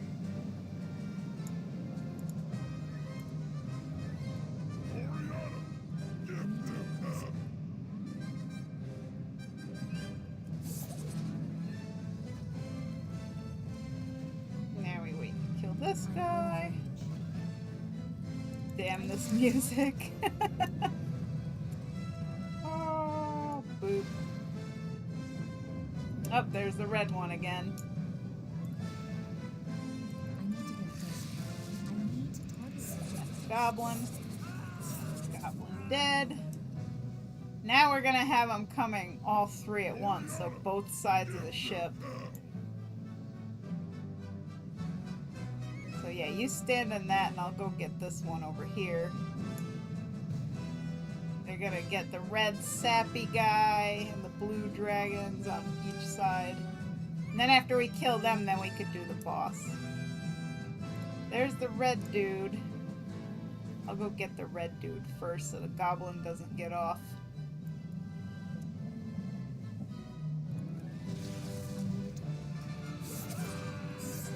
Alright, we got him.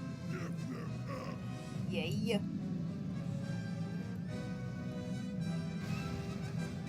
This dragon, and then we can do the boss. I'm out of range.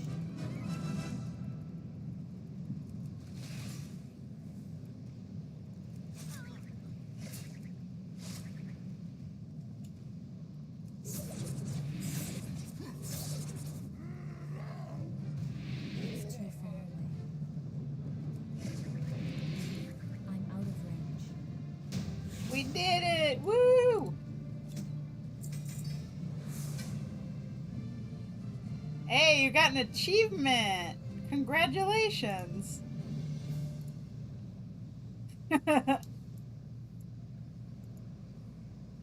Now, if you would like to attempt Spine of Deathwing with me, I don't mind, like, you know, teaching you how to do it. But you're gonna have to, like, you know, really pay attention, because it's kind of a pain in the butt. So, basically, when you wind up on the spine, there's these big-ass tentacles, and when you stab the tentacles and you stand in the lava holes on his back, which are basically open, bleeding wounds, the lava will kind of grab you and hold you in place. So to keep Deathwing from doing a spin and killing us, knocking us both off, you basically just stay in the lava hole and it holds you on.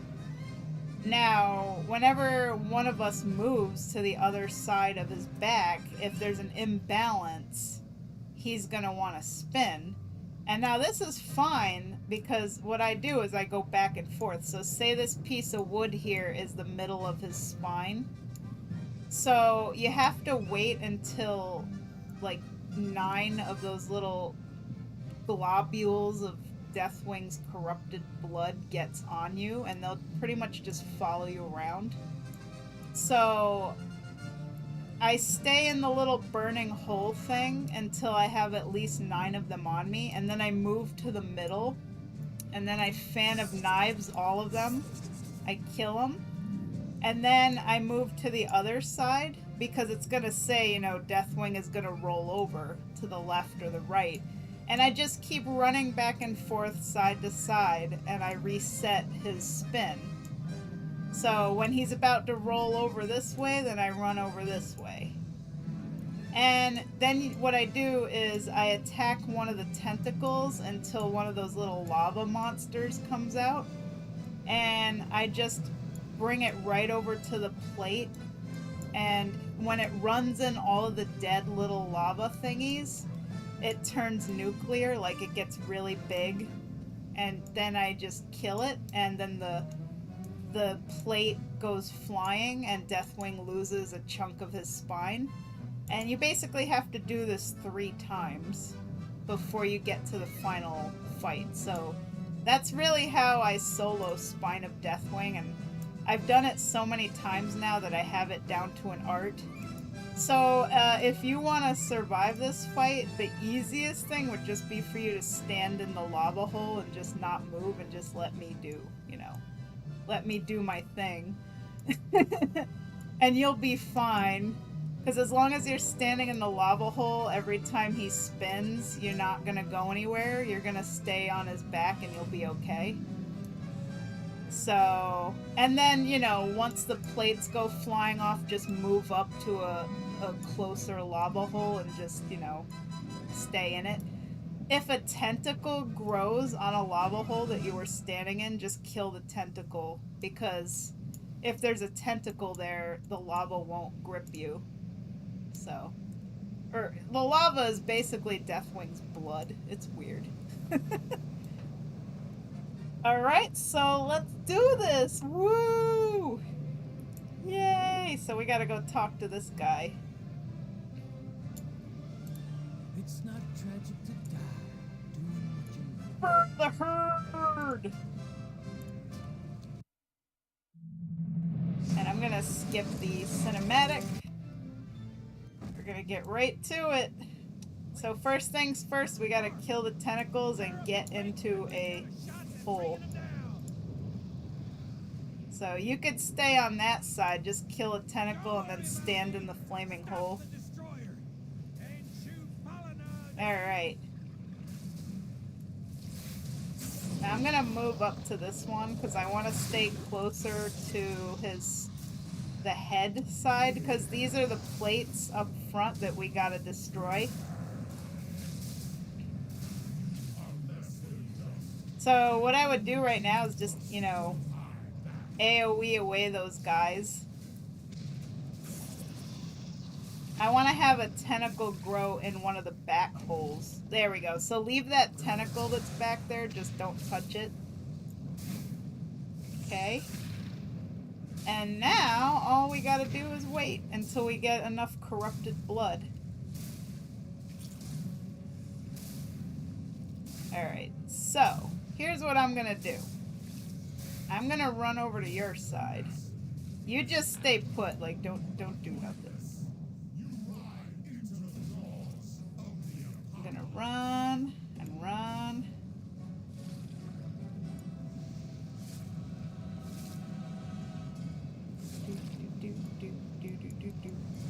Holy crap, Deathwing rolled and I didn't die. I didn't go flying off. Like I saw the things go flying off and I didn't, and I was like, holy shit, how did that happen?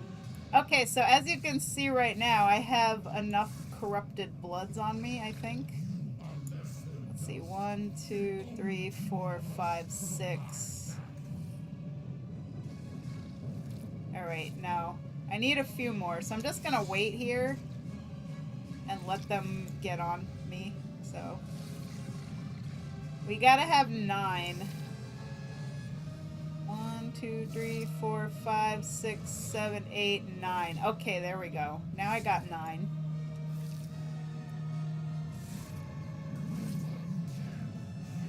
Alright. So I think that because, like, we have 2 people on each side, he's balanced out so he won't roll. But now what I'm going to do is I'm going to bring these guys to the middle. Right here against the plate. Kill them. Get back on the hole. Alright. Now what I gotta do is get that tentacle over there. Because I need the flamey guy to come out. Don't kill him. Like, don't touch the flamey guy. Just let him come over here.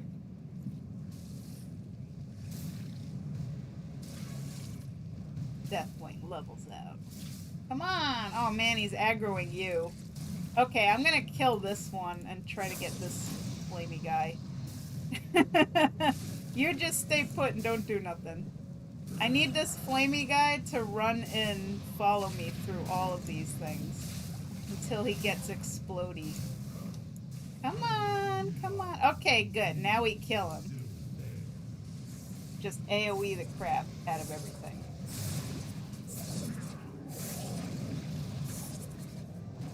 Alright, now we go to the next one. Rinse and repeat. Just stay in your fiery hole and you'll be safe.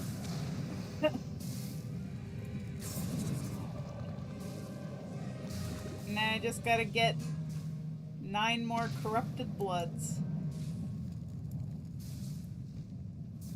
Oh boy. I feel warm and safe. Oh man.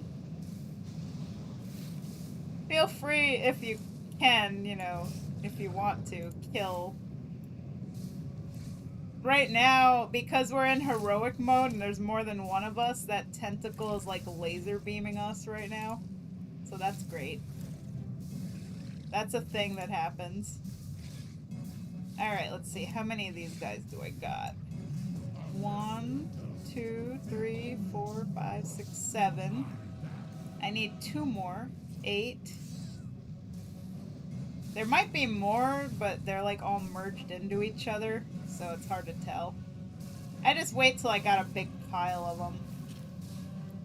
1, 2, 3, 4, 5, 6, 7, 8, 9. Okay, I got 9. Alright, we're gonna do it. I'm bringing them to the plate. Oh, come on over. Right up here. Kill him. I'm going back to my safe space. And we're gonna kill this tentacle and aggro the fiery dude. Come on, fiery dude. Come to me. Yes, come to Mama Amma. Follow Mama Amma. Now run into the flaming balls. Yes, get nice and nuclear. Alright, now we kill him. Kill, kill, kill. And notice how I'm running side to side, you know, just. And the plate's coming off. There we go. Now we just gotta do all that one more time. One more time. We're gonna have some laser beams on us for a little bit. That's always fun. Because the laser beams paralyze you, so you're stunned, you can't do anything. I'm actually amazed I'm able to do this with another person. Usually I always screw it up. But see, you're a good listener. When I tell you to stay put, you stay put, so. Thank you for being a good follower of directions.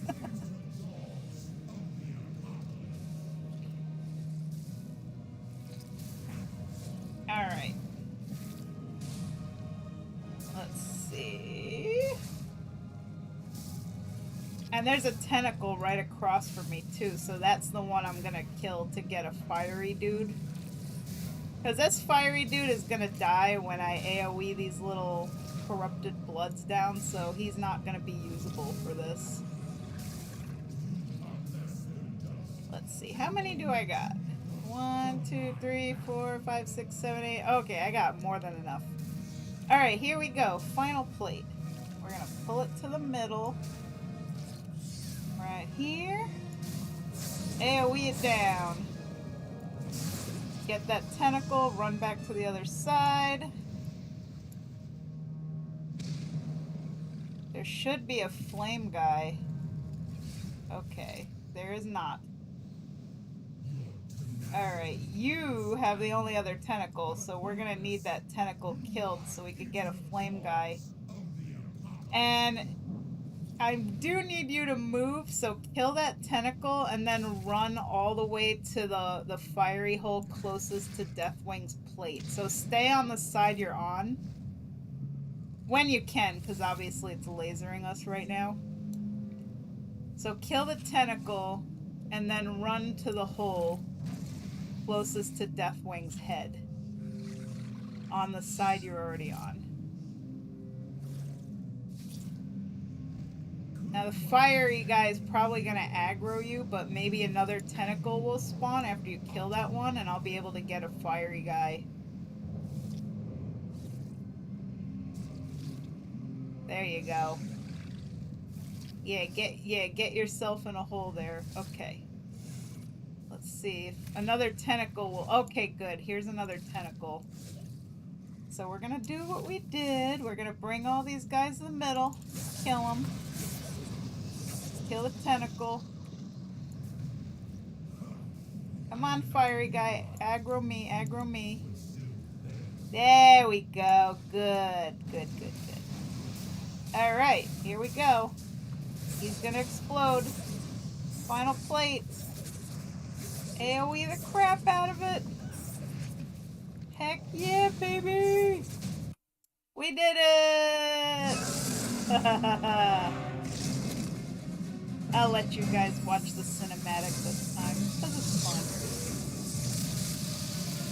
And that's how you do Spine of Deathwing. I hope you guys enjoyed. Like, once you get the hang of it, it's not that bad. It's just, you know, learning what to do is kind of a pain in the butt. I have died many a time before I finally got it down.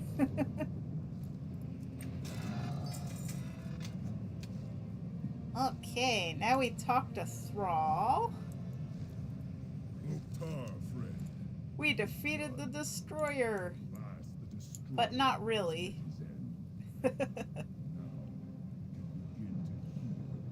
You have accomplished the impossible.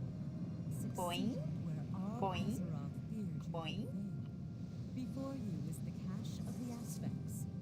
Take from it what you will, for you have more than earned the right. Although you may want to hurry. Alright, now we talk to Thrall again. Inconceivable! He couldn't possibly be alive!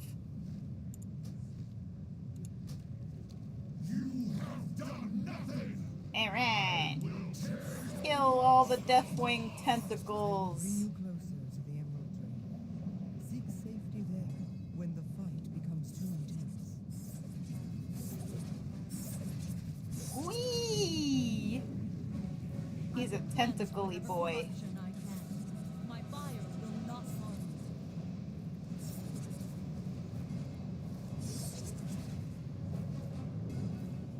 you. And now we gotta stab his big old Deathwing head. There he is, he's dead. Well done.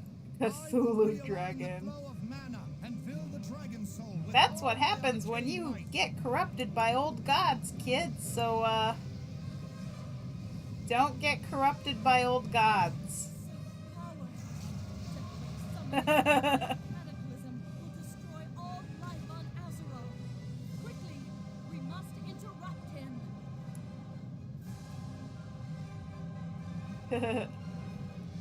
Yay, let's see what loot we get. And this is the cinematic where they're like, oh, we're not immortal anymore. And, you know, Agra's prego, she gonna have your baby. Yeah, that means you know what they did. Alright, let's see if I get my mount. Probably not. But, you know, streamer's luck. Let's hope. Oh, but hey, I got a severed tentacle. Here you go. Have a tentacle. Let's see, here it is. Another pet for you. You're welcome. It's great for hentai.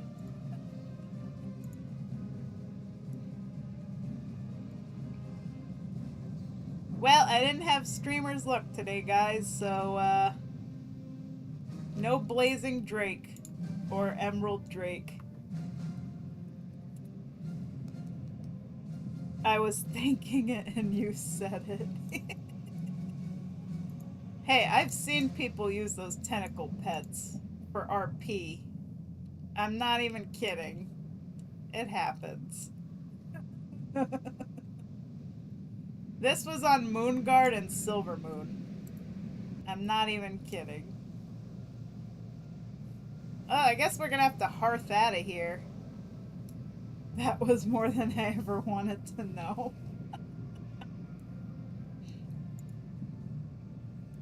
Oh, hey, you got the Wintervale one. Let's see. Oh, wait, this is Lunar Elder. Great Father Winter. There we go. I have all the Hearthstones. Like, all the holiday ones. I like, Pedal Feet. For Love is in the Air. It's very fun.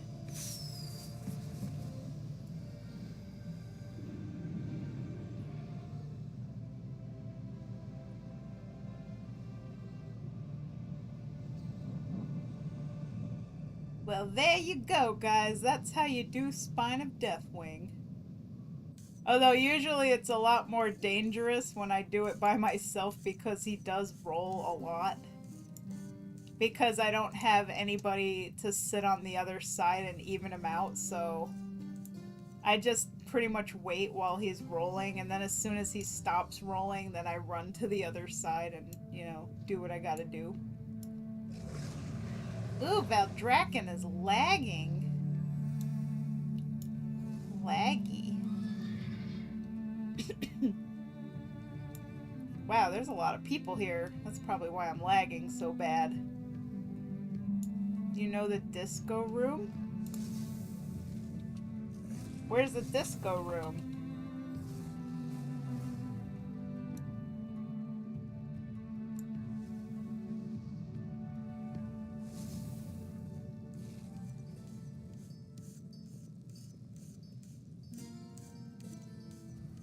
Oh! Respect must be shown to enter. There's a disco room here? Kneel to the statue. Huh, I never knew about this. Holy crap. That was cool. Huh. It's a secret room.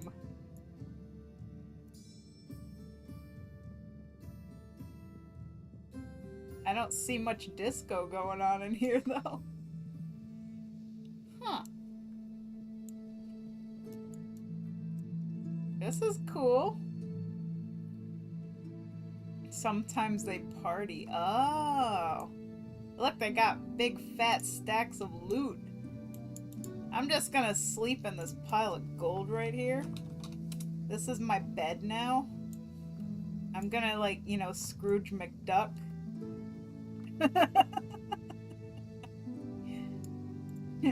Hello, Dragon Horde. Look at all this cool stuff they collect. They even have like a duck toy up there. I didn't know about this place either. Yeah, I had no idea. How did you figure that out? Did somebody tell you or what? I never would have thought to kneel to a statue. I set my home here. I'm gonna do that too. My home is set to a top secret party room. Oh. Friar passed by the statue and it talked to him. Heh. That's cool. Look at the size of this goblet. I could stand in it.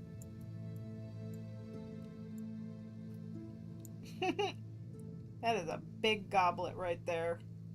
A big gulp of Amalthera. Ah. Yay. Well, I gotta say, I had a blast. This was so much fun. And it's been so many years since we played WoW together. I had no idea you were, you know, playing it again. Because if I had known, I would have been doing more game stuff with you sooner. Woot woot. But now I have you on my friends list again, so I can bother you anytime. Whoa, what's this? On behalf of the establishment, welcome to the main event of the hour. Two fearsome contenders are ready to battle it out in the circle of fame, fortune, and, oh, I can't read that fast. Crap. There's too much trade chat. Let's see. Oh, okay. And your entertainment. Patrons of the Dragon's Horde, are you ready? For those who are in attendance and all of those who wish they were here, let's get ready for battle.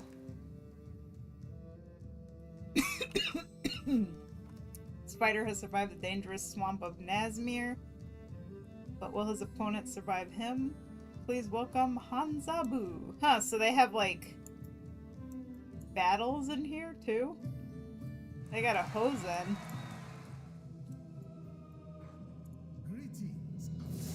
Heh! It's a Zandalari troll and a Hosen fighting each other.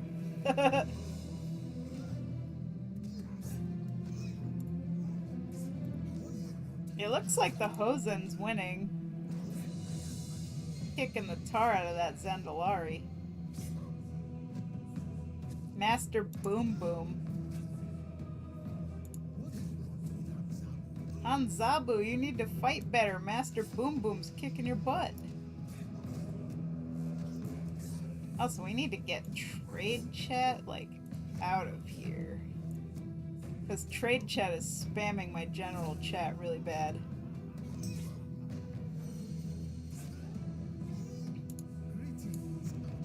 Oh my god, Hanzabu. Gonna die, man.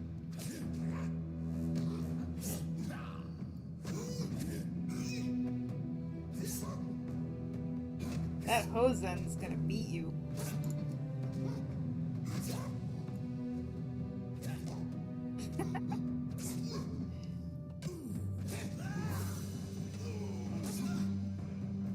This is what you get when you find secret rooms. He's a monkey monk. Get it? A monkey?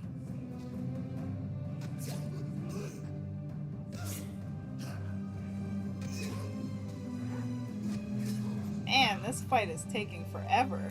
I have much more to do. Hanzabu, you're gonna die! What do you want? He's definitely gonna die.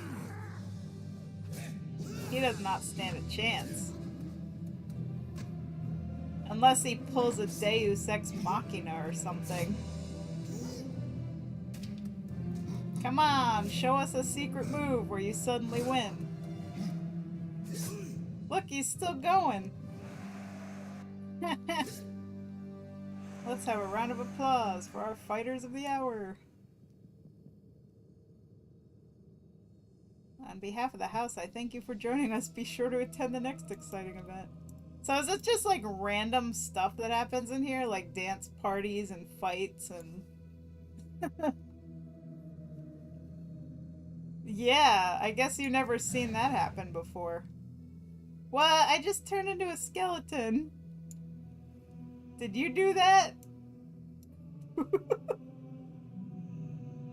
Periodically haunted, periodically affected by the spirit realm. How'd that happen? Some lady. This place is cool. Very weird. I like it. This would be a fun spot to roleplay too. Like a little secret hideaway of randomness.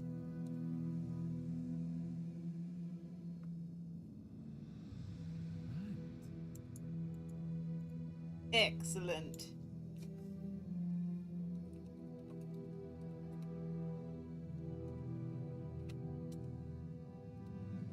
Precisely.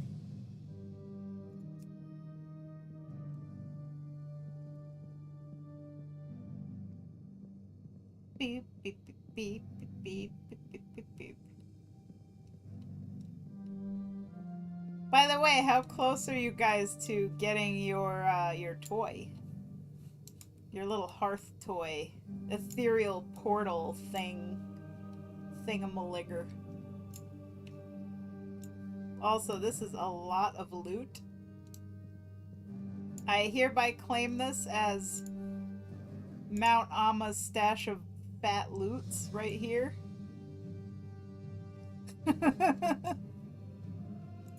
My preciouses. All the gold.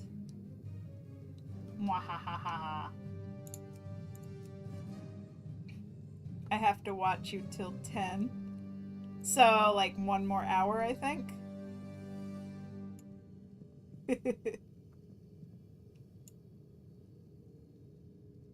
Look at all my precious gold.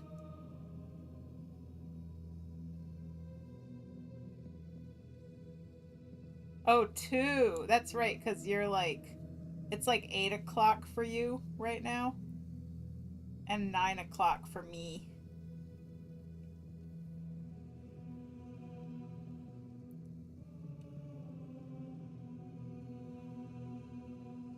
I've been streaming for like 5.5 hours. Let's see, what else can I do? If not, I can mute some rando in the background. Yeah, or I could stream again tomorrow too. Like when, after I take Mike to work.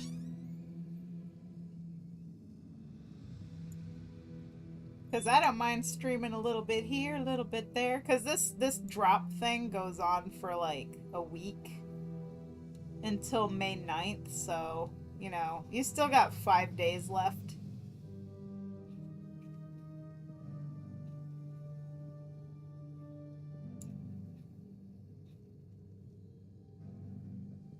Hey, you know what else we should do? Because, you know, the whole streamer's luck thing.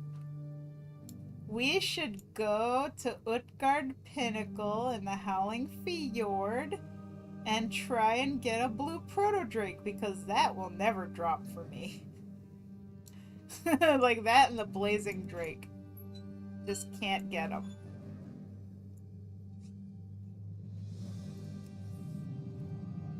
I don't know if this will work for you because I'm an engineer and this might only work for me. But I have a portal that takes me right there. I don't remember. I think you're a blacksmith, right? Good luck. Are you going for the night baboon?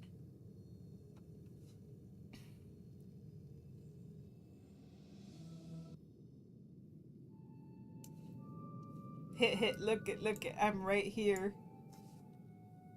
Oh, okay, wishing you luck. Oh, thank you. Yeah, so let's see, we are... I have a quick and easy way to get here.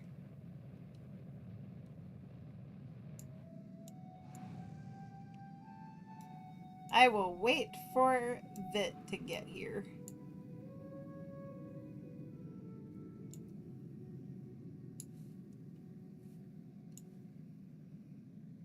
But yeah, because Vitas Saravi is like a blacksmith and I'm an engineer, so I got portals. So when I want to farm the blue proto-drake, I just use my wormhole generator Northrend and hit Howling Fjord, and it literally brings me right here. It's great. And whenever I want to farm,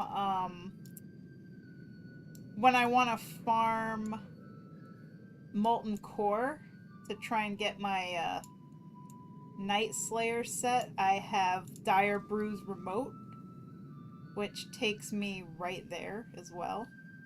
Kind of. I mean, I have to do a little bit of running, but it pretty much brings me there. Black Rock Mountain.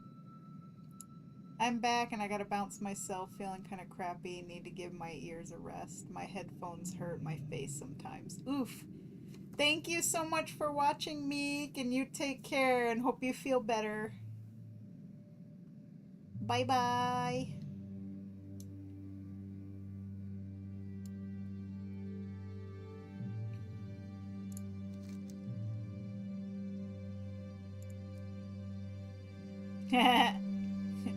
Poor MP, you have to fly here from Dalaran. Look at your little pink dot. Being an engineer definitely has its perks. There's actually a quicker way to get to Howling Fjord, which would have required you to go to Undercity. So you go to Undercity and then you make sure that it's the old Tirisfal Glades before Battle for Azeroth. And then there's a Zeppelin that goes right to Vengeance Landing in Howling Fjord, and then you fly to Utgard Keep from there. So it's much, much faster.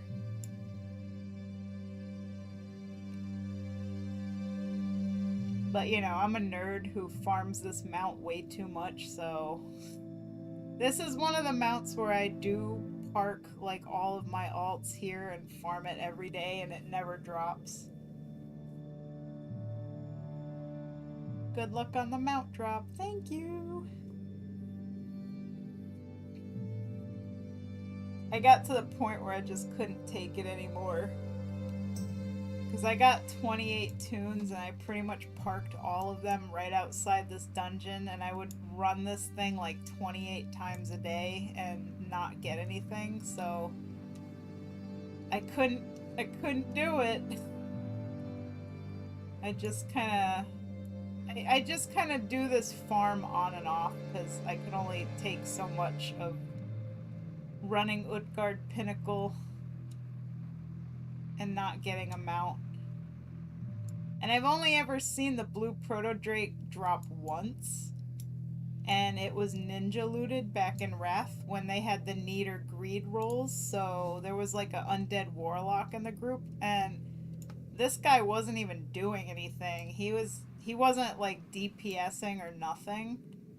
He was just kind of lagging behind. And then when we got to Scotty, everybody rolled greed, but he rolled need, and he took the mount, and then he left.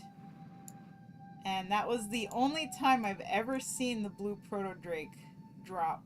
And it got stolen by a dude who wasn't even participating in anything.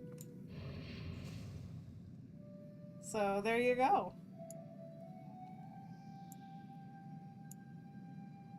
I'm still haunted. It's like there's a skeleton.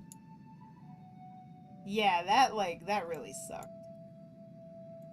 And so I've been farming, you know, the blue Proto-Drake since Wrath of the Lich King, and I've never seen it again. Like, back in the day, with a situation like that, you know, everybody would just roll greed, and whoever won it was just a lucky person. That's how it was.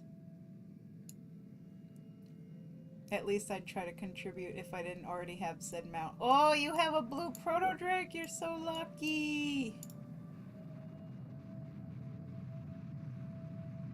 I'm jelly. Jellin. Ah, doesn't this dungeon just bring you back?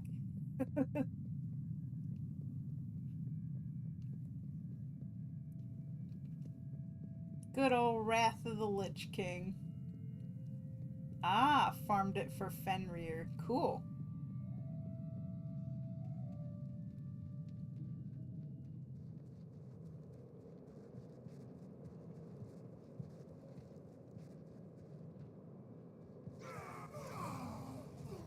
They did. Killed by the power of the holy light. You know, it was because of you that I made a holy paladin. I love my Pally-Ally-Aladin. My liege, I have done as you asked. And I just skip her because, like, you know, don't need to bother.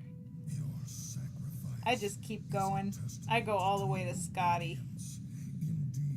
Because when you farm this thing 28 times a day, you ain't got time to to kill no Valkyr lady. As far as Ain't got time for that.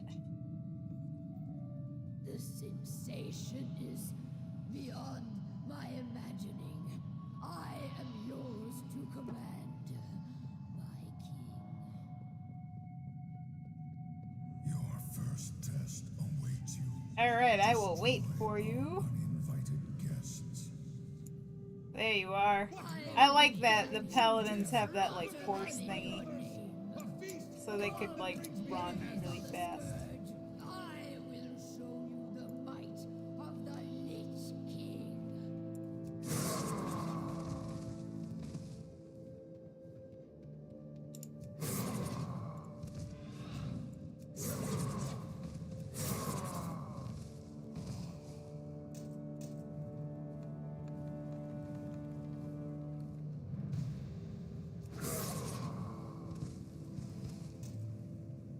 Now we wait. And throw in one more harpoon. There was only one time where I was able to actually hit it with all 3 harpoons before it did the frost breath and flew around. I was on my Nightborn Rogue and I was just going so fast. I don't know how I managed to do it. Only once, though. You motherless knaves! Your corpses will make fine substitutes for my new trade. Who calls that an attack? Let's see if Empy gets it. Aww. So sad. Neither of us got the mount. I'ma kick him. Kick him. Kick you. You never give me blue proto drake. Nyeh. Kick you.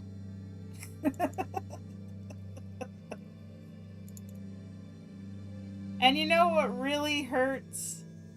When they did the Shadowlands pre-patch event and they had like the Scourge invasions happening again. You had to go to Northrend and Scotty was there. People were getting the blue proto drake again. People not including me. Of course. But I did get Papa's mint condition bag, so a 34 slot bag. Not everybody got that, but I got it. I got a freaking bag.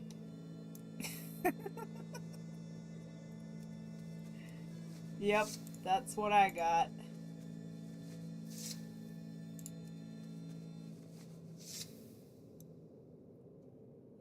Let's see. What else can we do?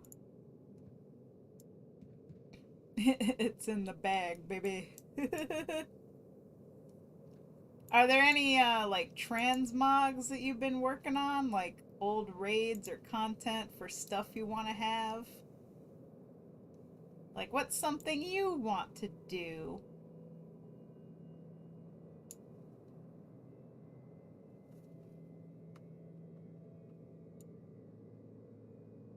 Not really. Because, like, the only other crap that I usually do is, I farm molten core because I still need, wrong thingy. Appearances.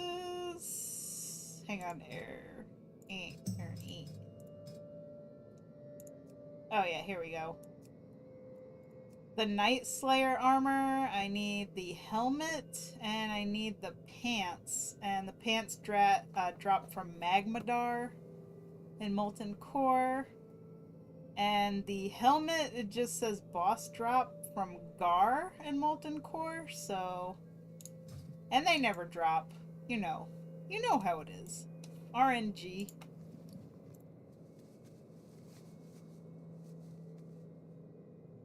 I should go to bed. Oh my god, you gotta work at 5:30 a.m. Aww. Well, thank you so much for playing WoW with me today. It was so good to see you again. Hugs. You get rest. Aw, I love you too, Poogies. You have a very good night. We will play WoW again sometime. Sleep well, my friend. I am off to Molten Core. Bye bye.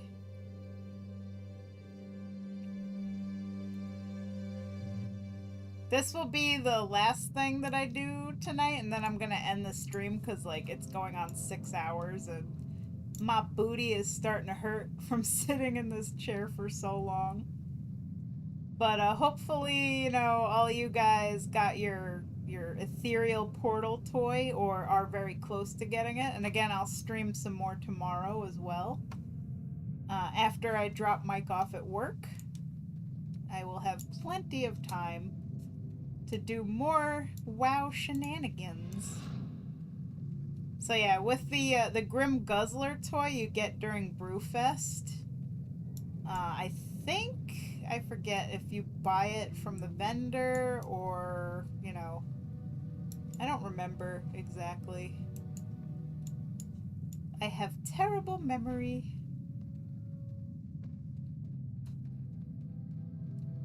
But yeah, like, basically you use the mole machine and it brings you to Blackrock Mountain right inside the dungeon. You just run out of the dungeon right over here. And then you talk to this elf dude. Glory to the Sindora. Transport me to Molten Farewell. Core. And just like that, easy peasy, you are here at the Molten Core, which is truly a dreadfully boring raid to have to farm for transmogs because this place is entirely too big.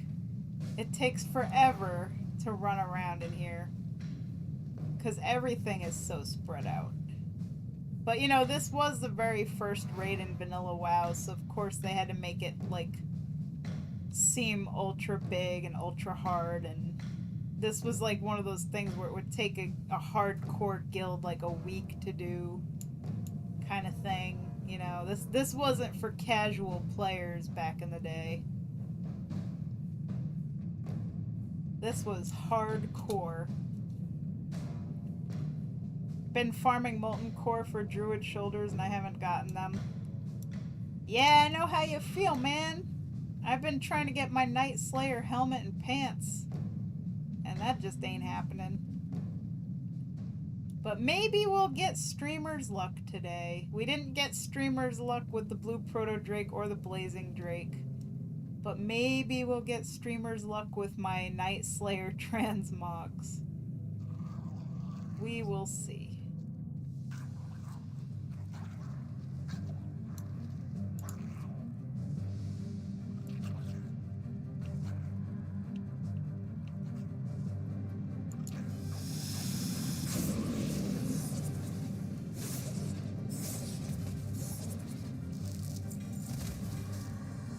Robes of volcanic power. What's that look like? Oh my god, look, dude, it's Onyxia's robes. I think I want to keep that for like roleplay.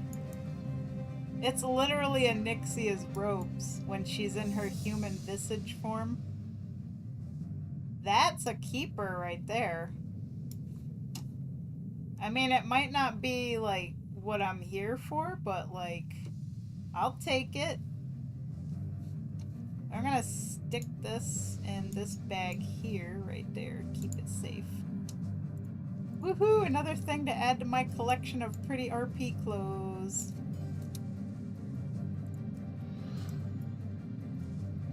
Okay, Magmadar, drop my pants. That does not sound right. Drop my pants, Magmadar. Alright, let's see if we get them. Oh no, I got freaking mage pants. Why did you give me cloth pants, Magmadar? Okay, next boss. We gotta kill Gar, which I think is the rock dude. Let's see, Gar. Yeah, Gar is the rock dude, so we gotta go, like, way far away. A lot of running. Up to. Well, until next week, Magmadar. Here we go.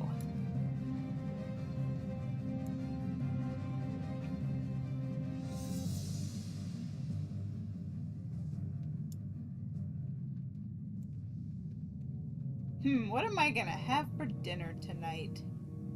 This is important questions, you know. 'Cause I'm hungry, and I don't really know what I want. But I just want something tasty and edible. Maybe I'll cook a chicken cordon bleu thingy. I like those. Those are good.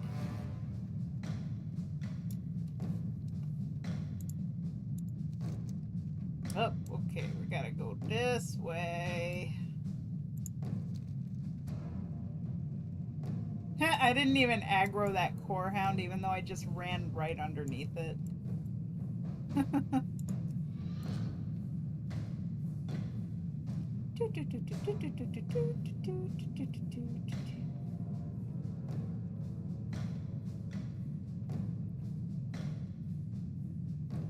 Might as well kill this guy too, because, you know, why not? It's a boss.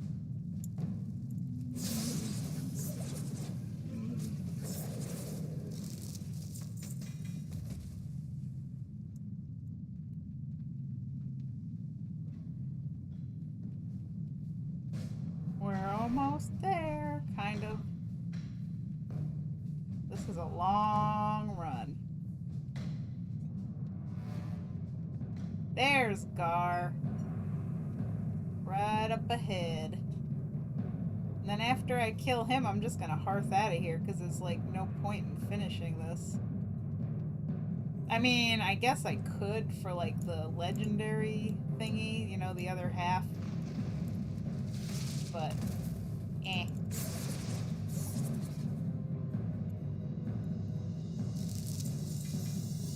Whoa, whoa, whoa, what'd I get? What'd I get? Aw, shaman. Oh my god, look, I got a druid helmet and a shaman helmet. No rogue helmet. That's, you know, it'd be funny too if I get the druid shoulders that you've always wanted. I almost wonder, would it be worth it to farm Molten Core with, like, multiple people? Because would that increase the amount of loot that drops so you have a, you know, bigger chance of getting what you want? Because, man, farming this solo is rough. They just don't give you your loot.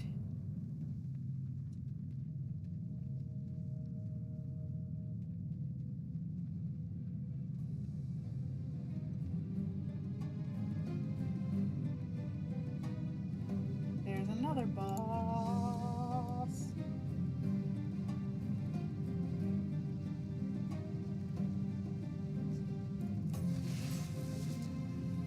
I killed it. I got a dagger.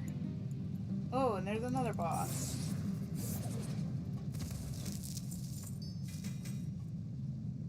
Some plate and two-handed sword stuff. Alright. We might as well just kill everything in here, you know? Why not?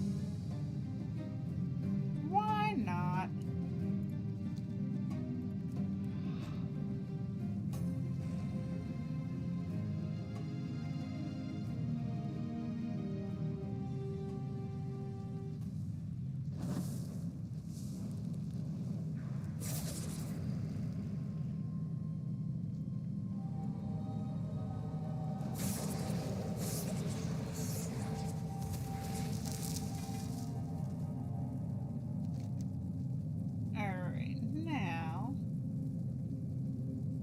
This guy. Alright, so we killed this guy, and then we run around and kill this guy, and then we run back around and kill that guy. YOLO!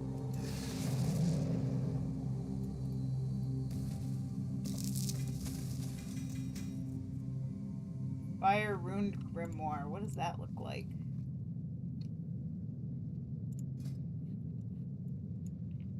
Oh, that's nice. It's like a simple book. I like the books because I like to use them on Viserion. You know, because Mage, he loves reading books and studying history. And he also has a sketchbook that he carries around because he likes to draw. Viserion is a very scholarly guy. So I do enjoy collecting things like that. But of course, you know, I got it on Amma, so I don't think she can hold a book, can she? Oh, hang on a minute. Hey guys, Amma can actually hold books. Well, that's cool. Because I know rogues, they can, you know, they can use, like, they can hold guns and bows, and I guess they can hold offhand items like books. So, cool. Maybe I'll keep it. I'll keep that book for, like, RP stuff. Like, if I want to sit around being like Amma's reading a book, and I actually have a book, that would look cool. So I think I'm going to keep that book. Let's put that book right with Onyxia's dress. Yeah. I'm just gonna say she's reading a steamy romance novel. I actually do collect those, and if you guys ever find any steamy romance novels and you want to sell them to me, like, you know, I will buy them off of you. As long as they're not, you know, outrageously. Like, don't charge me 1,000,000 gold for it, because I don't have that much right now. But I do collect the World of Warcraft steamy romance novels for reasons. They're just really funny. I think they're really funny.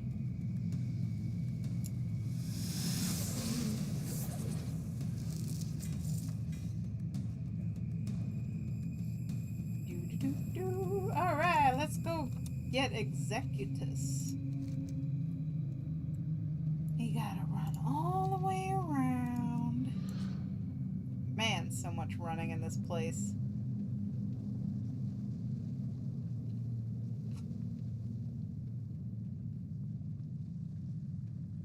Run, run, run, run, run. Run, run, run, run, run.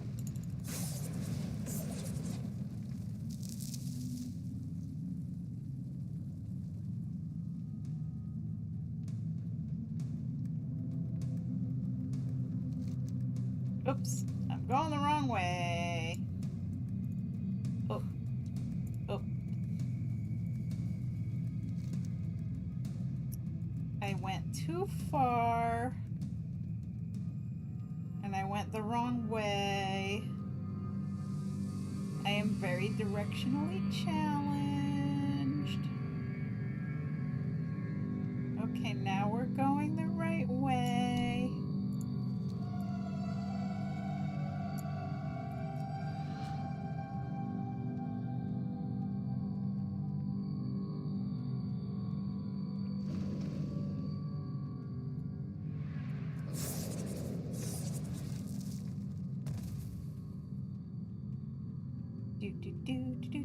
So we just gotta kill Executus's gang here, and then we go to Ragnaros.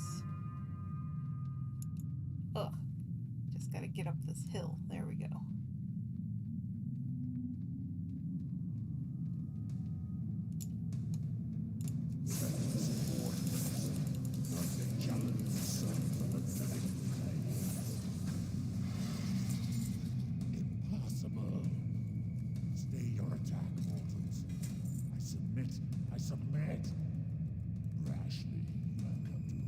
Okay, now the quickest way to get to Ragnaros is to let yourself die. Apparently standing on this burning lava rock isn't good enough, so I'm gonna go jump in actual lava. Because it's a little bit of a shorter run to get to Ragnaros if you just start at the entrance rather than running from here. At least in my experience anyway, because I don't know, it's so long, like having to run all the way here and then around. versus just here. I don't know. It's a long run. Let's just go jump in the lava. Nice and warm. So toasty. Now this is how you like to swim.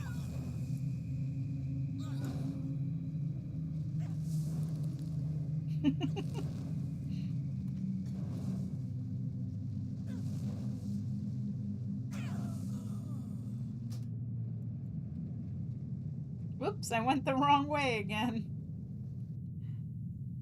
Oh my god. Anubalore Delana. I literally ran out the raid.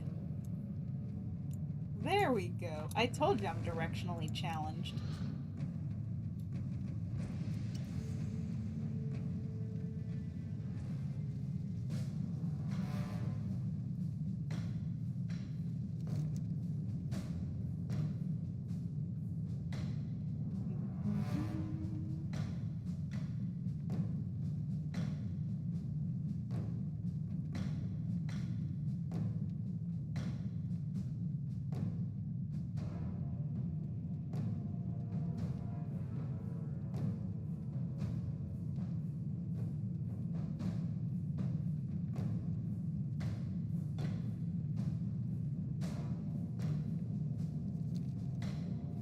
Oh, there's a Bipple. She's Bippling. Bipple, Bipple. I'm almost done, Bipple. Wow. Oh my god, that guy actually knocked me back. How did you do that? You're like a level... I don't know what. Level 31 elite and I'm level 70? There's no way.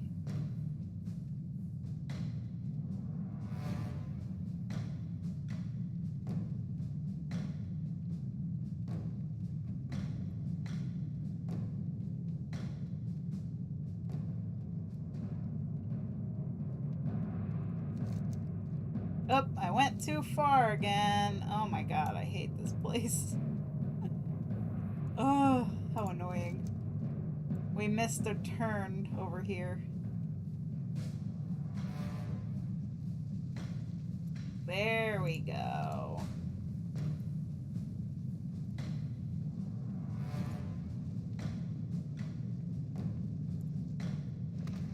Look, it knocked me back again. How dare you? Alright guys, it's time to kill Ragnaros!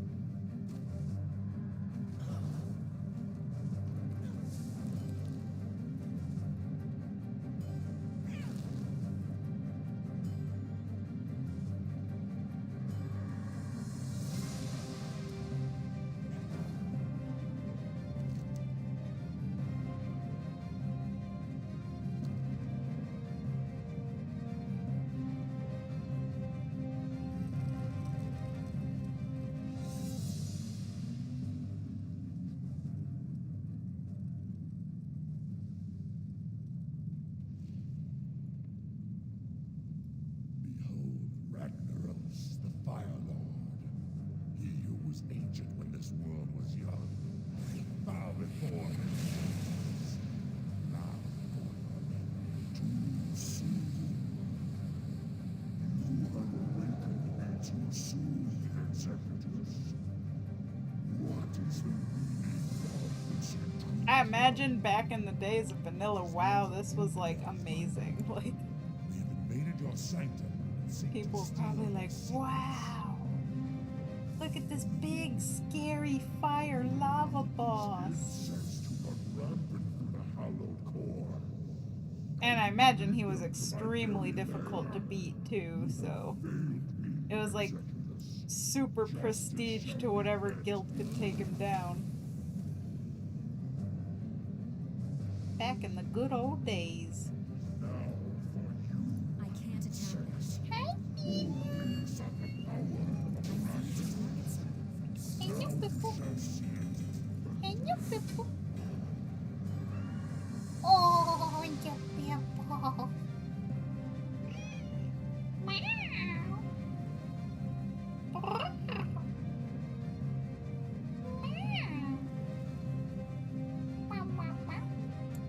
Well, that's it. Also, look at these runes. There's like runes all over the walls here. Isn't that cool? Like, I noticed this a little while ago. I was like, oh, look at that. Fascinating.